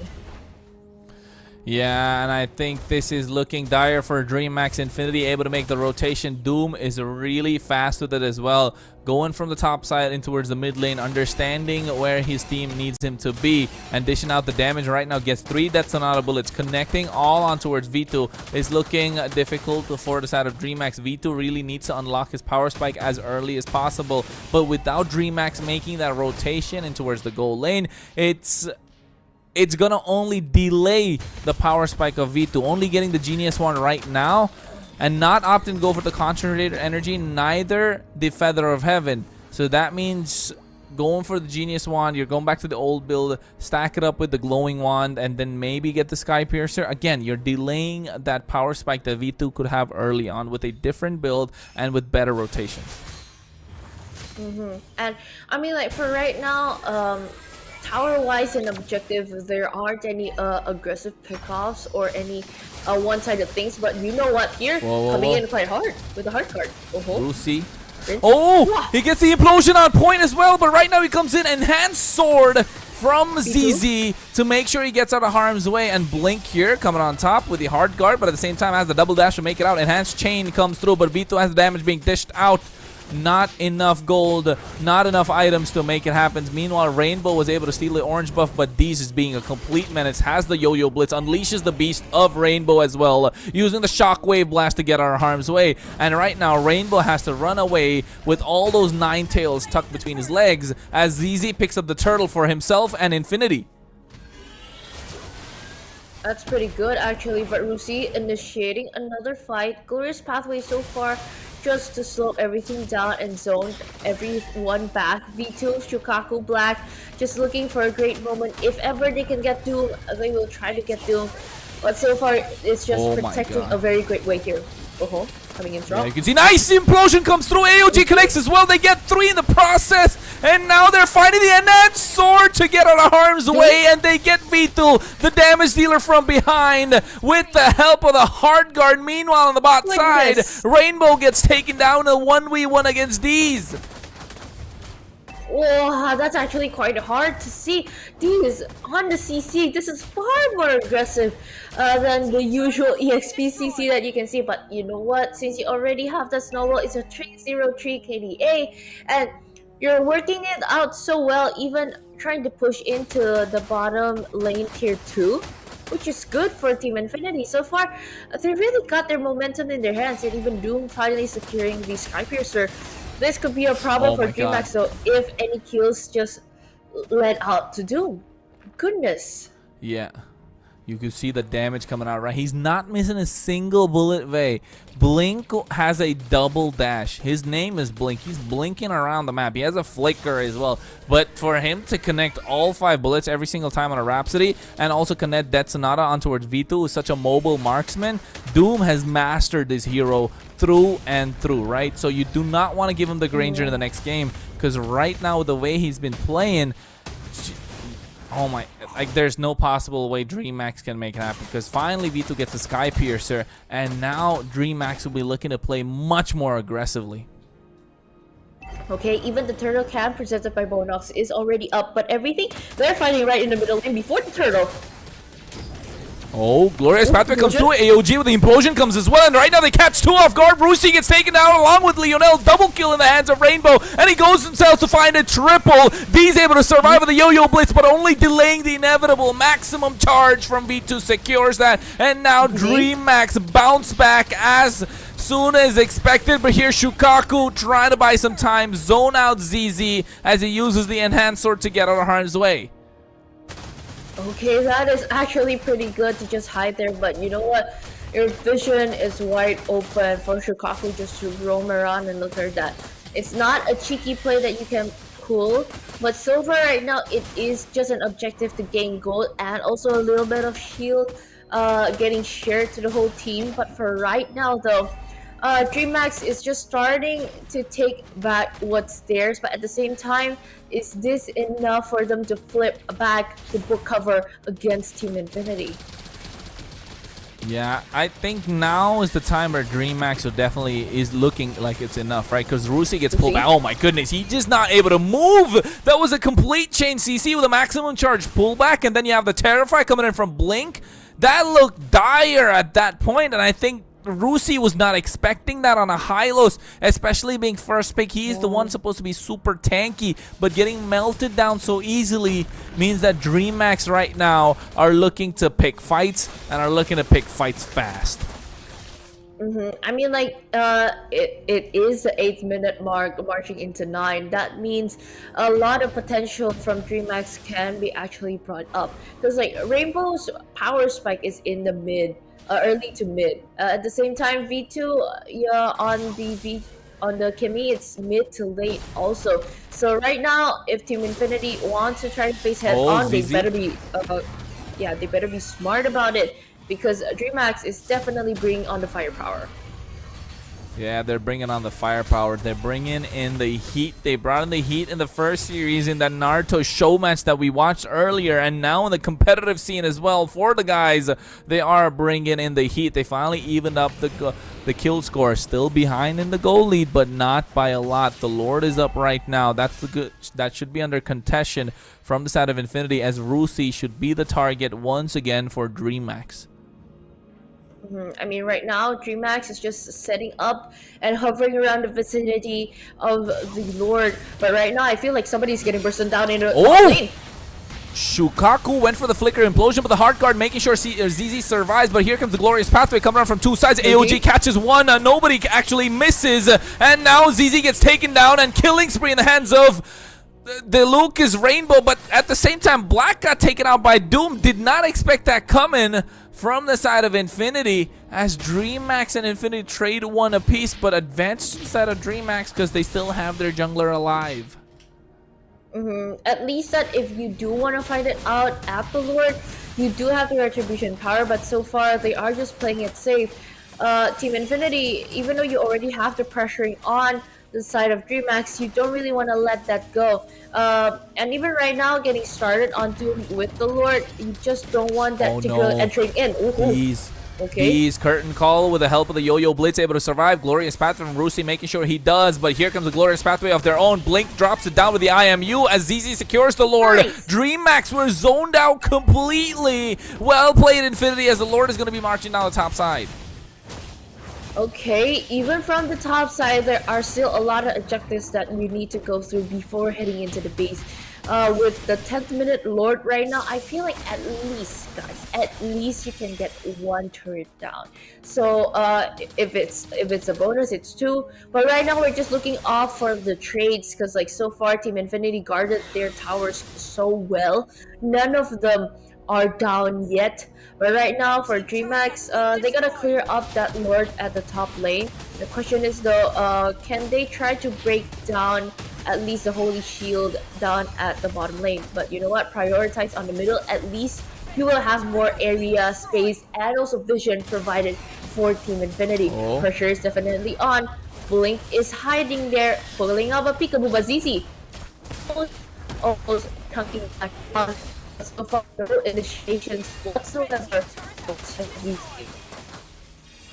Yeah, and right now you can see they get the tier 2s, all of them, except the top one. They're just left hanging over there. Infinity don't really want that at the moment, but ZZ tried to steal the purple. Oh wait, he did get the purple buff as well, and now walks out of DreamHack's jungle, starving them out as DreamHack are looking to move as a unit. They are super strong with the help of that implosion and AOG combo that they've been working out the entire time, and Blink taking away the Glorious Pathway means that they are slowing down the escape route of Infinity. So far Infinity do not have a way to kind of come out on top in these team fights, unless it's always the hard guard on top of ZZ to make things happen. So Doom here really needs to start pulling up, because there's only 1-0-2 on a Granger, but that could change in the blink of an eye.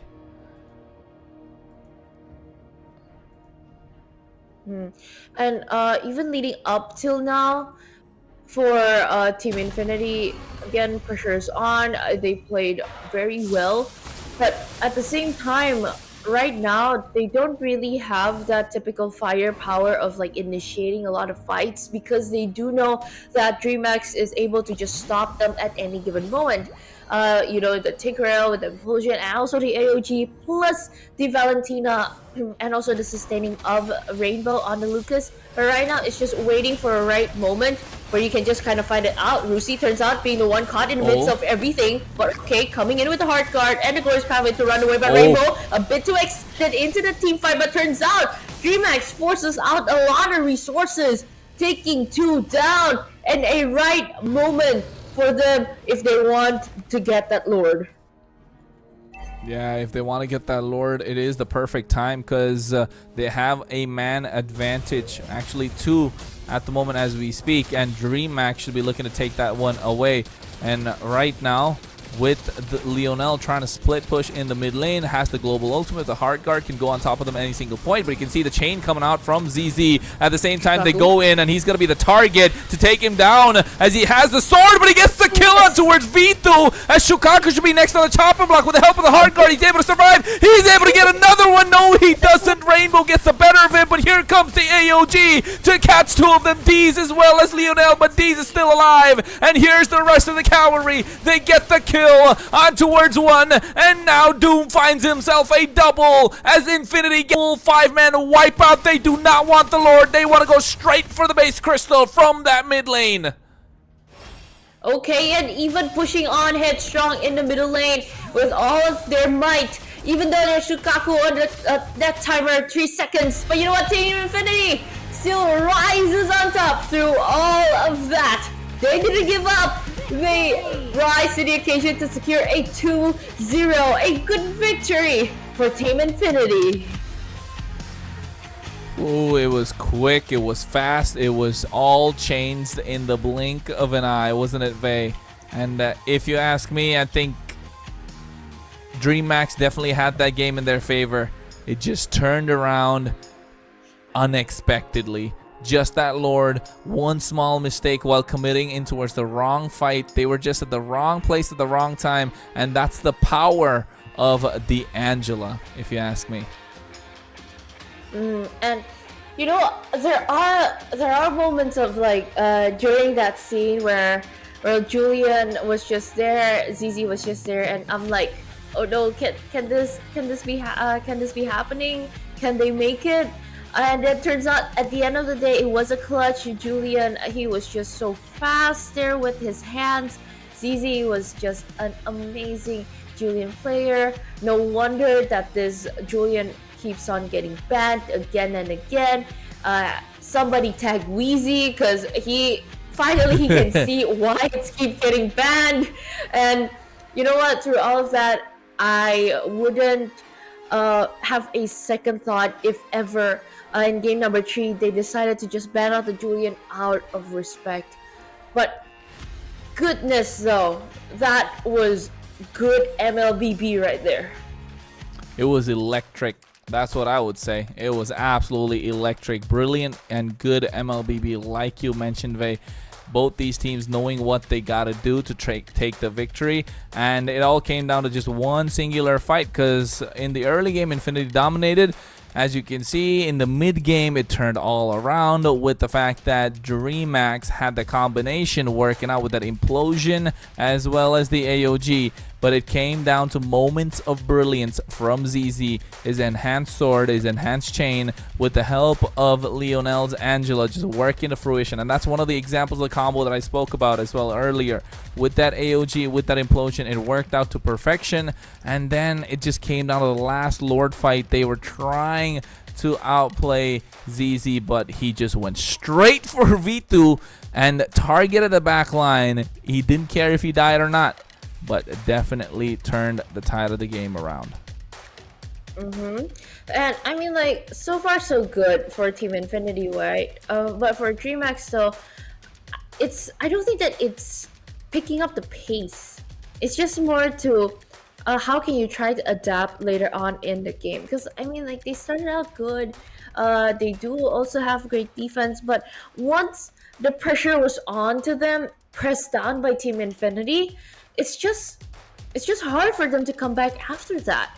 So the what next plan, the plan B, they need to really discuss, or just take up that decision later on, really needs to be discussed, and they really have to have an answer fast, because this is basically already match point for Team Infinity. Because if they don't continue to find a solution right now, it's basically done for them, and they have to settle for the 6th seed later in the brackets.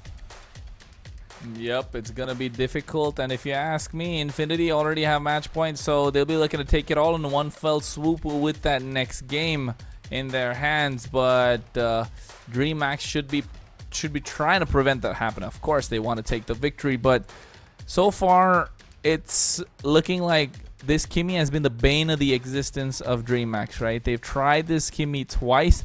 it's not worked out. And I really want to take a look at the build later on, because I think we spoke about it earlier as well, right, Vay? There's two different kinds of builds that they go with. One with the Feather of Heaven, one with the Concentrated Energy. But we saw V2 going for that Genius Wand as the first item. So I'm not sure if Genius Wand still works. I mean, yes, it does, but is it the best item in the hands of this revamped Kimmy? I don't think so. I've seen Feather work better. I've seen the Concentrated Energy, and then you get that Sky Piercer, and then you get Glowing Wand, and then Holy Crystal, and you're just dealing like complete insane amounts of damage. So at this point, I really do want to take a look at the builds and see what went wrong for their side, because they definitely had everything. And yes, it just came down to moments of brilliance from ZZ in the end. I mean, like, I do really agree on what you said. It is a new hero, it is a revamped hero, even though it is very powerful at the time.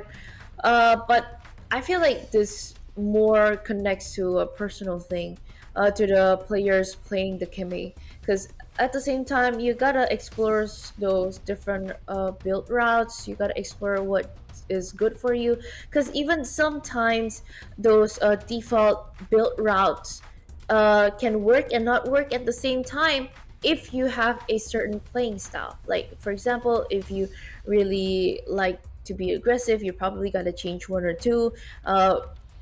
Got that penetration item more, probably a burning effect later on, so that can actually help. But if you're the typical of like, okay, I'm just gonna shoot from afar, I'm just gonna deal damage later on, so like probably the priorities of the items later can shift, even though it's the same, or probably it's not. Again, it depends on them and how long they've trained and actually look for answers to play on this Kimmy.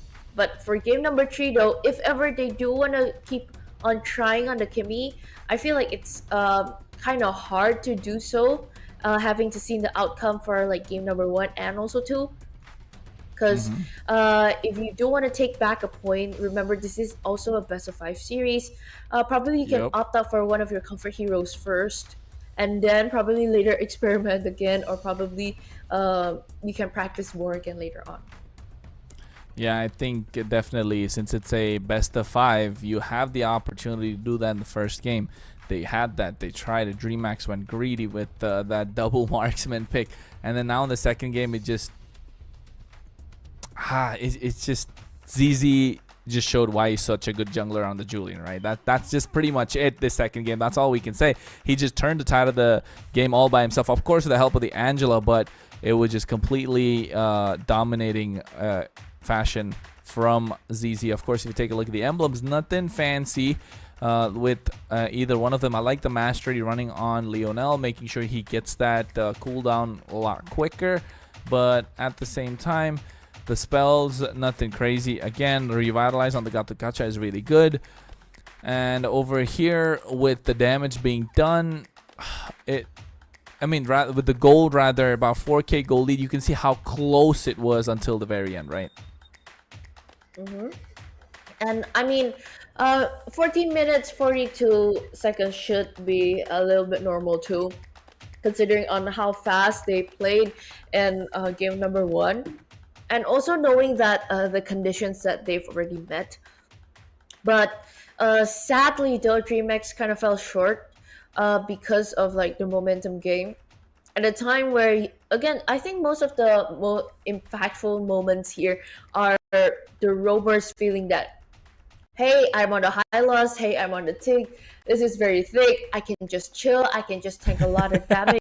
But mostly of them was like probably shock and not shock at the same time. Like, suddenly I go kaput. Then it just begs to come and to look at the stats again.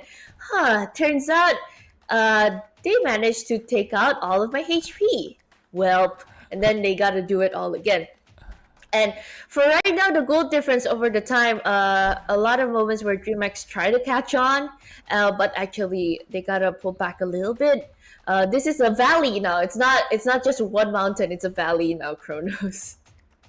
Yeah, definitely not. It just, at this point, you just got me off guard, bro. At that comment, I even kind of forgot what it was, but it was It was good.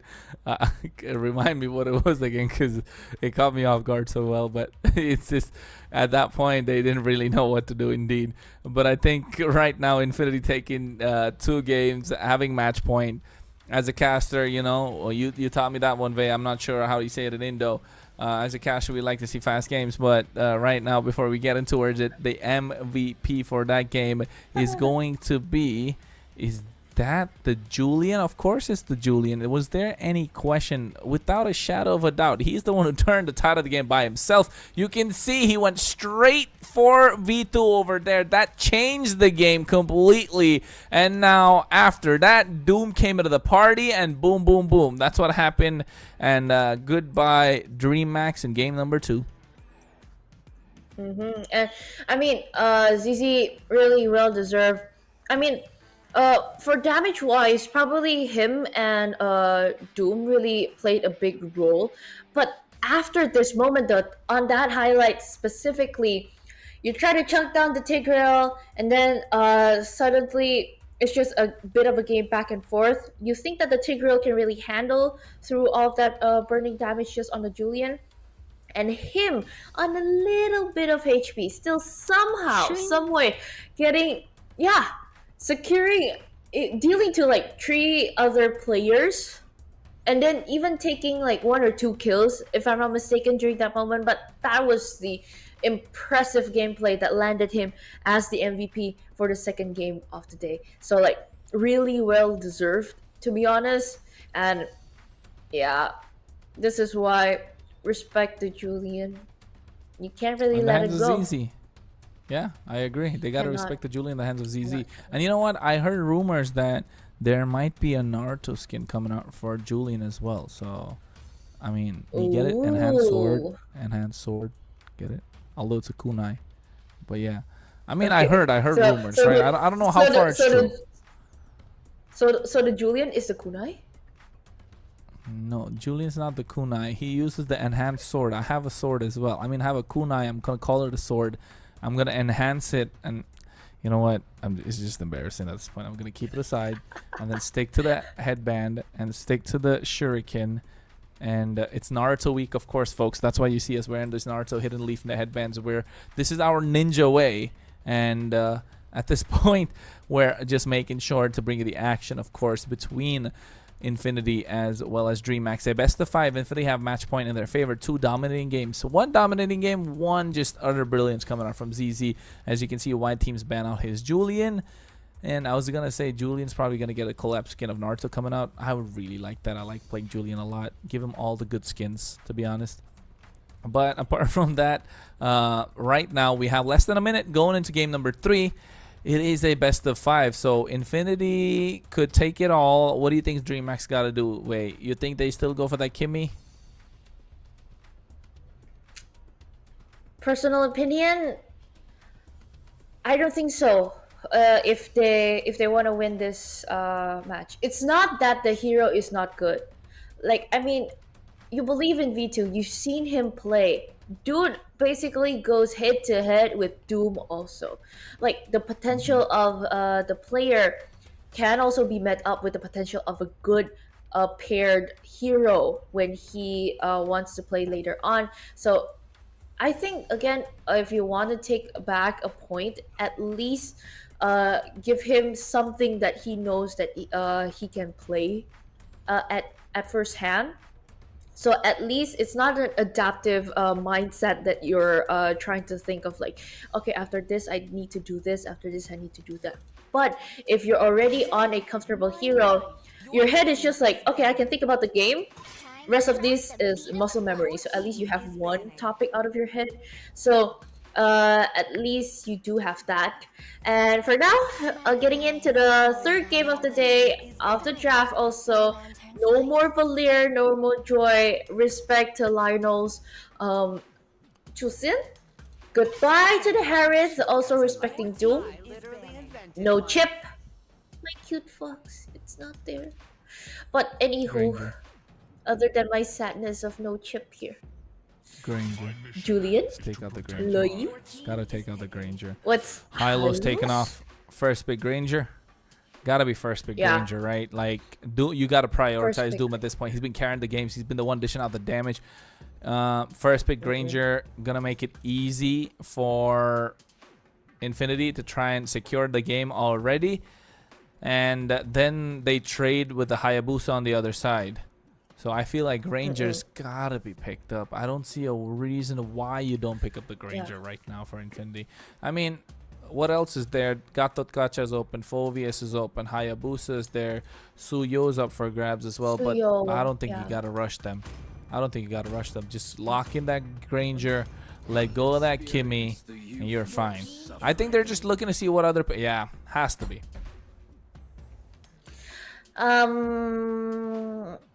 What's fun next? Okay, I do agree on the jungle trade. The Hayabusa Suyo is still wide open. If ever you guys still wanna go a knack at it for the Hanzo, still not bad.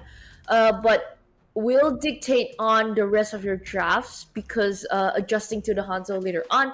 So if ever it's a Hayabusa, it'll be more flexible, and a Gatot Kacha would be a nice lock since you don't have that Hylos anymore.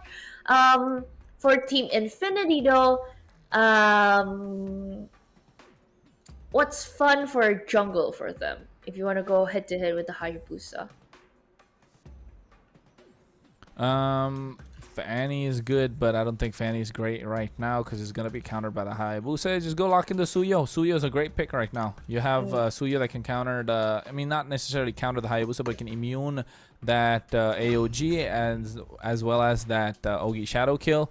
But, oh my god, why did I forget? He had the Julian anyway. So, why? Just pick up the Julian. Just be in trouble.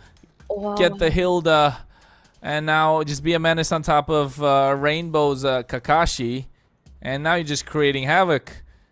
It's looking dire again for the side of DreamMaxes. These are comfort picks in the hands of Infinity. And a best of 5 with match point, you definitely want to have a comfort pick. And I feel like, oh my goodness. Okay, seeing how Rusi plays on Hilda so well, you gotta have someone to match that speed up. DreamMax, you can lock in the Khalid would be fun. If ever you want to match up the speed. Or somebody at all later on that can also match up that. Okay. Concussive Blast, some boots here and there should help. Because you need vision very, very much. Like, actively. And since they rush so much on the tanky boys, sadly that Doom already picked up the Granger, or else the carry will be a very fun pick here. Yeah, carry would have been a fun pick. What could have been even better is that Irithel, and I see they sniffed it out. It's a good ban. Now I think DreamHack are questioning themselves, right? Are they gonna ban out the? I mean, are they gonna ban out the Angela? Thinking that Lionel might pick it up again just because they have magic damage in the jungle present already. So this is the big question. I think DreamHack are asking themselves, like second guessing themselves, will it be that Angela or do we let it go? And they could pick it up for themselves also in the mid lane, but that means they'll be lacking a lot of magic damage as well. So I mean like Julian and Granger essentially already be are enablers for like chunking down a lot of HPs from like Tigre or even Gatot Kacha. I'm thinking of like another mage that can probably drag on and burst them down. A Farsha would be good, so at least it will be hard for them to reach it, but they do have a Gatot Kacha. A cheese pick idea though, Kronos. How about a Lunox? we're here now. Nah, you're tripping, bro. I was gonna say, I just said like, and no, let's move on. I don't want to talk about that right now. A Lunox is okay. Moved on. He got the Beatrix. Yeah, V2 got the B. I was gonna say it would be nice if DreamHack picked up the Farsa right now and could wait for the gold laner until the end, because the Farsa would really rock the lineup of DreamHack. But at the same time, right now, Farsa is not looking good for Infinity. They need to find a way to counter the Farsa. You can see the Farsa coming in from DreamHack already. Yes, the Hilda is there, but it's not the best. What they could go for instead is taking the Jawhead for Infinity, but then again you're fighting against a Tigreal. It's gonna be looking difficult. They do have the Matilda open still, so the Matilda locked in right now would be a big difference maker, but no, they don't care. They put this Hilda in the wrong position, get the glue in the EXP and take the counter. That is the Faramis, but guess what, they forget the other one, which is the Vexana being picked up right now in towards the end for DreamHack. This could be make it or break it. Vexana is the key piece to this entire puzzle that DreamHack need right now, and it's fitting really well. Yeah, you gotta bait out that Netherrealm right before anything. Hilda and Glue at the same time can really go aggressive, and they can still sustain even though they are fighters. A very priority of buying the Lightning Truncheon for the side of DreamHack though, because you gotta have those little passive lightnings jumping here and there because you're up against the glue. So with that update and the faster lightning punches and bounces should help DreamHack a lot. But for right now, 2 solid lineups and looking better. DreamHack loving that draft already. So let's see how it goes later in game number 3. Will this be match point? Secure a clean sweep? Or DreamHack, these dragons can fight back with their fire breath. So let's see in MPL LATAM Season 3, match number 2, game number 3 of today. Let's welcome Team Infinity and DreamHack. Team Infinity or DreamHack, who is it going to be? Because it's looking really good for both these teams with the draft. It's better for DreamHack right now. They definitely need a game in their hands because that game will be a big game changer indeed. So it could turn the tide around. It could just flip the script. And I mean, like, so far right now, should be more subtle, but at the same time, they really gotta approach this like in an aggressive way. Because like knowing Lucy, I'm pretty sure he's like very actively seeking trouble or sniffing or even starting the fight. And I mean, like, as long as ZZ can rotate fast and as long as ZZ can dish out the damage, I'm pretty sure Infinity, they really don't have anything to worry about.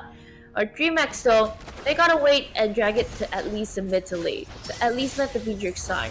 Because if you want to go head to head in the early game, it will be kind of hard against the Hayabusa and also the Julian. But you know what? At least you gotta fight fire with fire, right? So far, it's just a game of waiting. Even the Retribution is out that early. Even right before the turtle spawns right now. Yeah, the turtle's about to spawn because the Ogi Shadow Kill already expended. But at the same time, they get first blood in the hands of Rainbow.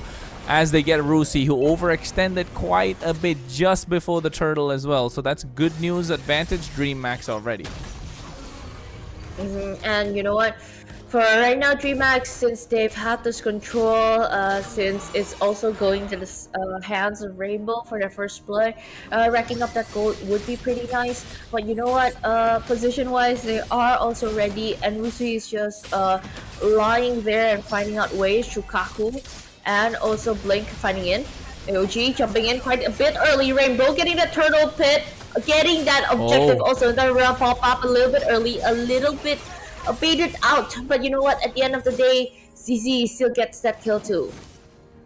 Yeah, that's nice kill in the hands of ZZ as well. So they're finding a way to pull it back, right? Infinity need to make sure they don't let this game run away. Otherwise, DreamHack can just pull it out and then it could be a reverse sweep that could be on the cards. And Infinity want to prevent that from happening whatsoever. They need to try and take this game away as quickly as possible. So they're not only relying on the individual brilliance from ZZ, but also trying to pull up as well. But here the Ogi Shadow Kill comes out too early from Rainbow. I'm not really sure, but oh my goodness, the Curse Blast connected from Blink at the right time as they got the kill. That is what you call peak timing moments. You know how long that animation stands in, but you know what? Another fight here breaking out. trying to pick up ZZ, but not yet. Yeah, not yet indeed. So at the moment, Infinity, although they take 2 steps forward, it feels like they're taking 1 step back later on. Now DreamHack are the aggressors. They've gotten control of the game so far, and it's looking good for DreamHack. They just got to keep it up, get some more goal lead, and convert it into neutral objectives, because right now Shukaku gets to push back on towards it. We can see the Terrify come through as well. A nice Bennett's Rage. Lionel is taken down low, but he doesn't pop that Nether Realm. And right now, Rainbow finding out a good moment. CZ still able to escape though. Whew. Wow, good to know. And right now, okay, DreamHack, they are sniffing out a moment because that turtle is just coming in, and so far DreamHack is holding onto the area quite well.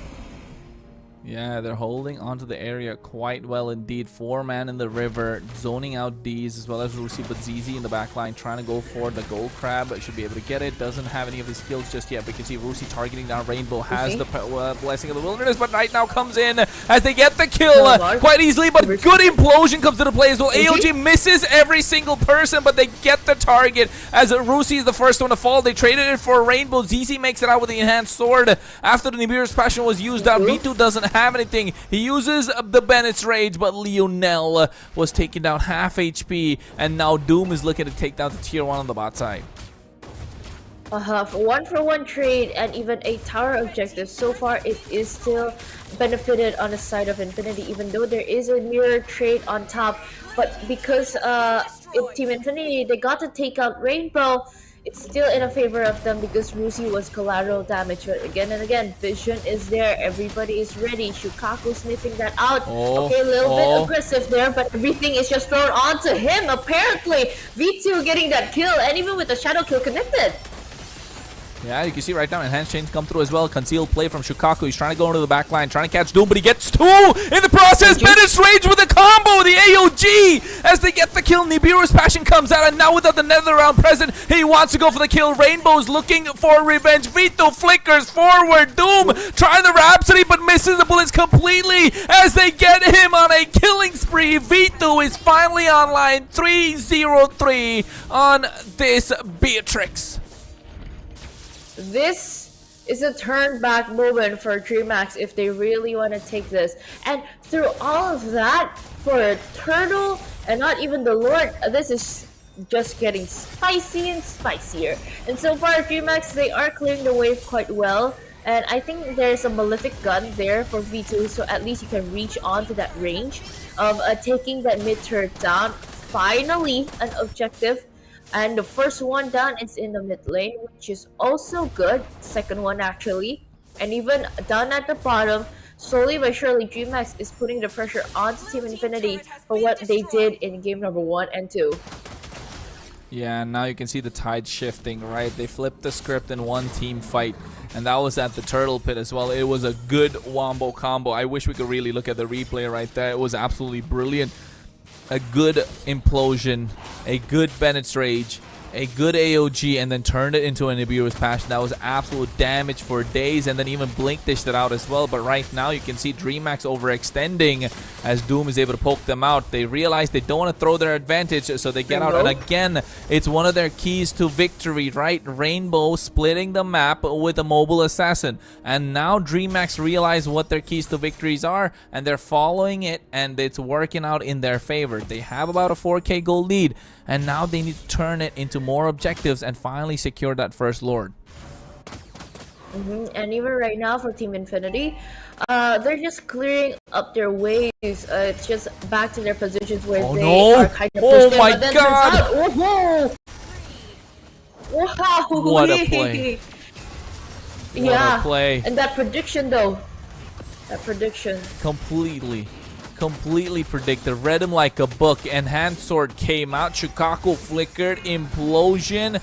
And V2 just dropped the rainful of rockets on top of him, and he gets taken down. And that should be tanking some confidence in ZZ and the rest of Infinity while it boosts the side of DreamHack, because you can see Rusi right now going to the back line. Ogi Shadow Kill comes out. Netherrealm baited out as well. Rainbow makes it out with a quad shadow. V2 goes in for the Nibiru's Passion, but here comes Lionel. Gets the 2 pullback. Has the Ghostbusters. Doom gets the first kill. And now the Lord is about low. And at the same time, Retro retribution comes through, but you can see the glue on top of Rainbow, but he'll be able to get our harm's way. AOG's connecting. Deez is going to be the target, but at the same time, ZZ gets him taken down as he cancels it twice. And now, with the Lord in their favor, they'll be looking to take the advantage, but Infinity do not want to let it go as well. They take away the tier 1 in the mid lane and now turn their attention to the Lord, but look at Rainbow. He's looking to flank from the side. I mean, like, a lot of trades coming on, and even that secured objective-wise, Rainbow is just waiting in a moment for him to just like split push and even stealing that beetle up there. But you know what? Patience is the key. DreamHack needs some momentum because you're playing with the Gatot Kacha and also the Tigreal. Sure, you have the chain CC, sure you have the area of it. But if you can't hit it right or even time it right a bit too early, the Netherrealm can just save their players or the team together at the right moment. Yeah, definitely could save the entire team if he goes for it at the right time, right? He even has the Purify, so that's going to be crucial.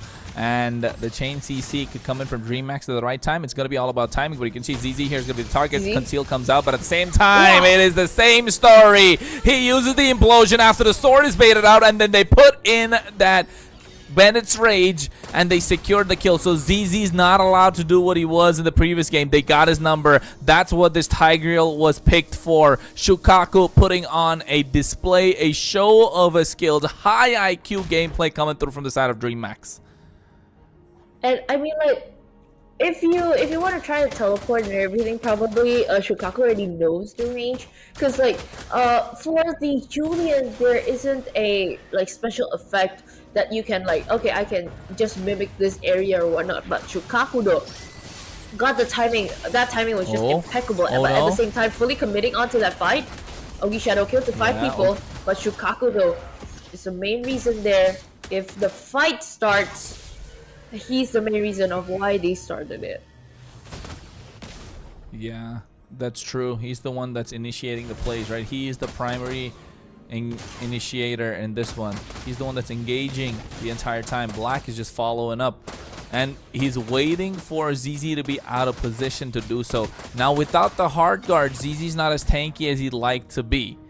Compared to previous game, he had the hard guard, so he's able to sustain. This time, he's got to understand that the hard guard not being present means that he's more vulnerable to being picked off, especially when you have a Tigreal and a Gatot Kacha on the other side, along with that Vexana, right? That's going to be key right now. Leonel's going to get caught out. Oh, Purify already popped, so that's a good news for the side of DreamHack, and not so good for if you're Infinity.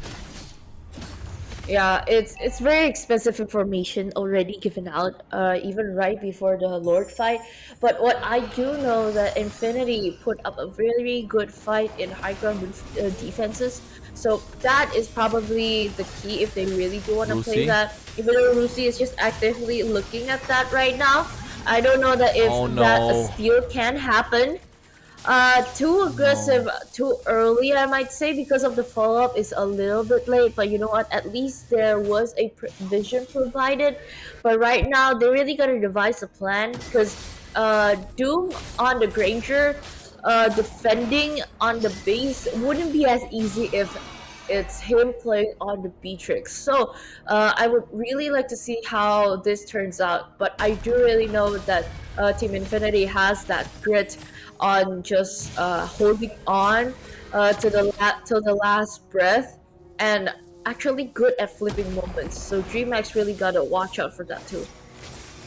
Hey, patience is a virtue indeed. Infinity need to have that right now, and one single team fight can flip this script completely. Because DreamHack, they have the advantage. They have the Lord. B2 level 15 right now, 604 KDA. Shukaku has the flicker. We're looking to make that play, but ZZ, it's all on him as well as Leonel. The Purify is going to be there as well. Deez is going to be the target. You can see the back line that goes with the OG Shadow Kill. Finally, they get the implosion with the Bandit's Rage. Rusi gets taken down as well as Deez. The frontliners are down now. AOG connecting. Leonel gets caught, and he's going to be down and out as well as the rest of the cavalry from DreamHack just clash on towards the base crystal, and they take it for themselves. Infinity losing out and conceding a game to DreamHack Esports as it is 2-1. And prolonging their breaths in this best of 5 series. And for right now, Team Infinity, I feel like when DreamHack manages to like flip the script, it was hard on them to think of like what's next, even though they handled the situation well from the early to the late. But since you're going up against that Gatot Kacha and also Tigreal at the same time, that's just pretty hard. So that's why I was curious of why the first locking on the Granger, because if you did that, it is a clear sign for the other side of the team to just like pick up heroes like this. Because sure, the Granger is powerful, but you gotta have a lot of kills on the Skypiercer to help out dish that damage. But if you are suppressed, it's kind of hard.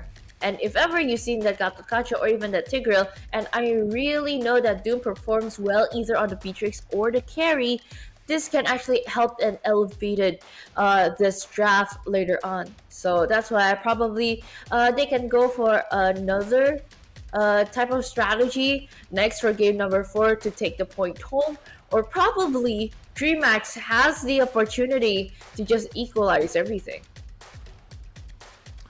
They had the opportunity and they completely equalized. And then now after a while it just completely flipped and DreamHack just ran away with the game. After a certain point, there was no possible way for Infinity to make that comeback, and I think they relied a little too much on comfort there. Yes, the Julian would have worked if the Hilda wasn't present, right? They could have just gone for the Julian and Angela quite early, and it could have been an easier game, if you ask me. You want to give ZZ that space to move around and breathe, but at the moment it just not looking good, so they didn't take that third game. But of course they still have match point, and this could be the next one, could still be the potential final game of the night as well, because if you're Infinity, you want to end it here. You do not want to give momentum on the side of DreamHack where they could possibly reverse sweep as well. And I mean, seeing them play today and finally turning the moments back, that's pretty good to see. For right now, it is a 1-to-4 ratio of their killing scores, and it is on the side of DreamHack a final victory here with a 30-minute game, which is faster, but still on that typical mark of the 12 to 15 minute mark. And so far they did got a lot more turrets here this time, a lot of more objectives actually, with the Lord, with the turtle overall. But seeing V2 prioritizing after the shoes is a straight up BOD, you really know that you can't really mess with the Beatrix. Give him a comfort, he did perform, which is good. At the same time, even ZZ got a lot of farm, got a lot of gold. It still wasn't enough to cover all of those expensive items, because you need to prioritize that wand and also the blood wings. It was kind of hard for him. But even though Lionel popped up with the Faramis, it wraps it up well. But sadly, it wasn't sustaining enough going head to head with DreamHack's lineup for this game today. It just didn't go well for them, for Infinity. DreamHack just had the better of Infinity the entire game. 13 minutes in, then they just called it an end. And it came down to the Wombo combo. They had a lot of CC, right? They had the ability to keep them immobile for days. The Implosion, the Sacred Hammer, the Eternal Guardian, the Deadly Grasp, and then you have the AOG, and then you have the Taunt on top of that. Yeah, I think that's enough time to wipe out an entire team, because that's what we saw from Infinity, just getting wiped out, and DreamHack were the ones who were leading the charge entirely for that one. So I think DreamHack finally found their footing, not getting too greedy in that draft, and I think that last Vexana pick really tied it together, right? I really like that on how they just came up, hey, it's this, let's do that. I mean, again, they do really get creative, as I said before, for Team Infinity. You know what? Sometimes it works, sometimes it's not. But at the same time, since I think most of it this time was a counter draft, wrapped so well by DreamHack. So that's a done deal go, I guess, for this one. And we are unlocking to game number 4. If ever Team Infinity wins, that means Kronos got his prediction right with the scores and everything, and he's waiting for that, of course. And if ever DreamHack gets to prolong another team fight, that means we can unlock a 5-game of the day. That would be great, right? Having a 5th game. We want it to go down all the way. As MLBB lovers, as casters, we like to see it wrapped up in the next one. But, of course, it just goes down to show if these teams are prepared. If you are DreamHack, you want to take this game. You have the momentum on your side. But if you're Infinity, you really need to shake it off and then completely flip the script. You need to take this next game. Yes, you got the Julian, but don't rely on it too much. All right, you tried it once, it worked. You tried the second time, it didn't work. It's okay, let it go. There are better junglers that are currently present, or at least get that Angela early on so that he can get something in his favor, right? Because this time DreamHack were on the red side. They lost the second game, and then they got the third game in their favor. But now with Infinity on the blue side or red side, it'll come down to that. But before that, we look at the MVP for that game, and of course it's that Tigreal with those implosions, and who better than the roamer himself? Well deserved, to be honest. Like, I mean, KDA wise, it wasn't the highest kill generated later on, but Shukaku really deserved this MVP. Because a lot of moments was just created by him. A lot of the times, even though Black was there with the AOG to follow up, but the main initiator though was Shukaku on the Tigreal with that implosion and everything, because he was the one who sniffed out Rusi a lot, knowing that how he plays, knowing from the replays they probably studied from the day before, and because of that, I feel that Shukaku is like more aware of that, and since he's more aware of things, he'll just like be in the bushes and everything, and just really focused on that. I don't think that he has eyes on anybody else if it's in the midst of a fight, but if it's on a solo, it's just like, where's Rusi? Where's Rusi? It's finding Rusi. Yeah, I think Rusi had the right idea, but not the right timing, right? In the previous game, especially with a Hilda. So now I think it's just better to give him something else that has a lot of chain CC ability, or at least a little more tanky like the Hylos. But the Hylos was banned out of the draft as well. So right now I feel like they need to really come up. It depends on which side they are as well. Is it going to be the blue side? Is it going to be the red side? Because being the blue or the red side is really going to make a difference right now, especially if you're Infinity. They did get game 1 on the blue or red side. They got game number 2 on the blue side. And now DreamHack said, you know what? We're better on the red side, so let's take game number 3 there as well. They got that in their favor. And now game number 4, this choice is going to be with Infinity. So I'm not sure if they want to flip it again, because they look really comfortable in the first game. But again, that was all draft mistakes coming in from DreamHack. So are we finally seeing DreamHack bounce back? Hey, I think they found their footing. I mean, more to a crucial fact is it's just between the drafts. It's those little things that finally accumulate later on, because like execution wise, both the teams, they know what to do later in the Land of Dawn. So I don't think that it is just solely on the matters of moments, but you know what, the draft also makes an impact.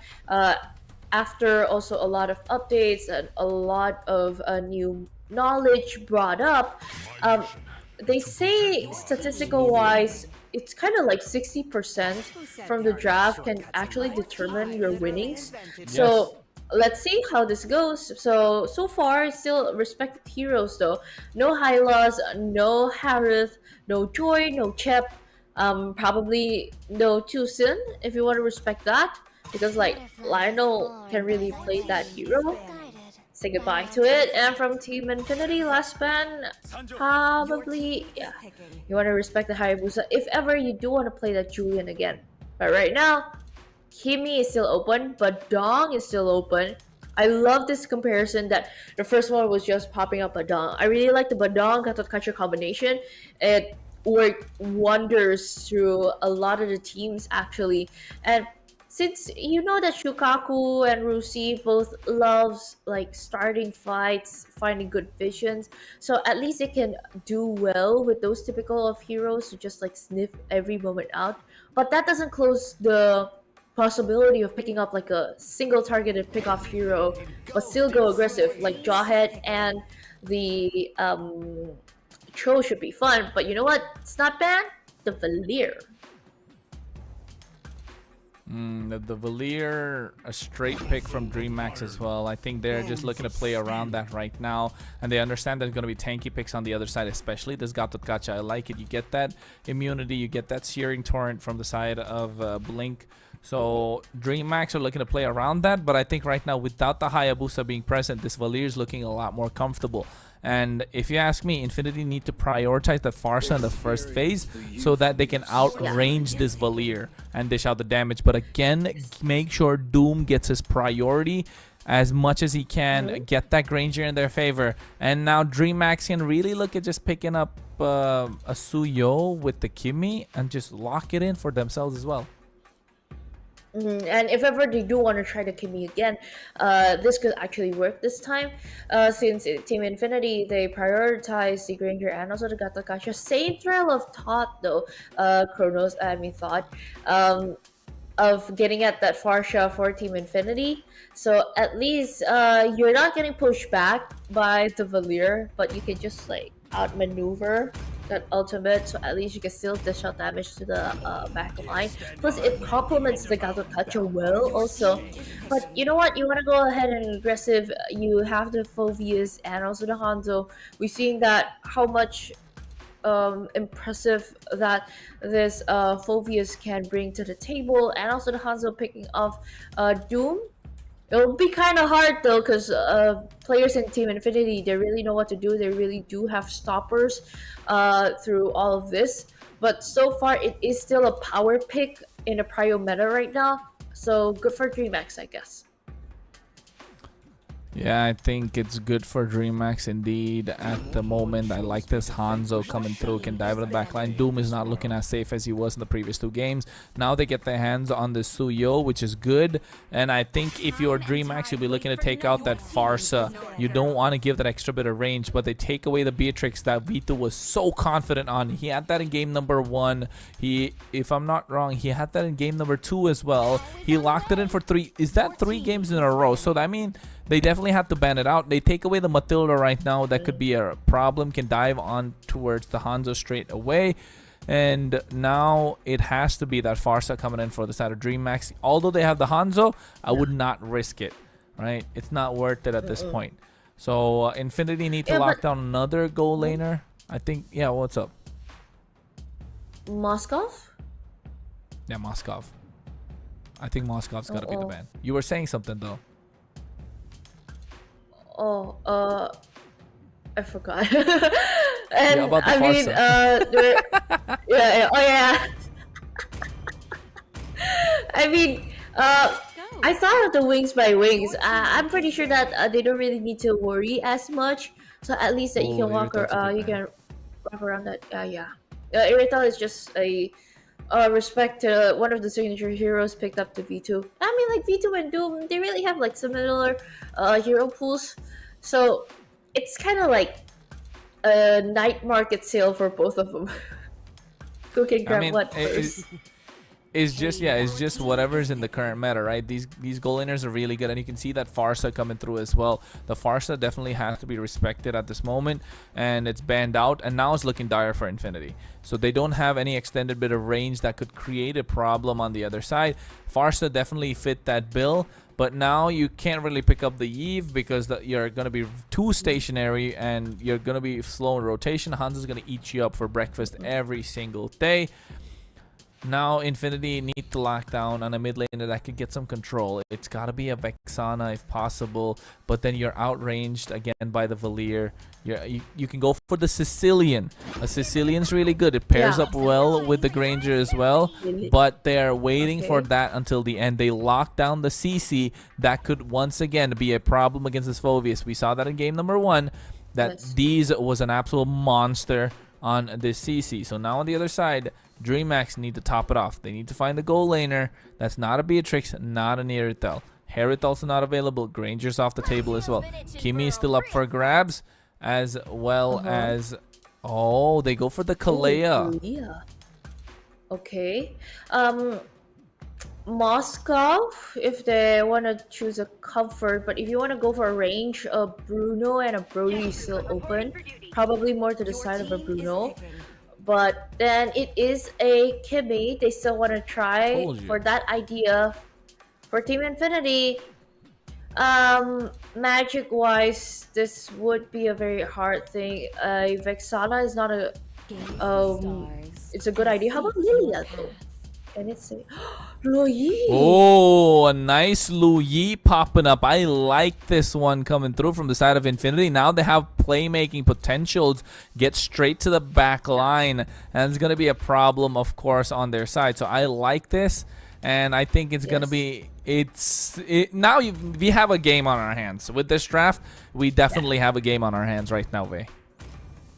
Okay. This is. I mean, like this is more exciting to see. Actually, especially it's leading up to game number 4. We're actually psyched to see it.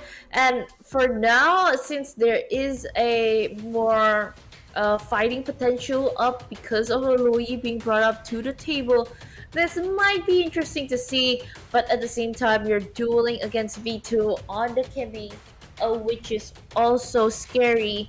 Even though Duel is on that Granger. So let's see how this fight will go. Let's see how this time, will it be a match point though for Team Infinity? Or from our friends DreamHack, they get to equalize this time. But so let's see MPL LATAM Season 3. Match number 2, game number 4 of the day. Relegation day number 2. Okay guys, it's still DreamHack versus Team Infinity. Back on the desk with me, Faye, and also Kronos, still serving your English desk. Yeah, but we are here bringing you what could be the final possible game for the night indeed. It is looking dire if you are...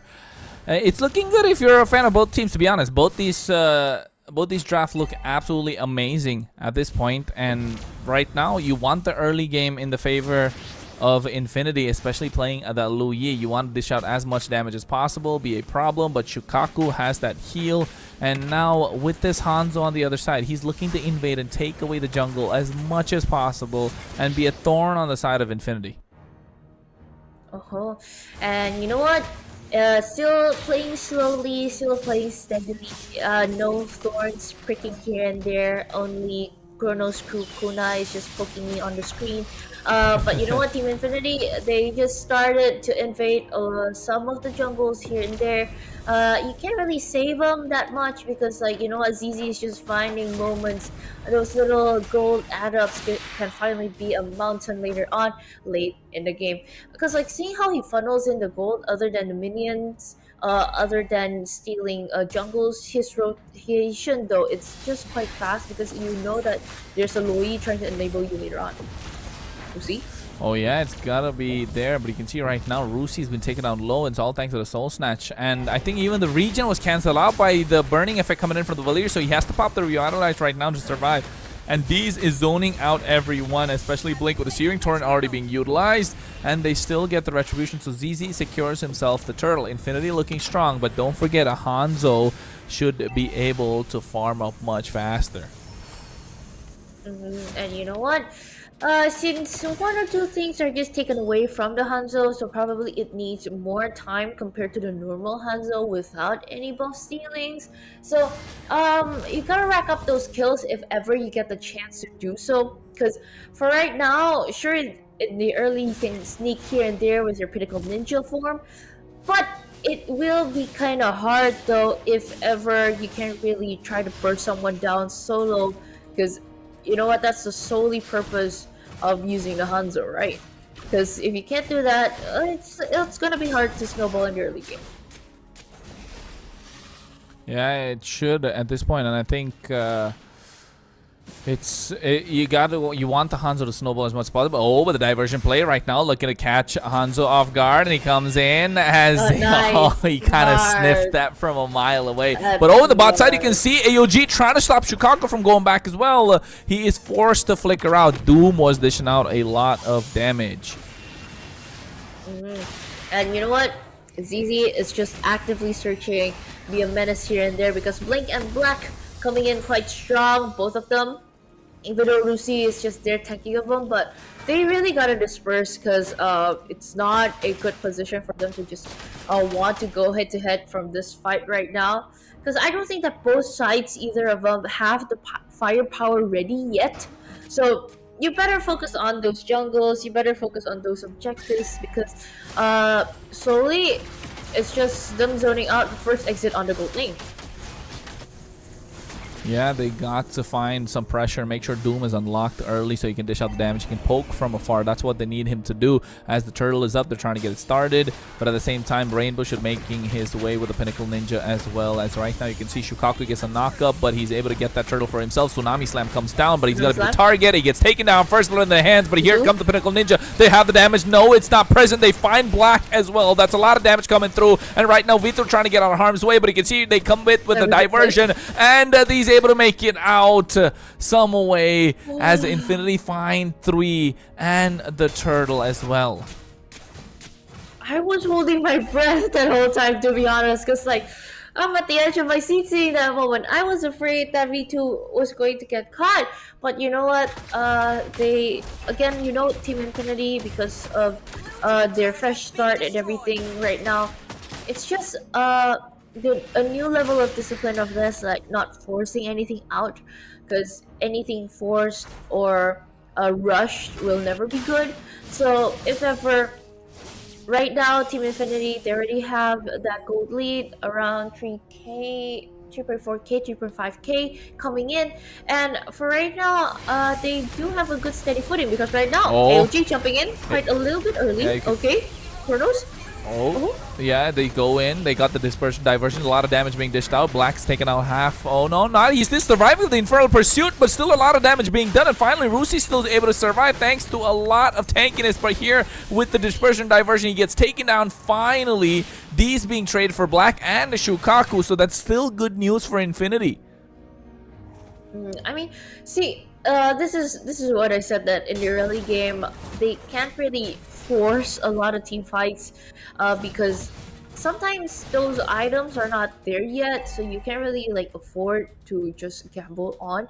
But at the same time, if Team Infinity succeeded on dictating the tempo against Team climax, a lot of the fights will just start by Team Infinity, can be finished by them also. Because you see that Suyo was just wildly active, and since everybody is just looking for a trade down at the bottom lane, even though there is one person right on top, that turtle is just securely quite well and easily a free one for Team Infinity.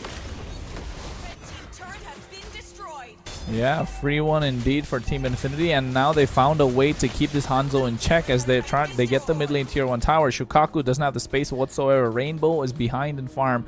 This is what Infinity needed to do in the previous game, but it's the relying on individual brilliance from ZZ every single time doesn't work. But here comes the Pinnacle Ninja, and you can see Rainbow trying to get on top of them, but he's going to go with the diversion play in towards the river, and now the target is going to be Rusi, but he's ever so tanky. ZZ comes in, has a soul around towards Black as well. Maximum charge already being used, but the dispersion diversion as he gets taken down. What damage was that coming through as well? It's comboed with the Death Sonata. Oh my goodness, Black did not see that coming.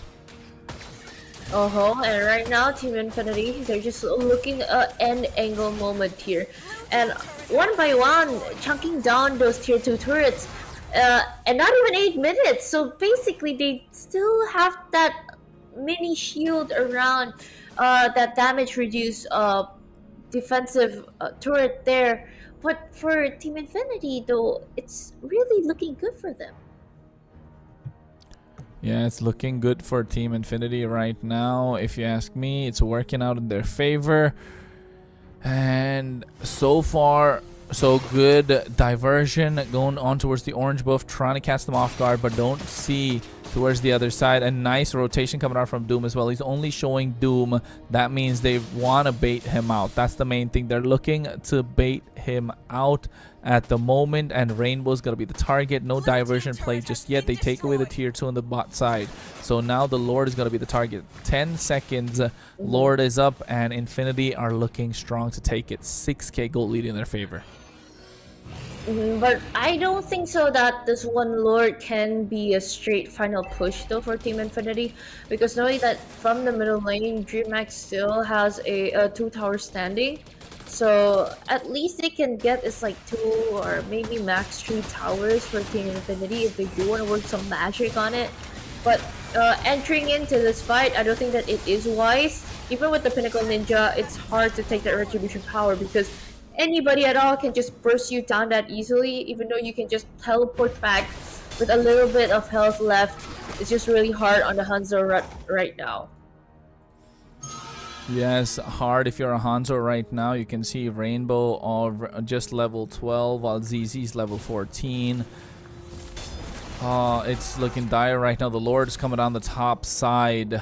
9 minutes in, and it's looking difficult if you're DreamMax. I think Infinity want to kind of end it all, at least take away 2 inhibitors in this process, right? Because the more you push back a Hanzo, the less of a problem he is.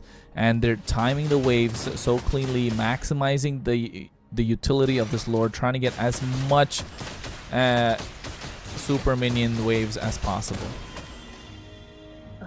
And I mean, even with the Magic Sentry on, it's just to open up a little bit of vision, but Oh, the question is, can they sustain all this? Nice! Nice Purify coming in from Lionel, making sure the marks are reset from Rainbow. And right now, Rainbow, yes, he can go for another engage, but here the tier 2 is down.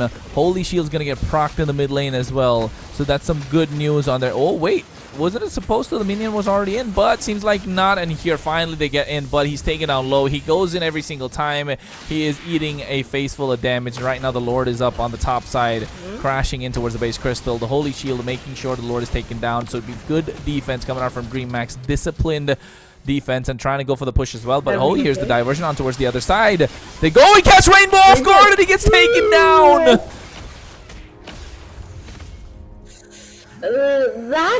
That was surprising, actually. I really thought that was Rainbow's Shadow, but you know what? AOG did jump in just to zone everybody out because the minion siege is just coming on strong by Team Infinity. The bottom lane, no more. In the middle, they're just trying to chunk it down. And even without the Lord, see, it's good. At least they do get 2 turrets, but it's hard to end if they don't find an angle here now. Kalia? Yeah, they do. Oh my god, he goes in too deep. Shukaku gets taken down.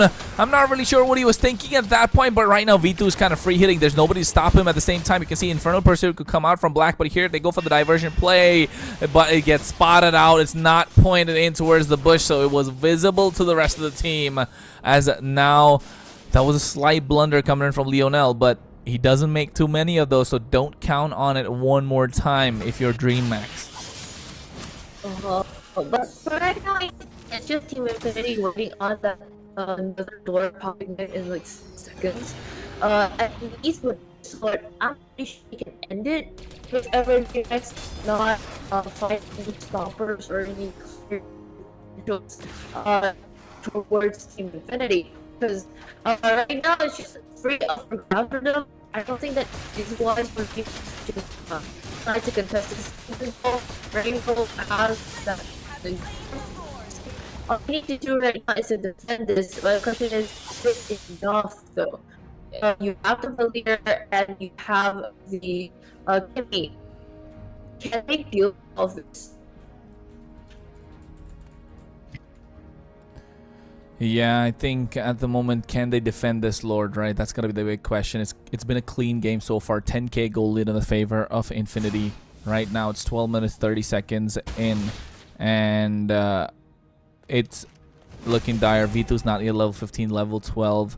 Doom is 13. He doesn't have a stack on the Sky Piercer. He's 006, but definitely has the damage to dish out a lot more. I wish we could take a look at the items right now, because it's going to be ending in one fell swoop. They're trying to sink the waves as much as possible. I like the fact that DreamHack are trying to rush the Lord in towards the bot side. That means Infinity have to rush as well, and now all three waves are looking to crash in at the same time. The top inhibitor is going to be the target for Infinity as they take it down. Detsunata comes out from Doom, but you can see Shukaku went for the flicker play, but right now he catches only the front line, and that's D's. But at the same time, Rainbow goes into the back line. They have the Wind of Nature to survive, but he gets taken down. Shukaku in the hands of ZZ, and now with the Infernal Pursuit, Black goes through. Doom kiting ever so beautifully. The Lord is still standing tall as the inhibitors are all down. Leonel burst him down with the dispersion rotation. Lord still looking healthy as ZZ goes through, as he gets Blink in the blink of an eye, and now the base crystal is going to be the target as Infinity take game number 4 and now call it a 3-1 series as they get the 5th seed in the MPL LATAM Season 3 playoffs. The Dragon slayed, and finally Team Infinity getting a better slot than them. But you know what, at the end of the day, if they really want to juke this out later on, we still have the playoffs. And so far right now, amazing gameplays though executed by Team Infinity. And still, of course, I gotta applaud DreamHack. They really tried very hard on that Kimmy. And also, the way that DreamHack plays right now, it's not that typical aggressive style, because Leonel does have the potential on to doing that. But the way that Team Infinity timed their objectives though, that was just so smooth. It was super smooth indeed, if you ask me, with the way that it played out. But oh my goodness, Infinity made it look so easy, right? They made it look so easy. That's the biggest thing, if you ask me, because the way it was played out, nah man. DreamHack, they need to find better answers. They need to find a way if they want to get any advantage in this playoffs bracket for MPL LATAM. If they want to make it out, if they want to get a slot in the MSC, they really need to switch something up. I'm not sure what it is, but they really definitely need to find it, because Infinity, with the way they played, it was such a clean game, right, Vay? It was a really clean game. Again, I love the fresh start from them. I love the probably new fresh perspective from the coach too, and overall it worked so well for them. So congratulations, of course, to both sides of the team. You finally know where your positions are later on in the brackets. Later probably it will be shown up, but we gotta wait a little bit because you gotta do that typey and editing. Our W producers are doing their best, of course. But you know what? Right now, I'm just really satisfied of this game today. I mean, like, day number 1, I was like on the edge of my seat of like finding out, oh no, who will win? Because 2 teams gonna go home. I don't want to see anybody going home, but you know what? That's the format. That's the thing that we gotta do. You gotta respect that. And that's just how life is, I guess. You gotta win and you lose some also. But at the end of the day, let's see for today. Match number 2, game number 4 was just a highlight of a closing match. Seeing DreamHack and Team Infinity joke it out, and even both sides of their drafts are just so beautifully executed. But at the end of the day, most of the moments coming in and coming to the end of the game was just executed so well from either both sides of the team. And the last win was up for grabs for Team Infinity.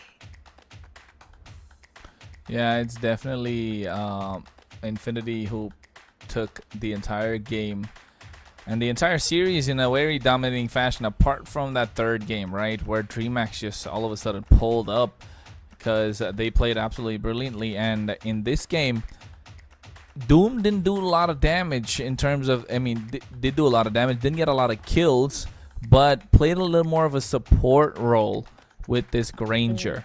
So the Sky Piercer could have been swapped out, but yeah, it still works in their favor. But right now you can see that this Suyo 704 full build was an absolute menace on their side, and by the time Rainbow got his 3-item power spike, it was too little too late. He's 5k behind in gold compared to ZZ, and that speaks volume in terms of junglers, right? And I mean, like, for now, I do really agree that if ever I get the chance to vote in MVP for this game, I would actually vote for ZZ, because like he was the reason one of the early momentums gained so well for Team Infinity, leading up to more kills actually. And since it is a Suyo, it works magics for him. The early conditions were met. He got to shine very well, and also comparing with D's fronting like crazy with Rusi. Also, even though Rusi is on the Gato Kacha, it's not the typical active finding roamer, but he did their job well. And Doom, at the end of the day, not the carry, but helping a lot of those damage. See, it's 45k. ZZ was the finisher. It's a clear done go. And the Granger performed very well too. And overall, through all of this, everybody was there from the start. The team fight participation, that is insane. Though for climax, 100% for everyone except for V2 on the Kimmy. I mean, like, the Kimmy has a lot of ups and downs, to be honest, Chronos. Like, on the lane, very self-sufficient, to be honest, for this marksman. You gotta hand it that for V2. But the goal difference over the time, that is not a beach, that is not a creek, it's a can you say that it's a canyon? Because like it's very steep coming down. Probably. But I don't think it's still, like, I can't really call it a canyon still. Okay, but you know what, at the end of the day, we finished our last game, our last series of the day, so I'm pretty satisfied for this. I'm happy for this. Yeah, I can tell. Vei is super happy that it didn't go to game number 5, because this is the most energy she's put in all day. The biggest smiles coming through right towards the end. But hey, you know Vei, she's all smiles. She brings that life. She brings the desk to life, and of course with that insightful analysis as well. Nobody loves numbers like she does. Believe me, guys. I know. And at the same time, it's always great casted alongside Vei. And MPL LATAM Season 3. I think the final game as well was absolutely amazing. We already, I think we are still waiting for our MVP. So if you ask me, Vei, I think ZZ's got to be the MVP. Who do you think's going to take away that one? Same. I mean, like, he did a lot of impact, as I said before. Early conditions were met. Because of him, his team strives against with the Suyo like that. Not against, with the Suyo. It's more to that. And I mean, like, overall, great teamwork, I might say, for Team Infinity, because they executed quite well. Also, they pressured in well. They timed most of their minions very well. Also, there's a lot of things very good and prominent to say about them. So overall, really satisfying games to see. Yeah, it was very satisfying. It was a great Naruto show match in the start. We had a great 1v1. The DreamHack girls took it all. In the best of 3 as well, the DreamHack girls took it. So they're definitely going to be the team to watch out for in the MWI. Yes, it was a show match, but they definitely looked like they were coming in hot. The beautiful girls from the LATAM region, representing the LATAM region in the MWI, as DreamHack girls, while also 9Z Global to put on a show for us at the same time. They're the top team currently in MPL LATAM standings for Season 3. And then later we had that match for the 5th and the 6th seed between Infinity and DreamHack, where Infinity came out on top 3-1 in this final game that we had, game number 4, whose MVP is, drumroll, it is definitely that Suyo in the jungle. 704 KDA, 22% damage, 100% kill participation. Oh my goodness. Do I need to say more, Vei? Wow. No, man. I get you 100%. He was there all the time from the start till the end with 0 death also. So he is bringing home that egg, but it's not a lose. It's a W. And you know what? Those items, even it shifted to a respected item there, you can't really just go head to head with all of those damage items. You gotta be a little bit tanky because you know you're facing also those typical bursty heroes. But at the end of the day, he executed it quite well. It's one of Kronos's adored skin also on Sasuke. And even looking at most of the highlights here, they got to play and even executed quite well at the end of the day. And again, early was good. Leading up to the late game, he got to create his team, which is just secured well at the end of the day. There's a lot of days. I pardon myself for that because I feel like I'm more energetic now, Kurdos, because the sun is up here. Of course. Yeah, about to say. I finally the sun is feel up that. is the- I finally feel that okay, there's a sun, so this is morning. My body adjusted to that. Okay, this is my morning energy now. Exactly. I mean, while you have that morning energy, you know what you should do? You should go and click some pictures, to be honest. You got to go click some pictures of the Yes, sun, good of yourself. views. And when you're clicking pictures of yourself, you know, just got to make sure you're clicking at the right angle. Hit that pose, you know. How do you hit that pose? I don't know how you want to do it, but it's, of course, if you want to be that MVP. And you can click pictures, which better than techno. So hey, you want to click those pictures, you gotta have techno. So be an MVP in the game and MVP in your photos as well. With the new Techno Canon 40 series, capture every victory with this incredible camera and flash snap feature. That feature freezes the action in place and motion and precision with some clarity. So be the star in and outside the game. Yeah, in and outside the game. So if ever you guys are playing with the Technophone while running, you can actually capture two memorable things at the same time and slow it down at the right moment. Yeah, you gotta run, you gotta play outside and inside. Two MVP moments running in there. And after all of those good moments here, you better have good moments with your friends also in a well-known tournament platform to play and also gather up with the community in communitygaming.io. That is a wonderful website for you guys to just access in, and you guys can check it out and even host your own tournaments, or if ever you wanna have a fun day with your community too. But if ever you guys want to join in, it is well open for you all. Exactly. So visit communitygaming.io right now. And while you're doing that, you want to show that, you know, you got some of those skins as well, right? You want to flex your skins to your friends, and then you want to make sure you get those diamonds because it's Naruto week. You want to get that Naruto skins. I told you guys that before. It gives you that buff. It's the best skins in the game currently. And if you want to get those skins, you need those diamonds. How do you get those diamonds? You got to go to Binoxes.com. Why? Because they got that 5% discount. It is they're using that code BNXMPL3. Why? BNX for Binoxes, MPL for MPL LATAM, and 3 for Season 3. That's what you're watching. So make sure you go to Binoxes.com, BNXMPL3 to get that 5% discount. And the purchase is fast. It's secure, it's easy, and what more do you need, to be honest? Then, you know what, just because you guys are watching MPL LATAM, we're gonna tell you that this code is only for a limited time. So it's only for a limited time, guys. Don't gotta tell everyone. Only Just for you make sure guys. you get your discount, be quick, and then just get their diamonds, because a lot of players already trust Binoxes.com to get their diamonds. So I don't see why you shouldn't trust it at this point. So make sure you go take advantage of this discount today. No trust issue, guys. No trust issues. Only there you can top up and get great discounts, as Chrono said. You know what? Girl mathing is girl mathing. I can probably save money and also get diamonds and the skins that I want. So later on, probably I'll spend it on matcha and coffee. Yeah, true. Real math. I mean,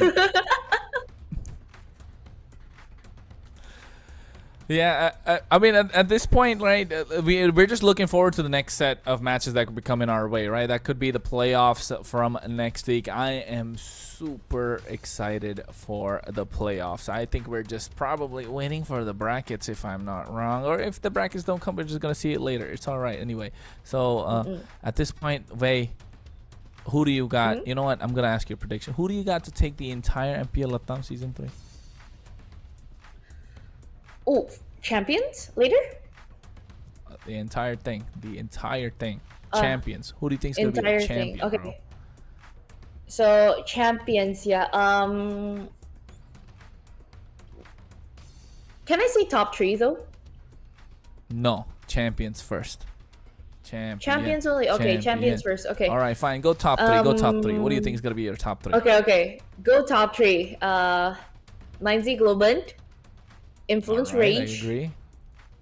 Okay. Corinthians. Ooh, I like that. That's spicy, bro. That's actually quite spicy indeed. If you ask me though, I feel like I'm looking at the stats, right? I'm looking at looking at my notes. I think it's going to be 9Z Globant, Corinthians, and Entity 7. Okay. So yeah, by statistics wise, they are the top 3 right now. Okay. No, but I just swapped yeah, Corinthians. I think Corinthians are gonna take second place at least because they got Jesus added to their roster, right? Okay. So it's gonna be a little more interesting as well. So I feel like Entity 7 definitely, although they're at second place right now, they're looking like underdogs. Although I don't think they are. But 9Z Globant are definitely the team to beat right now. I mean, usually the teams that you see probably have a typical rocky start in the early of the season. Somehow, some way, there's that peak energy in playoffs for some reason, a sudden spike, and they just turned out so well that you don't even worry about them anymore. So, probably a sweet start for the two teams finding their placement today, or probably. One or two teams can actually rise up later in the playoffs. I don't know, man. Kronos, I'm just excited for that. And we'll probably see that all in action in next week, way before Grand Finals. Because we're still on for every single weekend, right? Oh, starting! Okay, yeah. Starting next week. Yeah. We're on for every single weekend from now on until the grand final. So it is a nice flow. You're gonna get to see us a lot more often, folks. Make sure every weekend you come in, you tune into MPL LATAM. We're here to bring you the action. It is a long tournament indeed. We have some great matches coming your way later on. So of course it's gonna be exciting times to be a part of a growing region. Of course, not to be honest, not exactly a growing region. Already grown. All right, you just haven't seen English casters for MPL LATAM, and this season we're bringing it for you in the form of Wei and myself, Kronos. So of course, if you want to know more about us, follow us on our socials. Usually it's tagged down below, but since it's Naruto week, it's not. So mine is at G_Kronos, and for Wei, it's at It's Wei here. So make sure you follow us on Instagram and YouTube, whatever you find us, and show us your support as well. Because hey, we just like to bring the game to life, and you might see a lot more about us as well. And apart from that, I think at this point the Naruto Shippuden collab has been the best collab for Mobile Legends Bang Bang completely. And not just that, it's also Naruto week. But before we go ahead a little bit more, we got a confirmation for the brackets. As you can see, the knockout phase, the teams that are going through. Of course, in the 5th seed you have Infinity, and in the 6th seed DreamMax confirmed their slot indeed. And now this is going to be a game changer because it changes who they're going up against, and at least might have an easier or a more difficult bracket. But that doesn't matter if it's easier or difficult. The most important thing is they have some momentum moving in towards playoffs. Oh, okay. And since we are looking for a grand champion in the grand finals later on, so we will have a much more brackets here. It'll be in the upper bracket and also lower brackets. This is what you've usually seen in the other formats in other regions. If ever you've tuned into the MPL world. And of course, we will start with Influence Rage versus Infinity, Corinthians versus DMX, and the next day 9Z Globant and Entity 7 will be waiting for them, the winners of the first day. And if ever they lose, they don't directly go home yet, guys. They move down to the lower brackets and they still fight it out. And later on, it'll be just like that. You move on. If you win, you go to the top. If don't, you go down. Till the grand finals later on. She just confusing you guys. She just confused me all day today, and she's confusing you guys as well. It's simple. It's double elimination at this point. That's it. That's all you got to know. You've seen double elimination brackets a lot times before, and that's what it is at the moment. Upper bracket, lower bracket, you know, Cinderella story, powerhouse team. We like to see that happen. We're gonna cook up a story ourselves because it's gonna be playoffs time at MPL LATAM season 3 from next week onward. So stay tuned. Make sure you give a follow, a subscribe, and of course just mark your calendars. And if not, just follow us on our Instagrams, bro. We're gonna put up stories telling you that the match is going on and it's coming anyway. So follow our socials again, G_Chronos and it's Sve here. Make sure you get updates regularly as well, and of course at the same time, go and follow your favorite teams. Find out what their strategies are. Do some homework about these things. Just come back and tell us, like, hey, in the chat, in the chats, you know, hey, Chrono, say, hey, I heard that DreamHack are probably looking to flip the script. Oh wait, Jesus not playing today. I don't know what's going on. Why are Corinthians throwing the game? Oh no, 9Z Global. Who expected them to come out on top? Entity 7. Oh wait, I've heard of that team before. They're still on the top of the charts. Oh my goodness. You know, all of a sudden things start popping in and around. And then you're looking for your familiar faces, but there's new blood injected. There's a shift in power across the region, and MPL LATAM is just getting bigger, wilder, and faster. So you gotta stay updated. You gotta stay tuned for the action, guys. You gotta make sure you're watching the entire thing, especially when we're bringing you English feed for this MPL. And also, let's not forget to tune in, other than subscribing to the YouTube right now, and MLBB Mobile Legends Bang Bang, and also MLBB Esports Official for the English stream. And don't forget to check it out, the Brazilian and also the Espanol stream in MLBB BR Esports and also MLBB ES Esports. So if ever, guys, just tune in, just watch, depending on what you prefer. And we are finished for today. Relegation Day 2 this week was amazing. Sadly, we had to see 2 teams go home. But you know what? The stronger the team is, the stronger they'll have to fight on longer. Later on in playoffs, which Kronos mentioned, it is the next week. So we'll be looking forward to see you guys again in the next week. Yeah, and I think next week's going to be super exciting. It's starting next week, right? The playoffs are starting next week. It's going to be standing out about a couple of weeks more.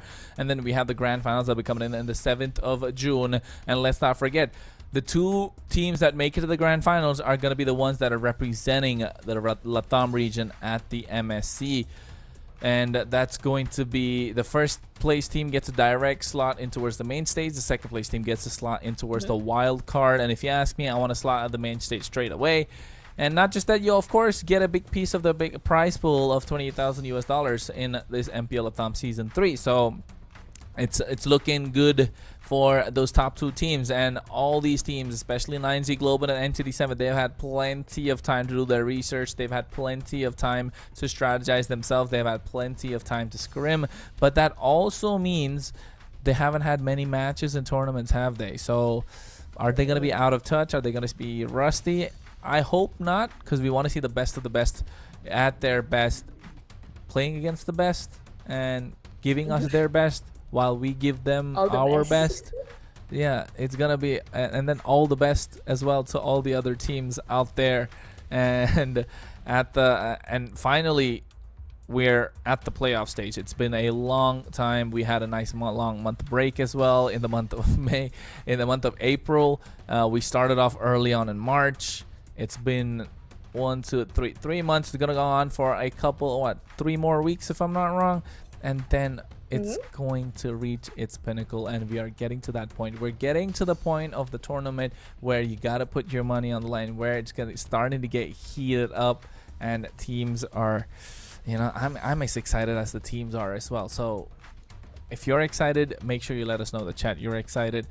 But for that, on that note, Vay, I think that's pretty much it from my side because I'm super excited. I want to go and get those Naruto skins if you ask me. I just want to go and purchase those. So again, if you guys want to get those diamonds, go to bonoxus.com, BNX MPL 3, get that 5% discount, guys. I'll be waiting for the sudden story of Kronos spamming his 10 times spin, playing on spending his diamonds wisely, because he's a good financial man. Yeah, he counted those discounts well, so that's why he tops up at bonoxus.com. No? Okay, so that's why he goes to bonoxus.com. Those 5% just helped him buy more. Not enough. It's not enough for me, if you ask me. So at this point, without having enough diamonds on my side, I need to go and get more from bonoxus.com. It's BNX MPL 3. So at this point, I got to make sure I get that. And I'm going to go quick to make sure I get those skins as well, because some of the best skins in the game. And on that note, ladies and gentlemen, I want to call it a night because Kronos got to go and get those diamonds and get those skins for myself. It's Naruto week. You can see it's my ninja way. So have a good night. This is Kronos signing off. And also Faye. Bye-bye. See you guys next week.